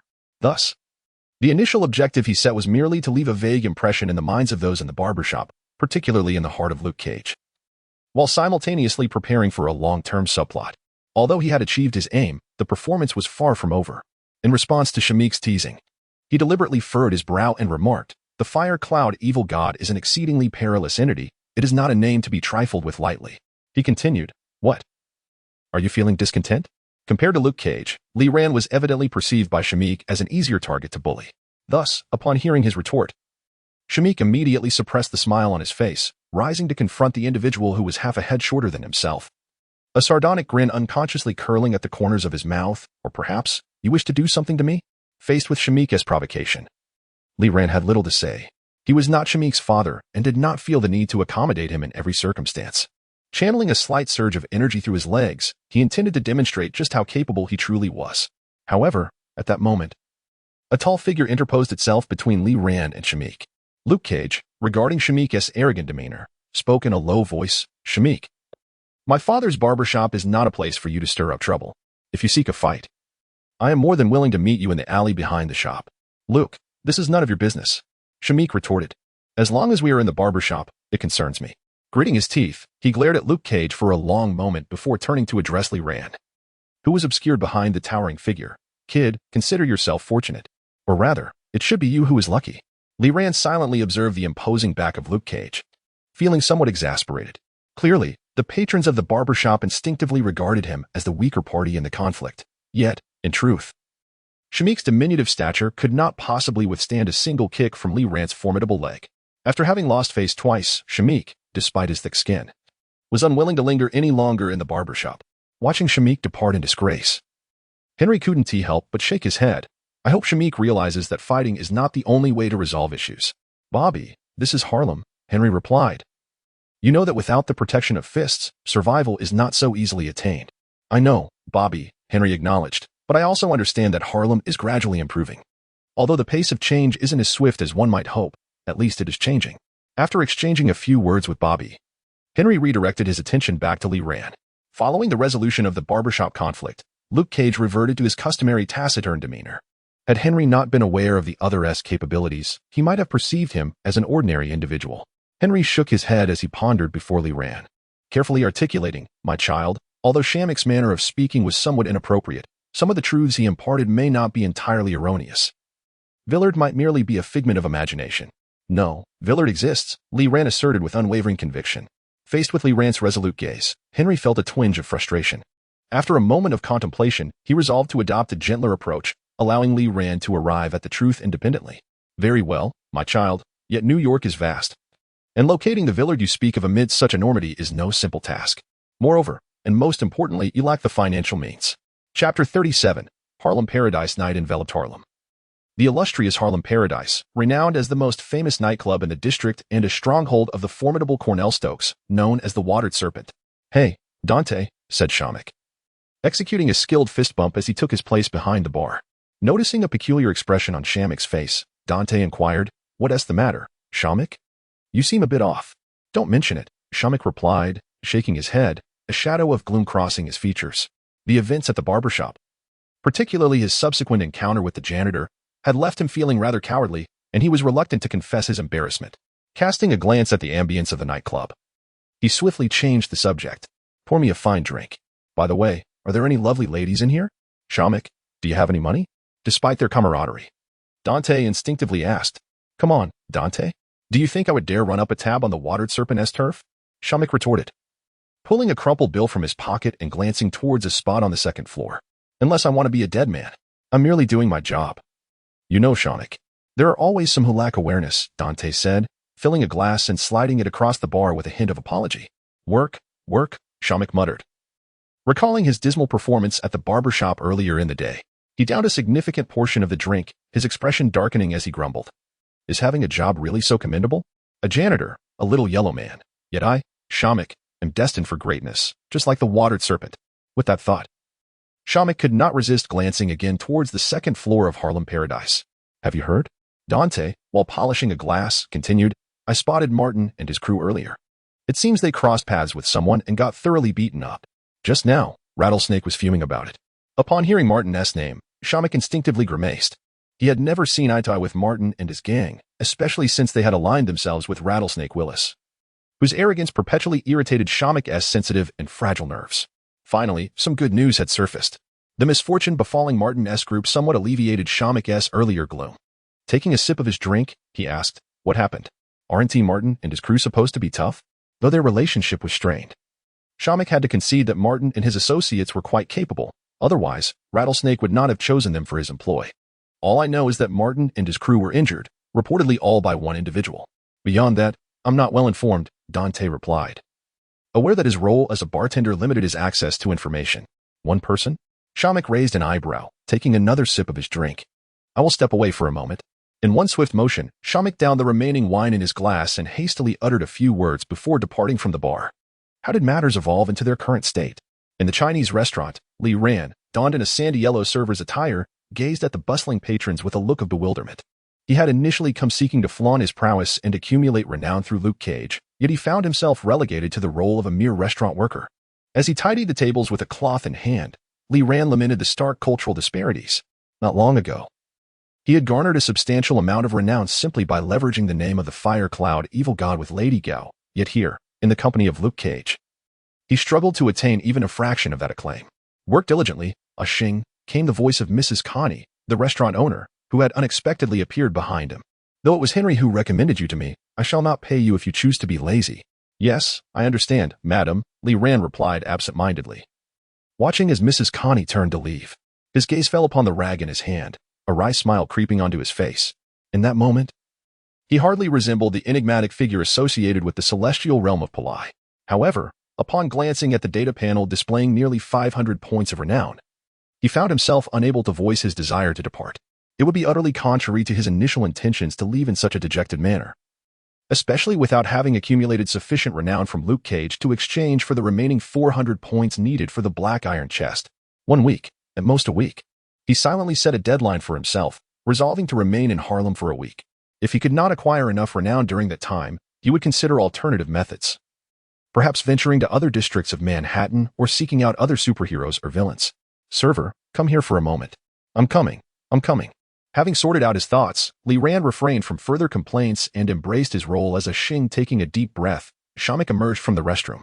He was supposed to head back to Dante, but as he walked a few steps toward the bar, he instinctively halted and glanced back at the staircase behind him. Ascending those stairs would lead him to the second floor of Harlem's Paradise, the domain of Cornell Stokes, the Bushmaster. Though he had passed by this spot countless times, he had never mustered the courage to investigate further due to Bushmaster's intimidating reputation. Perhaps not today. I have no desire to court danger. For provoking Bushmaster is no trivial matter. Shanik stood hesitantly before the staircase, contemplating for a moment before ultimately making a heartfelt decision, much like his demeanor at the barbershop. After taking a few steps forward, he cast a lingering glance back towards the second floor, just in time to catch a glimpse of a familiar face darting by. Martin? As Shanik beheld Martin on the upper level, memories of his recent conversation with Dante at the bar resurfaced. Gritting his teeth, he altered his course and ascended the stairs towards the second floor. To hell with it, if it's to be, so be it. Chapter 38, The Water Snake Gulliolo. As he swallowed hard, Shanik cautiously ascended to the second floor of the Harlem Paradise, illuminated by the dim lights of the nightclub. Damn, this is the true Harlem Paradise. This is what I have been yearning for. Shanik thought to himself as he peered over the railing, taking in the scene below, unable to suppress an expletive. Collecting his exhilaration, he ventured further inside, his heart instinctively quickening at the sight of several men, clearly dressed as bodyguards. Fortunately, he was lucky enough not to attract their attention. Following the corridor on the second floor, Shamik arrived at a distinctly office-like area where he spotted Martin from earlier. I prefer to be straightforward, so tell me, what exactly happened? Cornell inquired, standing before a gigantic poster of the notorious Mr. Infamous. Gazing with keen interest at Martin and his companions, who were entangled in bandages. We encountered a person. Cornell interrupted Martin's explanation. Turning to the resplendent crown depicted on the poster of Mr. Infamous. I do not require excessive excuses or explanations. I pay you to act on my behalf. Not to whine like a bunch of women in my presence. It was a man of Asian descent, clad in a red tank top and worn-out sneakers. Raising an eyebrow instinctively, Cornell looked at the imposing figure of Martin. So he single-handedly took down all of you? He was formidable. He knocked me across the room with a single kick. Cornell sank back into his chair, remaining silent for a moment before responding. A kick? We have discovered a little mouse. At that moment, the door swung open, and the bodyguards ushered Shamik into the room. Shamik? Martin exclaimed. Do you know him? Cornell asked. No, we are not well acquainted.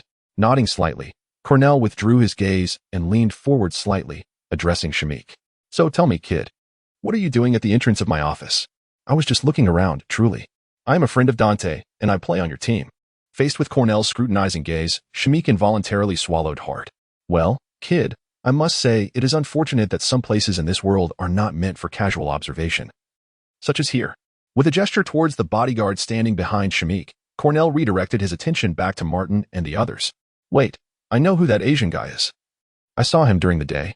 Anticipating the potential repercussions, Shamik struggled in the bodyguard's grip and shouted. Hold on. Raising his hand. Cornell halted the bodyguard's actions and shifted his focus back to Shamik. Tell me, who exactly is that guy? There is a small room on the third floor of the restaurant. It was originally a storage area, but you can temporarily use it as your bedroom. In the dead of night, the Chinese restaurant had closed its doors. Madame Connie addressed Li Ran, who was tidying up in the restaurant. Moreover, during the night, it is advisable to avoid roaming, as the safety in Harlem is not particularly reassuring. Especially in the late hours when many unemployed individuals of African descent tend to linger on the streets, often targeting those of other ethnic backgrounds for robbery. Despite her stern demeanor, Madame Connie offered a few words of counsel to Li Ran. Traveling abroad is no easy feat. Although I am unaware of your reasons for coming to America, since you are here, work diligently to sustain yourself. The wages at the restaurant may not be substantial, yet they will suffice to ensure you have 3 meals a day and avoid hunger. Thank you. Although Li Ran's time working in the Chinese restaurant is destined to be brief, Madame Connie's displayed kindness still warmed his heart. However, this moment of warmth did not last long. Suddenly, a loud banging echoed from the entrance, as several young African-American thugs armed with baseball bats barged in brazenly. Excuse me. We've already noticed a few intruders. Li Ran intended to say something, but was pulled down by Madame Connie standing beside him. What is happening? In the kitchen. The male owner of the restaurant, a middle-aged man of Asian descent with black hair and yellow skin, emerged. With a crash, one thug smashed a ceramic jar placed in the restaurant. The apparent leader among them surveyed the 3 individuals inside the restaurant and disdainfully inquired, How long have you been in this country? Have you learned to speak English yet? My English is fine, the male owner replied, protecting his wife behind him in the face of the aggressive thugs. Then, conveyed to Cornell Stokes and Maria Dillard that for the sake of building a new Harlem, you shall donate money, and we shall take our leave. Meanwhile, Li Ran had discerned the situation. It was evident that these intruders were here to extort money. It seemed that the security situation in Harlem was far from satisfactory, rivaling that of Hell's Kitchen. Despite the intimidation from the thugs, the male owner, although frightened, steadfastly refused, stating, This restaurant is mine. This building was acquired through my father's hard work. Tell Cornell Stokes and Maria Dillard that I will not be donating any money. We voted for Maria Dillard not to engage in such activities. Clearly, the old man had not grasped the gravity of the situation. Upon hearing the owner's refusal, the thug's expression shifted dramatically. The leader raised his baseball bat, pointing it at the 2 elderly individuals, and with deliberate clarity stated, I have no habit of respecting the elderly or children, so, old men, while we are still being reasonable, hand over the money. I believe they have made themselves abundantly clear. Having observed from the sidelines, Li Ran felt it was time for him to step in. Aishing. Upon hearing Li Ran's call, Madame Connie quickly shouted, attempting to dissuade him. However, it was evident that the group of young black men across the way had already taken notice of Li Ran, who was standing nearby. What are you saying? One of them, who had approached Li Ran, dug into his ear and inquired, I didn't quite catch that. Perhaps you could repeat yourself? Li Ran, casting a silent glance at the baseball bat concealed behind the man, remained composed as he replied. I said before he could finish his sentence, the young man facing him suddenly changed expression, swinging the bat from behind him toward Li Ran with alarming ferocity. Chapter 39. Employment. In the face of the brutal scene unfolding before her eyes, Mrs. Connie instinctively turned her head away, her fingers tightening around her husband's sleeve as she closed her eyes, unable to bear the impending carnage. However, mere seconds later, she opened her eyes, only to find the reality starkly contrasting her expectations. There was indeed an injury, but it was not the anticipated Li Ran who was harmed. Rather, it was the assailant, a black man, who had been struck first. Inside the Chinese restaurant, Li Ran maintained his poised stance, while the man with the baseball bat gradually slid down the wall. "Kid, you've messed with the wrong person." Observing his comrade sent flying by Li Ran's kick, the remaining black men exchanged silent glances, with the leader raising his baseball bat to strike fiercely at Li Ran. Crack! With a swift flick of his leg, Li Ran shattered the incoming wooden bat, swiftly altering his position to kick the assailant out of the restaurant. Meanwhile, witnessing Li Ran effortlessly dispatch his companion, another black man hastily drew his handgun, aiming it at him. Yet, before he could pull the trigger, Li Ran stomped the ground with tremendous force, leaving a shallow crack in the restaurant floor. In the blink of an eye, he was before the gunman, delivering a side kick that shattered the weapon into a flurry of parts. Seizing the moment, he continued his assault, sending the opposing man flying with another decisive kick. After neutralizing the advancing assailants, Li Ran gradually retracted his leg and turned to face the last remaining black man, who stood motionless in the restaurant. The survivor glanced down at his fallen comrades, then raised his gaze to Li Ran, decisively surrendering as he raised his hands and stealthily backed towards the exit. "Honestly, I have no ties to these guys. I was just here for the spectacle. I've never liked them from the start, mate." Returning to her senses, Mrs. Connie looked at the scene within the restaurant and inquired of Li Ran, "Who are you, and where do you come from?" "My name is Xing, hailing from the legendary Palai." Indeed, it seemed that the Chinese understood the significance of Palai better. Shocked, the male proprietor of the restaurant, Jai Sai, appeared to have an epiphany. He hurriedly opened the cash register, retrieving a thick stack of bills and presenting it to Li Ran. "Here you go." "What?" Li Ran looked down at the money being offered, bewildered. "I know these individuals. They won't let this matter rest so easily. They will surely return with more trouble for you. So take this money and leave Harlem quickly." Jai Sai's action stemmed not only from concern for Li Ran, but also from a desire to avoid further complications for his restaurant. After all, he and his wife were merely ordinary people, running a restaurant to make a living, and they did not wish to become entangled in the conflict between Li Ran and the delinquents. This approach may appear somewhat selfish, yet it is an unfortunate necessity. I have come to understand this. The demeanor of the restaurant owner, Jai Sai, has been quite explicit. Thus, Li Ran harbors no genuine anger. For if he were an ordinary individual faced with a similar predicament, he might very well adopt a similarly passive stance of avoiding trouble. Fortunately, he is not like Jai Sai, who possesses no capacity for resistance and can only acquiesce to circumstances. Nodding slightly, Li Ran pushed the money before him aside. "I shall take my leave. But I will not accept this money. If I were to do so, what difference would there be between myself and the previous group of thugs?" After removing his uniform and placing it neatly on a nearby table, Li Ran acknowledged Mrs. Connie and the others in the restaurant with a nod before turning towards the entrance. His employment at the Chinese restaurant holds little significance for him, for ultimately, he did not come to Harlem merely to work. "Wait." Mrs. Connie glanced down at Li Ran's folded uniform, then looked back at his departing figure. After a moment of internal struggle, she called out to him just as he reached the door. "You need not leave," Xing gently patting her husband's arm. Mrs. Connie regarded Li Ran's astonished expression. "We intend to hire you to ensure the safety of the restaurant."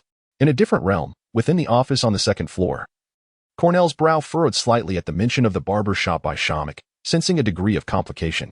In his youth, he had worked under Old Man Henry, receiving considerable support from him, which cultivated a deep respect for his former boss. Even after Henry's release from prison, despite his diminished ferocity, Cornell maintained his reverence and honored Henry's request to allow his barber shop to exist as a neutral ground in Harlem. "Are you certain he is at the barber shop?" "Absolutely." Shamik nodded vigorously, fearing to deceive the viper before him. "The man in the red shirt, I saw him sitting there getting a haircut when I visited this morning. I even had a disagreement with Old Man over it." Upon hearing this, Cornell sat in silence for a moment before slowly responding, "Since this matter involves Old Man, however." Before he could finish, the door swung open once again. "Hey, Willis, have you not learned even a modicum of politeness? Did you not see that I was speaking?" Cornell scowled at the intruding rattlesnake, Willis Strike, his displeasure evident. "That fellow has reappeared." Ignoring the rebuke, Willis glanced at Martin in the office and at Shamik kneeling on the floor. Addressing Cornell seated in his chair, "The man in the red shirt, one of our men, was attacked while collecting money. Once again, it is him." Although Cornell harbored a modicum of respect for the old man, it did not imply that he could tolerate repeated violations of his domain. Where had this latest transgression occurred? Suppressing the fury that boiled within him, Cornell inquired. It was at the Chinese restaurant owned by that Asian couple. Upon hearing that the incident did not take place at the barber shop, Cornell's furrowed brow instantly relaxed. Rising from his seat, he approached the rattlesnake. By tomorrow, I expect to confront that individual, regardless of the outcome, and make him understand the essence of Harlem and the unwritten rules of the black community. Chapter 40. Transformation. Seated in the small room repurposed from the storage closet, Lee Rand gazed at the data panel, where a sudden influx of information caused him to raise an eyebrow.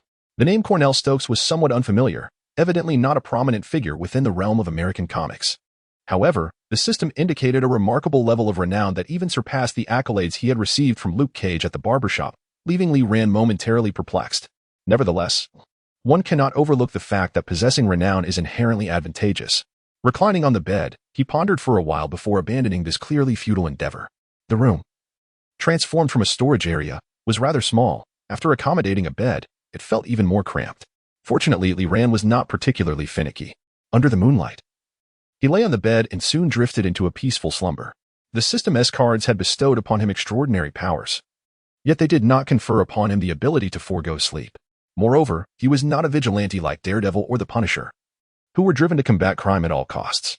There was no need for him to sacrifice his precious rest to safeguard the streets of New York City.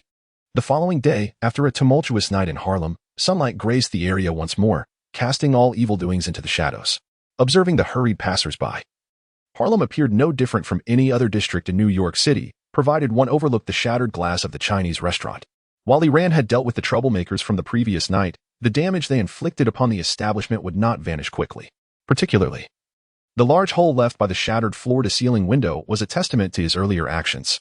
With a single kick, he had propelled a thug out of the restaurant, demonstrating his formidable strength while inadvertently creating additional complications for the eatery.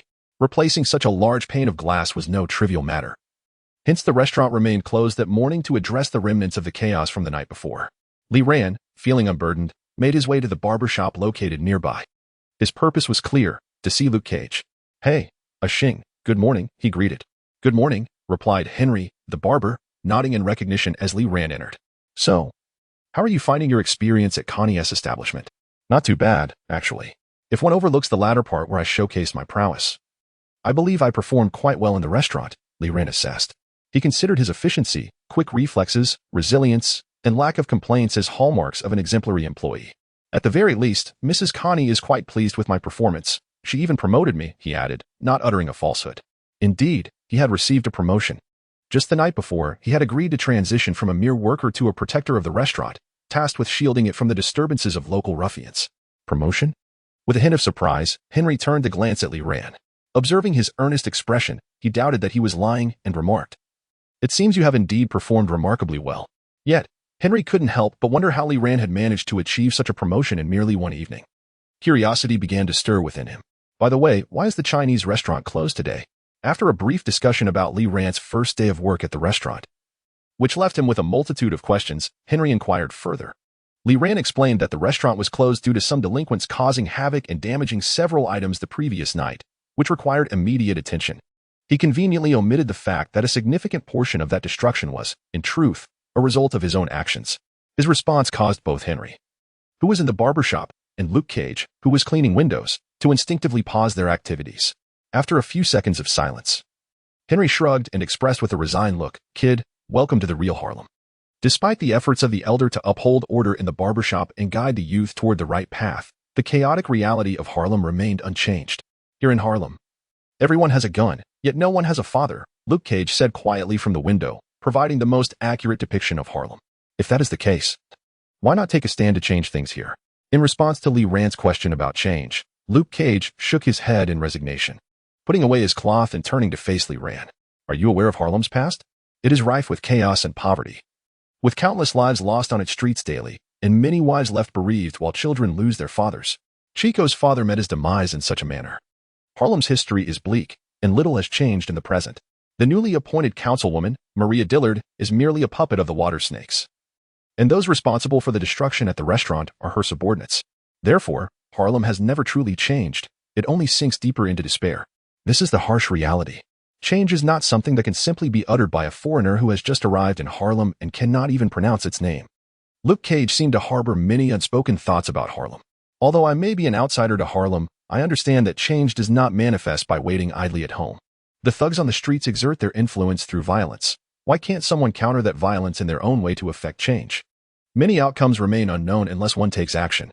If one lives without dreams, what distinguishes them from a salted fish? After a bowl of heartfelt soup, Luke Cage's expression visibly wavered. Standing nearby, Henry unconsciously clenched his fists, gazing at Luke Cage. His mouth opened as if to speak, but ultimately he chose silence, leaving the decision to his companion. However, he soon reined in his emotions, reverting to his previous taciturn demeanor. "You need not say so much. I am merely an ordinary janitor," he stated, shaking his head as he lifted the nearby bucket, preparing to walk away. "No, you are not," Lee Ran interjected, reaching out to halt Luke Cage's departure. Gazing up at the towering figure, he spoke with unwavering conviction. "I can sense that you are no ordinary individual. You possess the power to alter this place and the fate of Harlem, which you lament so deeply." Chapter 41. Proof. Luke Cage has long strived to conceal his extraordinary nature. This includes juggling 2 jobs, steering clear of perilous situations, avoiding gang confrontations, and refraining from engaging in malevolent deeds, all in an effort to protect his identity. However, he never anticipated that the unexpected newcomer who appeared at the barbershop in Harlem would so effortlessly unveil his most profound secret. In that fleeting moment, Luke Cage pondered many thoughts, even beginning to suspect that this individual might be the very agent sent from the private detention center that had once imprisoned him. "Who are you?" he inquired. "I am a Shing, hailing from the mystical eastern realm of Palai." From Luke Cage's legend degree, 85, from Henry's legend degree, 40, indeed. Such background settings must be revealed one by one to retain their impact. Presenting them all at once would diminish their shocking effect. Glancing at the impressive legend degrees displayed on the data panel, Lee Ran momentarily lost focus, but he swiftly reined in his thoughts. After all, his ambitions extended far beyond mere legend degrees. East, Palai? Repeating the somewhat tongue-twisting name, Luke Cage regarded Lee Ran with a newfound perspective. He still sported that red t-shirt paired with the comical haircut crafted by the barber, yet it did nothing to obscure the enigmatic aura he emanated. The barber, who believed he had witnessed enough in his long life, shook his head. "Yet evidently, I still know too little." "A Shing. What kind of place is this Panlai you speak of?" Panlai is a celestial island in the legends of Huaxia, situated beyond the eastern seas. We reside on Panlai Island, adhering to the principle of remaining hidden from the world, seldom revealing ourselves to mortals unless under truly extraordinary circumstances. Since he was to unveil his origin, he aimed to elevate the narrative, introducing it with grandeur. Thus, even though currently only Lee Ran represented all of Palai, he maintained an air of mystery, earnestly addressing Luke Cage and the barber in the barbershop. Truly extraordinary circumstances? Luke Cage astutely noted the implications in Lee Ran's words. Recalling the conversation from the previous day in the barbershop, stirring turmoil within him, could it be that everything you said yesterday was indeed true? There really is a fire cloud evil god? Reflecting on Lee Ran's earlier mention of this name, Luke Cage couldn't help but furrow his brow. The ultimate killing king. That is hardly a flattering title. Of course, do you think I would lie? Despite secretly empathizing with Luke Cage, Lee Ran maintained a facade of surprise. Inside the barbershop, Luke Cage and the barber exchanged glances. Naturally, the idea of a suddenly appearing so-called fire cloud evil god was far less convincing than the notion of a mere fabrication. "A Shing. It's not that I don't believe you, but the sudden mention of Palai and then the fire cloud evil god, it's quite bewildering." Henry's words trailed off, yet the implication was unmistakable. Although he had witnessed the extraordinary prowess exhibited by Luke Cage, his impervious skin and superhuman strength, undeniably formidable abilities, these talents seemed to pale in comparison to what Lee Ran had described. In light of the evident skepticism displayed by Old Man Henry, Lee Ran could certainly understand. After all, until sufficient evidence was presented, even the most flawless assertions remained mere words. Nodding slightly, Lee Ran's gaze swept across the barbershop before settling on the vending machine nestled in the corner. Though there was no overt evidence, Harlem paradise during the day transformed from the enchanting ambience of the night into an atmosphere rife with gang violence. Viper Willis Strike stood in the ballroom on the first floor, observing his assembled subordinates before gesturing to the enforcers behind him. One of the enforcers nodded and promptly turned, dragging a battered figure from the shadows. Staggering forward, Shamek spat out a mouthful of blood, his swollen eyes scanning the crowd gathered in Harlem paradise, clearly indicating that the previous night had not treated him well. Approaching Shamek, Willis placed a hand on his battered cheek, saying, "You should consider yourself fortunate. I haven't fed you to the dogs yet. However, should I discover even the slightest deceit from you moving forward, I assure you, you will come to know the meaning of suffering far worse than death. Rest assured. Everything I say is the truth. The ordeal of the previous night had evidently altered Shamak. In response to Willis's threat, he managed a bloodstained grin. That is for the best. With a dismissive shove to Shamak's head, Willis ignored the man as he fell to the ground and turned to his assembled men, proclaiming, "It is well known that Harlem has been a kingdom for us, the black community, a paradise that instills fear in the hearts of white men. Yet, just yesterday, an audacious fool dared to challenge our authority and harmed one of our brothers. Therefore, brothers, for a renewed Harlem, for a revitalized Harlem, let us march." A shing. Are you certain this is the place you wish to showcase the legendary Polai? In the alley behind the barber shop, old man Henry observed Lee Rand, who nonchalantly held a can of drink, glancing around before inquiring with a subtly perplexed expression. Indeed, Lee Rand affirmed, finishing the last sip of his beverage. Polai is too distant from New York. I cannot manifest it before your eyes. Turning to glance at Luke Cage and old man Henry, Lee Rand earnestly explained. As for the mystical Polai, which currently exists only in concept, I cannot conjure it out of thin air. However, I do possess my own methods. While I may not be able to create Polai, I can, through my actions, indirectly substantiate its existence. Yet, I can utilize alternative means to prove that all I have stated is indeed true. As he spoke, Lee Rand released his grip on the aluminum can. He slightly retreated his right leg, and then, with the force of a mighty kick, executed the powerful Vajra leg technique. Accompanied by a piercing sound that sliced through the air, he struck the descending can with precision. "This is my evidence," Lee Rand declared, raising his hand to point at the can soaring through the sky, its destination unknown, as he turned to address Luke Cage and his father standing behind him. Chapter 42. Nicknames. How did you manage that? Ashing? After a moment of astonishment, the old man finally concealed his bewildered expression and turned his gaze toward Lee Rand, who appeared entirely at ease. Kicking a soda can in itself is not particularly remarkable. However, witnessing someone like Lee Rand propel a can skyward, soaring to a point beyond visible reach, is indeed astonishing. This feat evidently surpassed the capabilities of an ordinary individual, as no normal person, no matter how much effort they exerted, could send a can to such heights. Moreover, it was evident from Lee Rand's relaxed demeanor that he had not exerted his full strength. Luke Cage observed the robust thighs revealed by Lee Rand's rolled-up pants. Perhaps due to his own extraordinary abilities, he was less surprised by Lee Rand's impressive display of leg strength than the old man. Nonetheless, Luke Cage was equally curious about the source of Lee Rand's power. He sensed that the abilities exhibited by Lee Rand differed from those he had inadvertently acquired through experimentation. The diamond leg, that is the name of the martial art I learned in Polai. Martial arts? Since the 1970s. The culture of Chinese martial arts has gained popularity in America. Thus, when Lee Rand mentioned the term, both Luke Cage and the old man nodded in understanding, suddenly finding clarity in all their previous questions. This illustrates how stereotypes can be misleading. Observing the expressions of the two before him, Lee Rand shook his head inwardly, reflecting on how deeply ingrained the elements of Chinese martial arts are within America. Simultaneously, he felt a moment of clarity, grateful for the efforts of predecessors who had laid the groundwork for awareness. Without their contributions, it would have been an insurmountable challenge for Lee Rand alone to convey the essence of martial arts and its significance to Americans. To think I would encounter two individuals with extraordinary abilities in a single day. Old man, I mentioned before that your nickname is rather unappealing. In response to the old man's jest, Luke Cage shook his head in mild exasperation. Old man Henry, hey, Mr. Invulnerable, if I possessed your powers, the first thing I would do is choose a more suitable nickname for myself. If I leave it to others, it might not be as satisfying. Luke Cage, there will never be such a person, old man, for no one would know my uniqueness. Shaking his head, the old man regarded the tall figure before him. Never speak in absolutes, Luke. Perhaps Ashing is correct. You should venture out to assist others. Maybe that is the true reason the heavens bestowed these extraordinary powers upon you. Riva had expressed similar sentiments. The old man's words evidently stirred something within Luke Cage. Perhaps she was right. Have you ever considered that you could use your powers to help others? Perhaps you should cultivate a modicum of ambition, Luke, utilizing your abilities to rescue more souls, as Ashing has articulated, to transform Harlem. Luke Cage, perhaps my ambition is merely to sweep hair in a barbershop, wash dishes in a nightclub, and plead for others to leave me undisturbed? You cannot evade it. At this moment, Lee Rand, who had been observing silently, interjected, you may escape for a time, but not for eternity. Do you believe all of this is what I desire? Lee Rand's words evidently stirred some memories within Luke Cage, causing him to instinctively clench his fists and raise his voice. I was framed, beaten, confined like a tropical fish for observation, and when I emerged, I possessed these inexplicable abilities. Old man, these abilities saved your life. Luke Cage, rather. They have ruined my life. I never aspired to possess such powers, and at times I ponder whether, had I not possessed them, Riva would still be alive. And I would not be in this perpetual state of hiding. Old man. So what, Luke? Listen to me. The past is always the past. The only significant direction in life is forward, not backward. I merely wish to live each day well, to embrace an ordinary existence.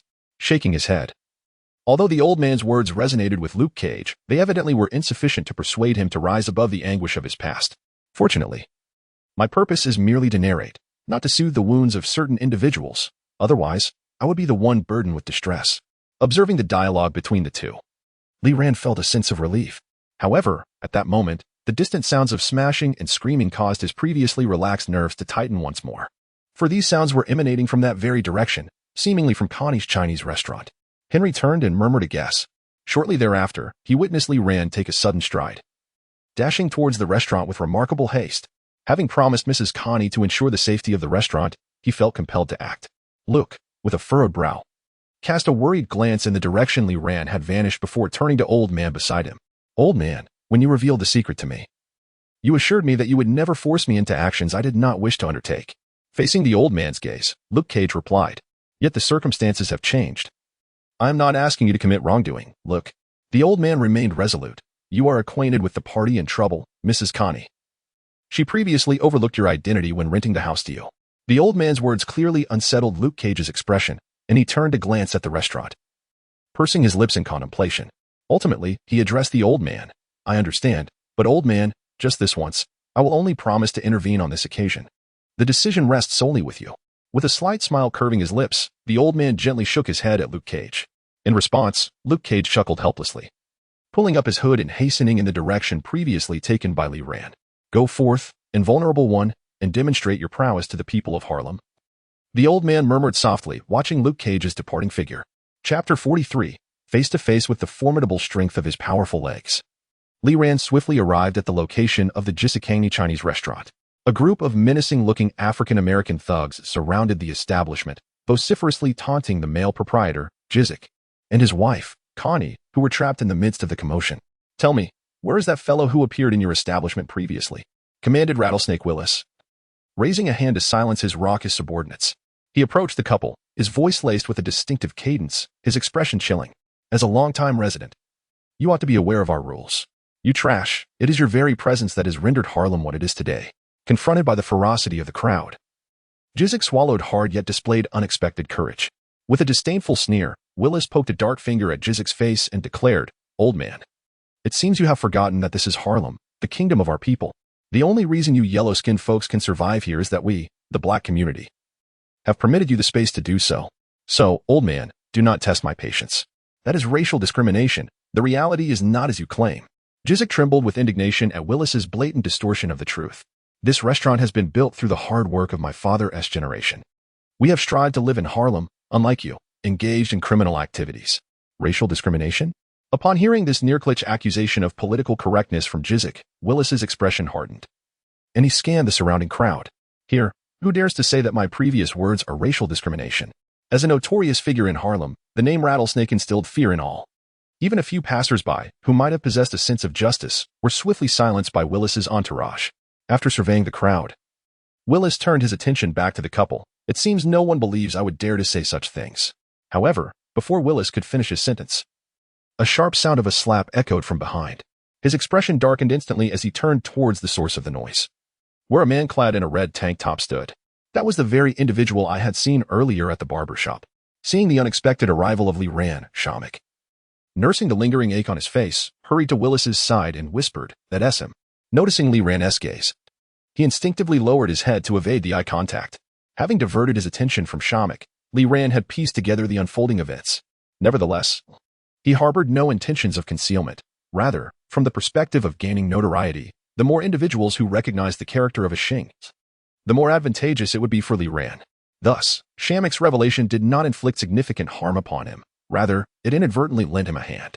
Nevertheless, Li Ran would not express gratitude for this. Upon hearing Shamik's accusations, Willis instinctively narrowed his eyes.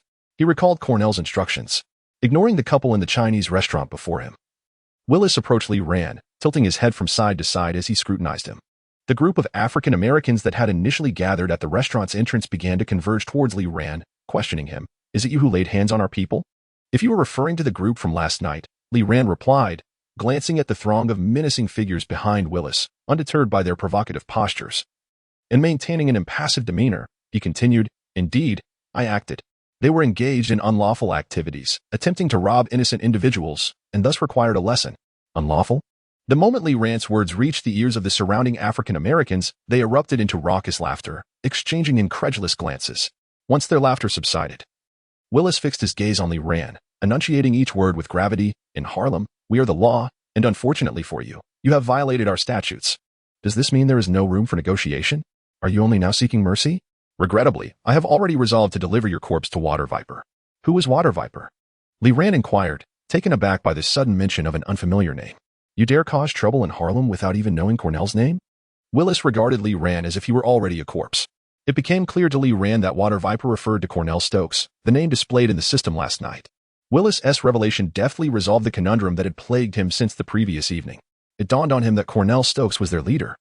Observing Li Ran's expression of realization, Willis instinctively furrowed his brow, recalling the fate of his subordinates. Remembering Martin and others' words, he discreetly glanced at Li Ran's worn sneakers. Stepping back a few paces to maintain a safe distance, leaning against the densely packed crowd behind him, he continued, "Perhaps you believe yourself formidable for easily overpowering a few of my men. But can you defeat 1, 10, 20, 30, or even 100? As long as we desire. All of Harlem belongs to us, and you will find no refuge. Spare me your empty threats." Li Ran, wearing an impassive expression, flexed his limbs, rotated his neck, and finally spread his arms in a characteristic martial arts stance, declaring, "Let them come." At the sight of Li Ran, a solitary figure boldly challenging their group, several hot-headed individuals among the assembly could no longer restrain their tempers. Amidst the chaos, a towering figure, a robust man of African descent exceeding 2 meters in height, disregarded Willis's commands and approached Li Ran. He looked down upon the diminutive man before him, a mere fraction of his size, and with a sinister grin, raised his colossal fist. What an enormous fist, akin to a cooking pot. How did one train to achieve such might? Li Ran remarked, his expression betraying no significant change, even casting a curious glance at the man's fist. Unfortunately, due to cultural differences, the imposing figure failed to grasp the essence of Li Ran's words. Ignoring the playful jab, he unhesitatingly brought his fist crashing down towards Li Ran's head. Chapter 44, Crisis with a resounding thud. It was no surprise that the first to be launched was still the aggressive African American. Witnessing the formidable figure soaring through the air evoked gasps from the onlookers, while simultaneously toppling a multitude of gang members standing nearby. As he beheld his subordinates, who resembled bowling pins under the weight of the muscular giant, Willis swiftly commanded the thugs beneath him, "Everyone, charge." At Willis's command, the remaining African Americans seized an array of weapons, roaring as they charged towards Li Ran. However, the speed of their advance was matched by their swift retreat. Confronted by the surging crowd, Li Ran exerted the full force of his powerful leg technique, sending each assailant hurtling back as if they were mere playthings. He held no intention of holding back against those who dared to challenge him. Each kick delivered with utmost ferocity could result in grievous injuries, if not fatal consequences. Before long, the reckless youths who had rushed forward were sent sprawling to the ground, suffering heavy casualties. The remaining gang members hesitated, exchanging nervous glances. Though they favored violent resolutions, they were not eager to endure pain, especially in light of the current circumstances. A kick from Li Ran promised more than just temporary discomfort. It could very well cost them their lives. As Willis observed his men faltering, he could not suppress a furious outburst, grabbing one of the retreating thugs and delivering a resounding slap. "Damn it, you lot, get in there. Who told you to fall back? Don't you see?" Despite the slap, the thug preferred to endure that punishment rather than charge forward. "That guy is not someone we can defeat. Even the great shark won't withstand a blow from him. You brainless fools. Just kick this hot-headed man down," Willis exclaimed, drawing a pistol from behind him, aiming it at Li Ran. "If we can't defeat him in a fair fight, then why not use firearms?" At Willis's urging, the previously hesitant crowd of African Americans swiftly reacted, discarding their makeshift weapons in favor of firearms drawn from their pockets. The shift from blunt objects to guns significantly escalated the danger posed to Li Ran. Observing this transformation, his expression shifted, and he instinctively halted his movements. Despite the power of his leg technique, it had not yet reached the level of being able to kick bullets away. "Go on, keep attacking." Amidst the throng of gun barrels, Willis mustered his courage to step forward once more, gazing at the solemn expression on Li Ran's face. He couldn't help but sneer. "Weren't you quite formidable just a moment ago, effortlessly dispatching so many of my men? Why do you hesitate now? Come on, yellow-skinned monkey, I stand here waiting for you." Do you dare to lift a foot and test me again? Had there been merely 1 or 2 guns aimed at him, Li Ran would not have felt particularly concerned. With the might of his powerful legs and his agility, he could easily evade them. However, upon glancing up to behold the dense array of at least 20 to 30 gun barrels before him, he realized that even with the strength of his formidable legs, he lacked the capability to emerge unscathed from such a perilous situation, confronting so many adversaries at once. Ultimately, it was a matter of insufficient ability. Although the D-grade card, a Xing, he possessed was commendable, it remained merely a D-grade card. While his powerful legs were indeed strong, they were not omnipotent, especially when faced with the undeniable constraints imposed by the firearms before him. If only he possessed a more potent card, perhaps he would not find himself so beleaguered in the current predicament. Casting a glance at the system data panel displaying his legend points, he recalled the actions taken behind the barbershop that had garnered him a considerable amount of these points. Yet, he was still a distance away from redeeming a new black iron treasure chest. If all else fails, he would have to resort to exchanging these legend points for some wooden treasure chests and see what fortune might yield. With 100 points for each exchange, given the legend points he had accumulated, there was a substantial probability that luck would favor him, enabling him to draw an item that could assist him in extricating himself from this dire situation. Although the system deemed the items obtained from wooden treasure chests to be trivial and of little utility, if employed wisely, they could indeed yield remarkable results.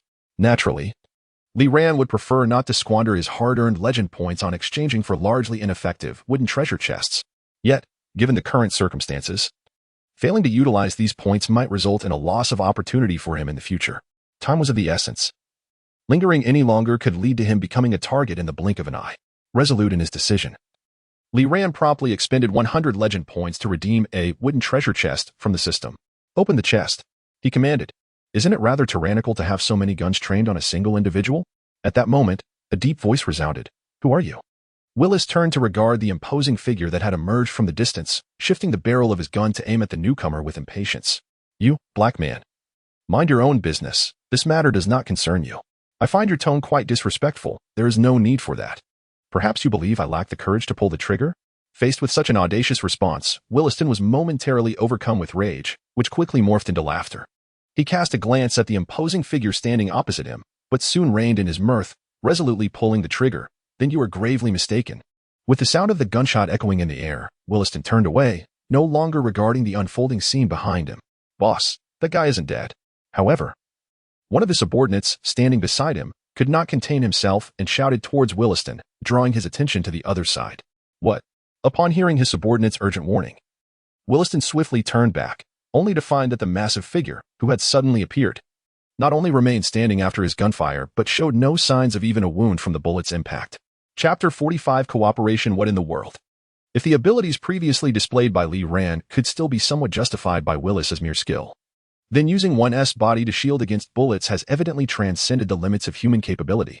What manner of monster are you? Gazing at the unscathed man, Willis inquired with trembling tones. A citizen of Harlem who cannot abide your actions, Luke Cage replied, a subtle smile gracing his lips beneath the brim of his hat. His voice low and resolute. Item, the 1,000 deaths, effect, attack, description, a fusion of 10 lethal weapons, each capable of standing alone. It is said to possess a power tenfold that of any other weapon, a lethal instrument of astounding efficacy. Remarks, watermelon knife, bicycle chain, poison, gunpowder, handgun, grenade. Insecticide, are you afraid? E-class card, the man in black, skill, concealment, background, a transnational crime syndicate shrouded in mystery, appearing as a shadowy figure until its true identity is revealed. Remarks, impossible, your true identity is. Li Ran glanced down at the item revealed in the system's treasure chest and then up at the encircled Luke Cage, feeling a twinge of exasperation. You've arrived. But why not sooner? Had you come earlier, I wouldn't have had to expend that 100 points of legendary currency. This sentiment was further emphasized upon seeing the item, the 1,000 deaths. Of course, this frustration was merely Li Ran's jest at superheroes always making their entrance at critical moments. In truth, Luke Cage's appearance had undoubtedly aided him considerably. At the very least, the remaining legendary points in the system would remain untouched. He still felt a pang of regret over just having spent 100 legendary points to open a wooden treasure chest. I cannot believe it. It cannot be true. There truly exists someone capable of stopping bullets. Shaking his head, even after witnessing it firsthand, Willis found it hard to fully accept that a person could deflect flying bullets using nothing but their body. As Luke Cage approached, he instinctively took a few steps back, panic etching his expression as he raised his firearm, firing several shots in rapid succession. Bang, bang, bang, bang. Confronted by the incoming bullets, Luke Cage merely blinked, making no attempt to evade, standing firm against the onslaught. Moments later, accompanied by the dull thuds of impact, deformed and flattened bullets tumbled to the ground. On Luke Cage's body, aside from the holes in his clothing and the palpable scent of gunpowder, no other marks remained. I rather like this outfit. Casting a glance at the bullet holes, Luke Cage remarked with a sense of regret. Damn it, I'm done. When I was summoned here, there was no mention of battling these monsters. That guy's body doesn't even yield to bullets. This is utterly unsustainable. With a swift motion, he discarded the firearm onto the ground.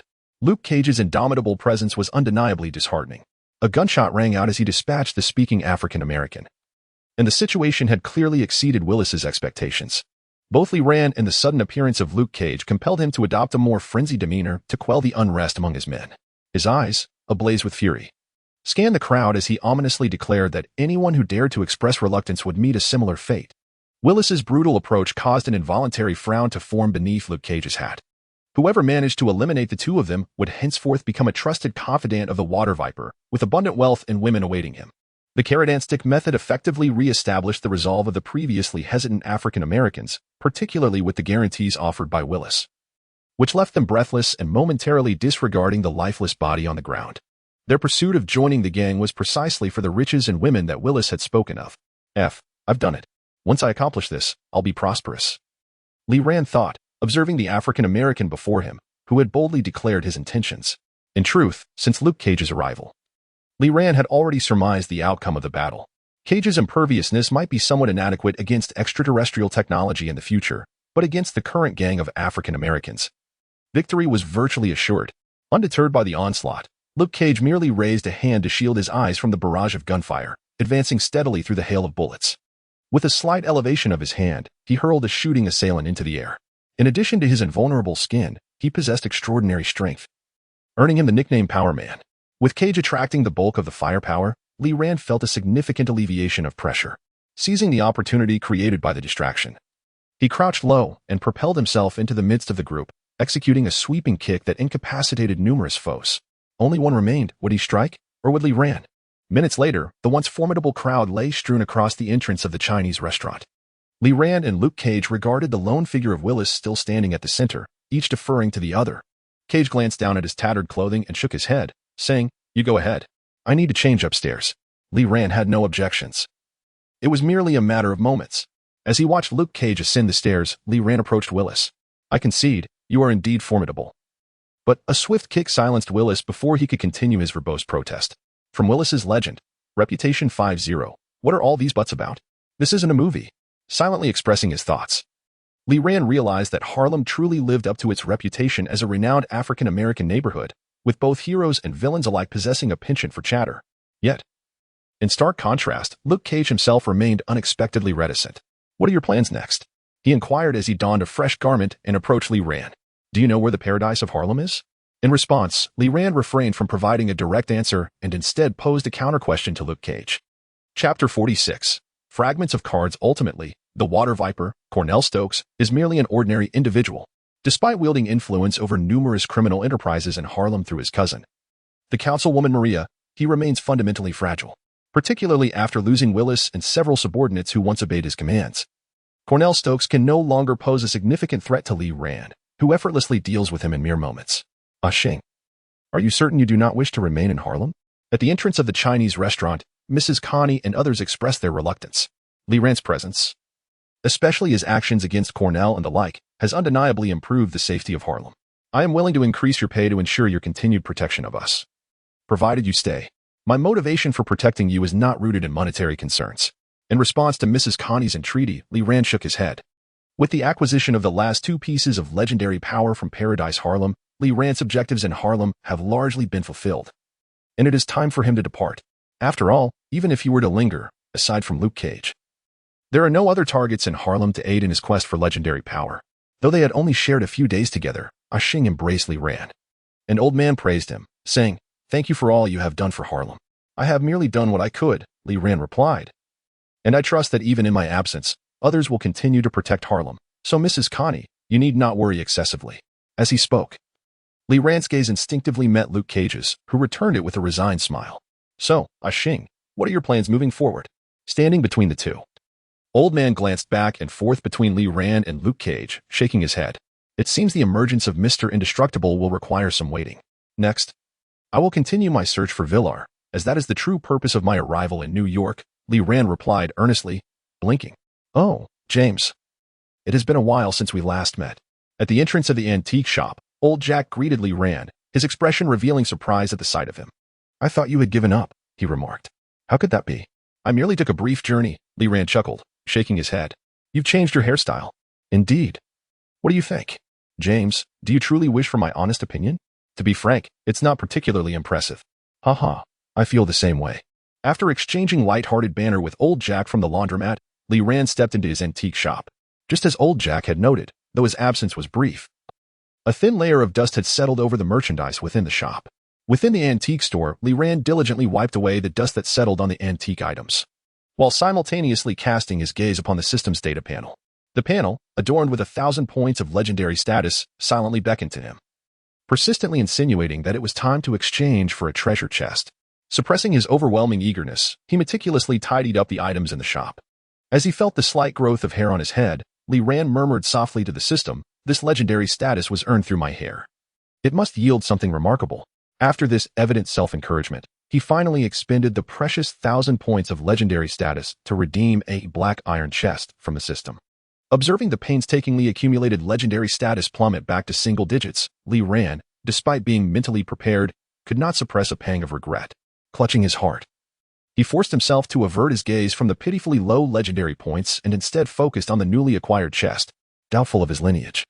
He spent a considerable amount of time in prayer before, with a heart full of trepidation, he clicked on the treasure chest within the system. As he commanded it to open, a familiar white light flashed, and the black iron chest, valued at 1,000 points of legendary status, swiftly opened. C-Class Card Fragment 2, Effect, Combination, Description, an unknown C-Class card fragment. Collecting 5 fragments can synthesize a brand new card.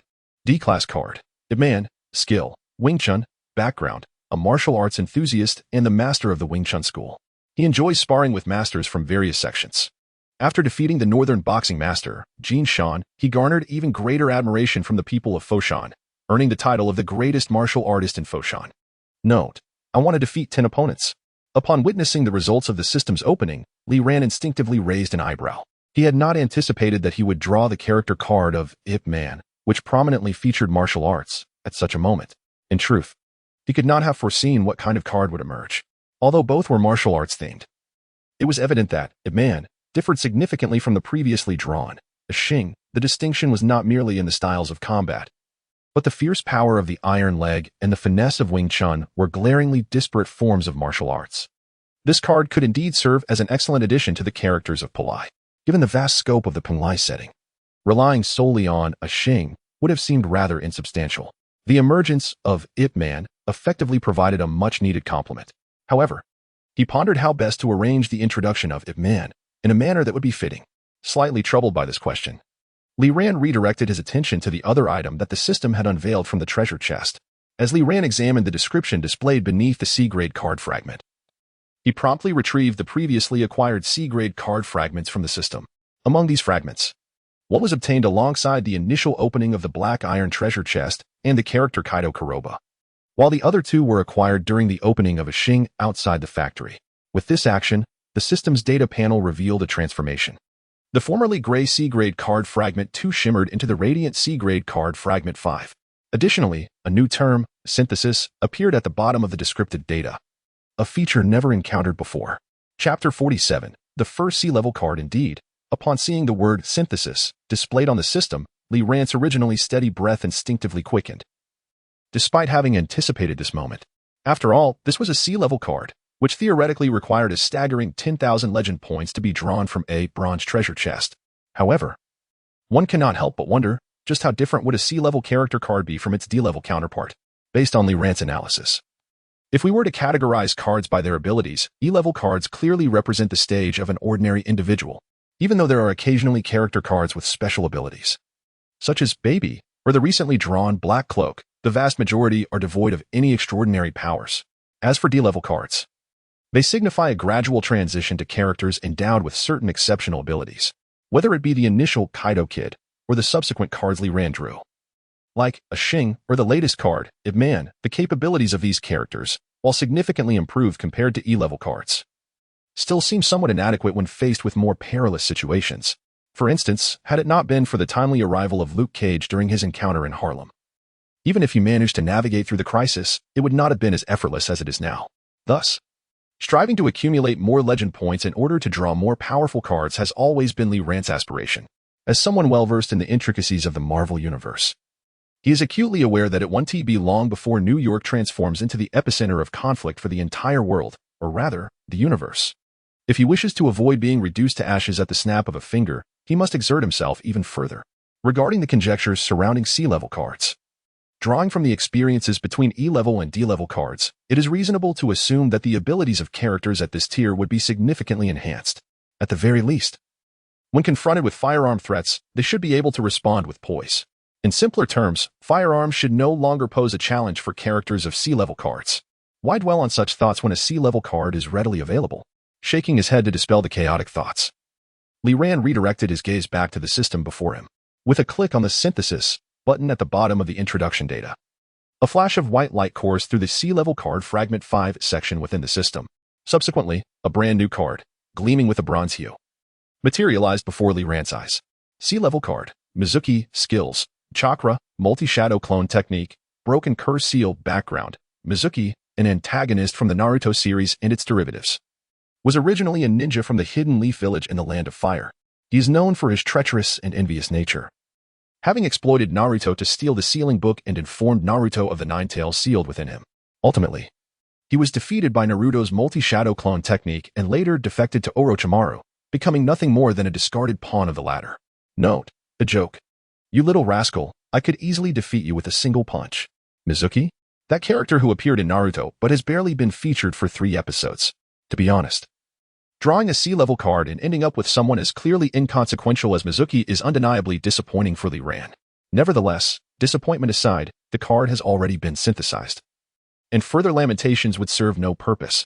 Thus, suppressing his feelings of discontent, Li Ran focused his attention on the card before him. After all, given that the system categorizes Mizuki as a C-level card, there must be some rationale behind it.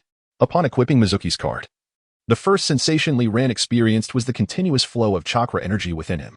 Clearly, chakra, like Wesley's adrenaline surge skill, was also a form of passive ability. However, sensing the chakra circulating within, Li Ran felt neither an explosive surge nor an overwhelming sense of power.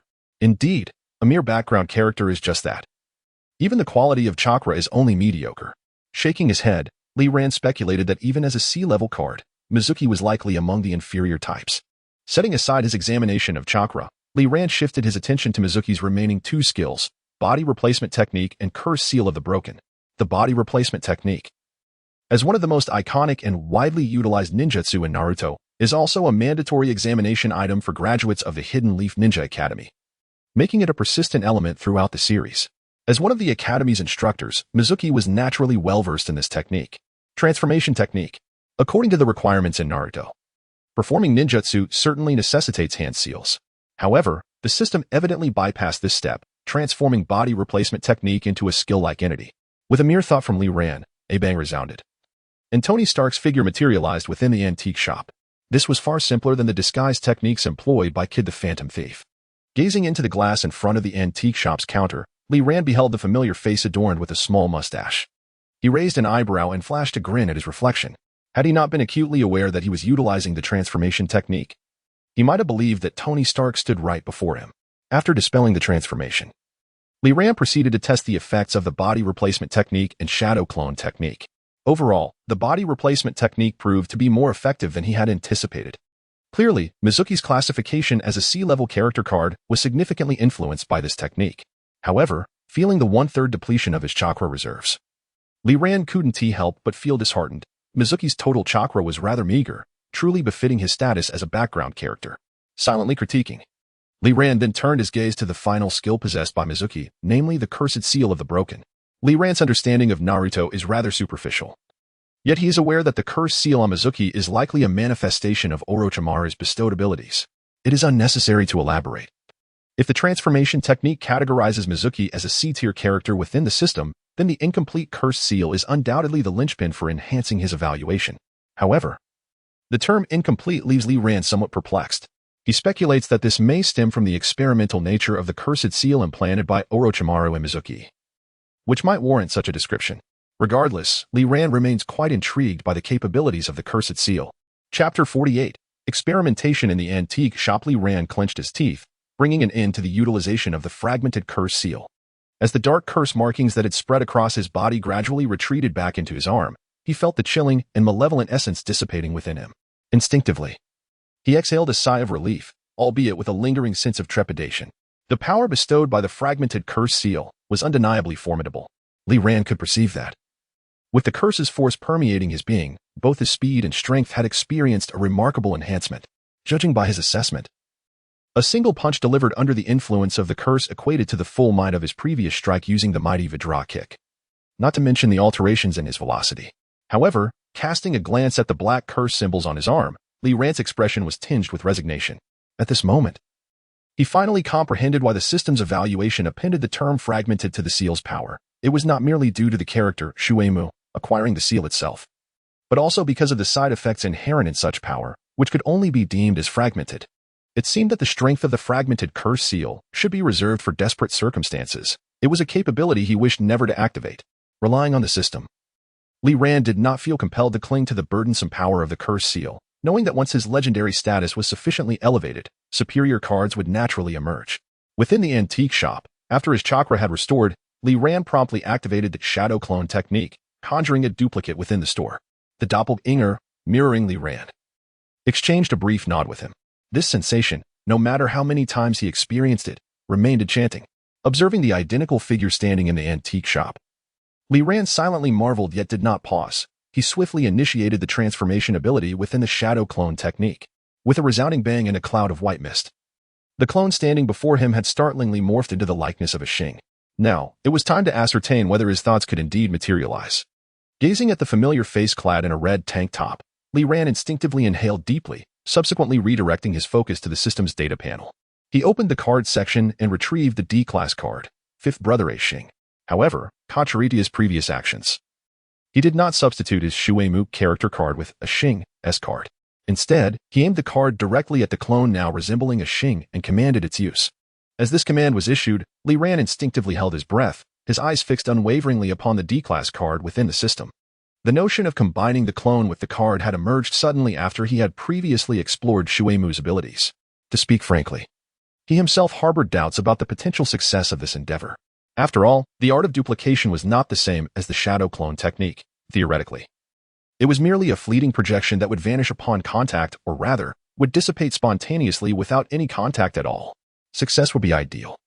For then Li Ran would no longer need to endure the exhausting risks of traversing the Harlem district in search of Luke Cage to enhance his legendary status. Moreover, in the future, whether it be the realm of Palai or the Assassin's Brotherhood, new characters would inevitably emerge. Relying solely on Li Ran's disguises would eventually lead to vulnerabilities, exposing him to scrutiny. A single character appearing from head to toe in any organization was, in itself, a monumental flaw. Conversely, failure would compel Li Ran to persist in his arduous quest, continuing to solo grind for legendary status. Fortunately, the anticipated failure did not materialize. As Li Ran issued his command, the character card for a Xing within the system began to emit a faint glow. After flickering for several seconds, it transformed into a beam of white light that merged with the body of the clone before him. It was a success. An instinctual thought flashed through Li Ran's mind as he observed the clone opposite him wink. Almost immediately, he felt a peculiar sensation in his mind, as if a part of him had momentarily fragmented, granting him additional sensory awareness. This sensation was strange and entirely distinct from the previous experience of using the three bodies technique. Yet, he could still sense his ability to control the clone before him, directing its movements, issuing commands, and even dispelling it with a mere thought. Shaking his head to dispel the lingering confusion, Li Ran gazed at a Xing across from him. Without waiting for him to speak, a Xing nodded in understanding. Rest assured, I will handle it. In the antique shop, Li Ran watched as a Xing exited through the door. After a moment of silence, he withdrew his gaze, assessing the chakra within him. He felt capable of creating yet another clone. Sir, in New York, at the Cliffside Villa's basement. What is it, Jarvis?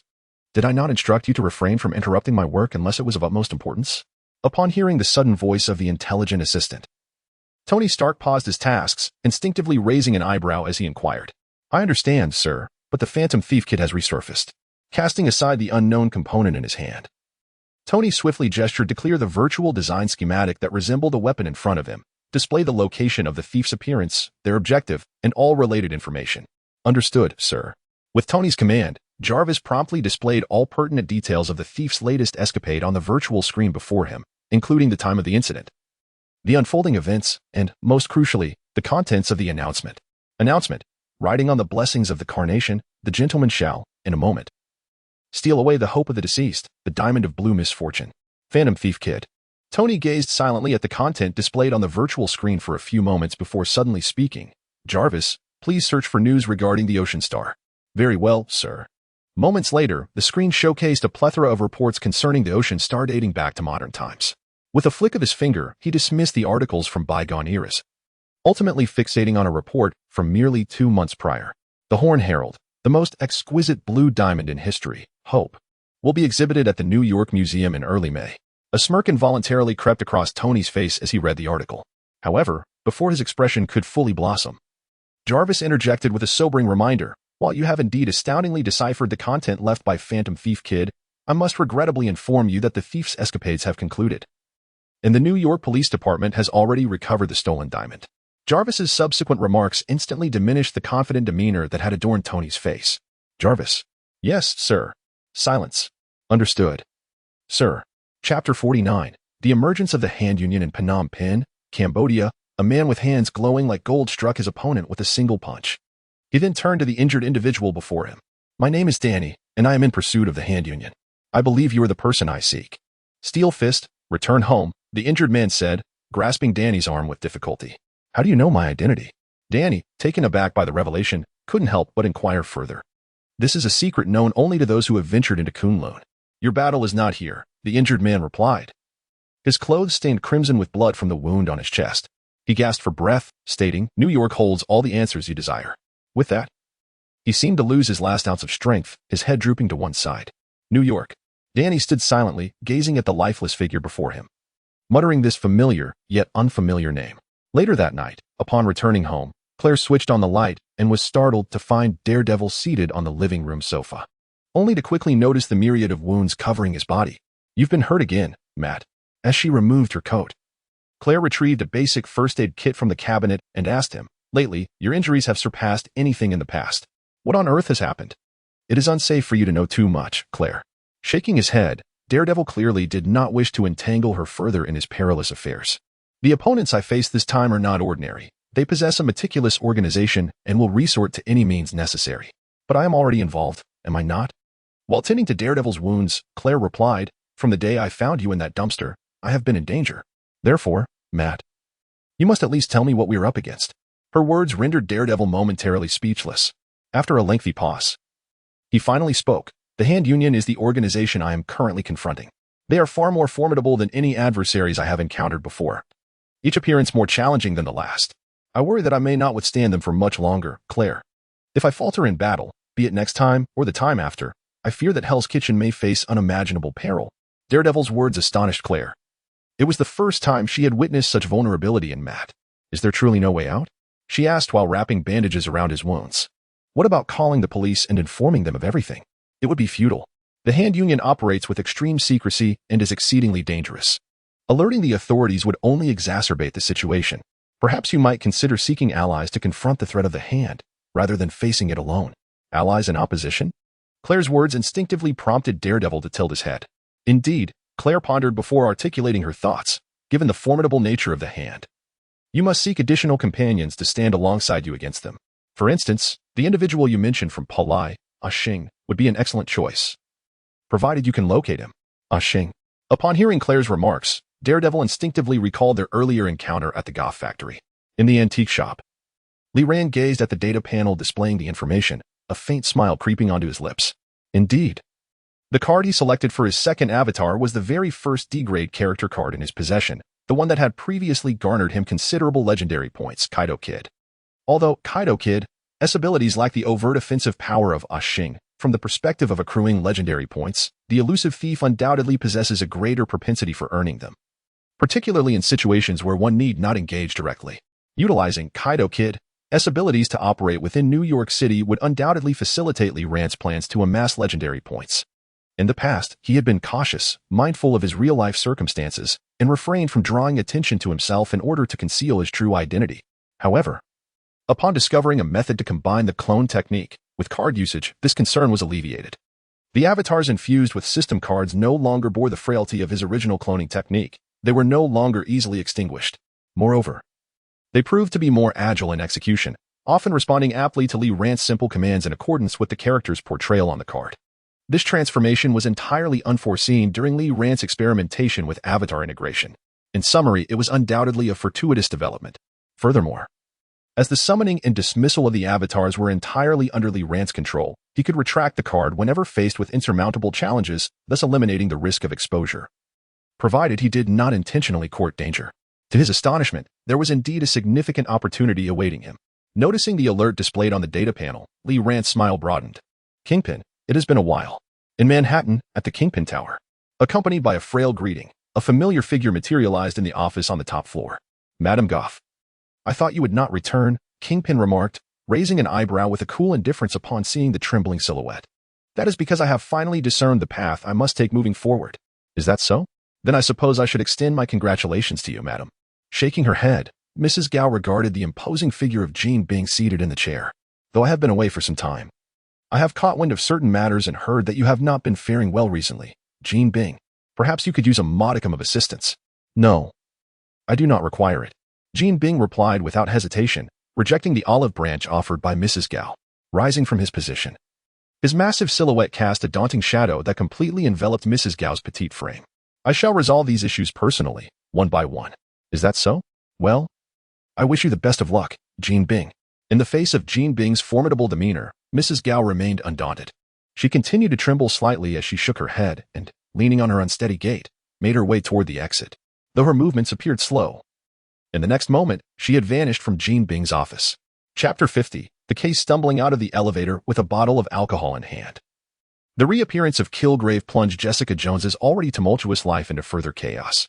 She sought solace in intoxication, desperately attempting to erase the haunting memories that plagued her. Miss Jones? Unsteadily approaching the doorway that served as both her room and office, Jessica groggily fumbled in her pocket for the keys, struggling to align them with the lock. Shit. She muttered under her breath, gripping the doorknob and preparing to resort to other means when a voice from behind, tinged with uncertainty, interrupted her. Turning around, she beheld a weary-looking woman standing behind her. My name is Michelle, and I need your help. Upon seeing Jessica turn, the woman quickly spoke up. Do I appear to be in a position to assist anyone? Jessica retorted with a self-deprecating smile before turning back to her door. Perhaps tomorrow or the day after. No. It's best if you don't seek me out. I'm not even sure when I might regain my senses, but I have no other options. The woman's plea was desperate, causing Jessica's rejection to deepen the woman's already evident distress. She stood there, making one last attempt. My husband, John, has been missing for a week. This isn't right. Have you considered contacting the authorities? Though she had resolved not to take on any cases, the woman's words instinctively halted Jessica's movements. They're free, you know. No, I know my husband. His routine has always been so predictable. He leaves for work at 8:30 and returns at 6:30 without fail. Hasn't he become somewhat elusive lately, perhaps even a bit anxious? Jessica inquired. Yes, exactly. The woman's face lit up with excitement at Jessica's insight. However, Jessica's subsequent words dashed her hopes. That's likely because he is having an affair. Ma'am, I regret to inform you, but that might be the harsh reality. Ms. Jones, you don't understand my husband. I do understand such matters, after all. I specialize in investigating infidelities. Shaking her head, the woman appeared profoundly disheartened by Jessica's response, yet she mustered a faint smile. I apologize for bothering you, Ms. Jones. Perhaps you aren't the person I need after all. What a pity. As she watched the woman retreat in disappointment, Jessica felt a wave of agitation wash over her. She ran her fingers through her hair, gazing at the door that remained obstinately locked. With a surge of frustration, she yanked the doorknob clean off. Shit. All of it is shit, she exclaimed as she entered her office, tossing the detached knob onto the cabinet. Her silent curse directed at either her own dismal existence or the unpleasant conversation she had just endured. The shrill ring of the office phone pierced the air. Yet Jessica Jones, glancing at the device on her desk, chose to dismiss it entirely. Whoever it was had undoubtedly dialed the wrong number. After a few rings, the call shifted to voicemail. Jessica, heed your own advice. Suppress your curiosity and refrain from seeking John. After all, do you not have a legitimate job to attend to? In the antique shop, Lee Rand observed the inebriated Jessica Jones staggering in early in the morning and could not help but frown, asking, "What brings you here?" "I'm working," Jessica replied, taking a swig of her drink. She turned her gaze around the antique shop, and her eyes landed on the new counter, causing her to involuntarily raise an eyebrow. "You've made some changes. Who do you think is responsible for that?" Lee Rand retorted with a hint of irritation. The previous chaos instigated by Kilgrave, the Purple Man, had wreaked havoc in his shop, damaging several items, although they weren't particularly valuable. Tidying up after the incident had demanded considerable effort from Lee Rand. "Apologies, I often struggle to rein in my temper," Jessica muttered. Yet her expression betrayed no sincerity in her apology. Despite her petite stature, she possessed an unexpectedly fierce temperament. "So, what brings you to my establishment this time?" With the figure of Jessica's notoriety visiting, Lee Rand could not refuse her presence, though the thought of the Purple Man lurking in her shadow cast a shadow over his mood. As matters stood, Kilgrave's abilities remained a significant threat to Lee Rand. The sheer ability to manipulate others at will was undeniably formidable. Perhaps the power of the cursed seal could counteract the Purple Man's control. Reflecting on his earlier experience with the seal, where an ominous and malevolent aura seemed akin to Kilgrave's powers, both entailed manipulation of consciousness, Lee Rand began to form a tentative hypothesis. "I intended to exchange for some cash, but I couldn't find anything of worth at home." Jessica's raspy voice interrupted Lee Rand's musings on Kilgrave. "Recently, I took on a case. No, rather, it was a case I initially intended to avoid. However, I received a warning through a voice-altered call at my office, advising me not to take it on for my own safety. And that prompted you to accept it?" Lee Rand pondered, finding it difficult to comprehend the rationale of certain villains.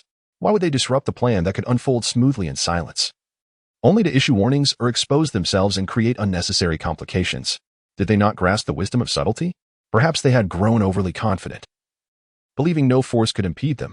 Or perhaps they found the clandestine nature of their actions too stifling, yearning for an audience to witness their exploits. As these thoughts swirled in his mind, Lee Rand glanced at the system's data panel, where his notoriety was once again refreshed, lifting his spirits. "Hey, are you listening to me?" Jessica expressed her dissatisfaction from across the table. "Fine, go ahead," Lee Rand shrugged in response. After taking a sip of her drink, Jessica continued. "Indeed, I took the call. I found the tone on the phone rather unpleasant.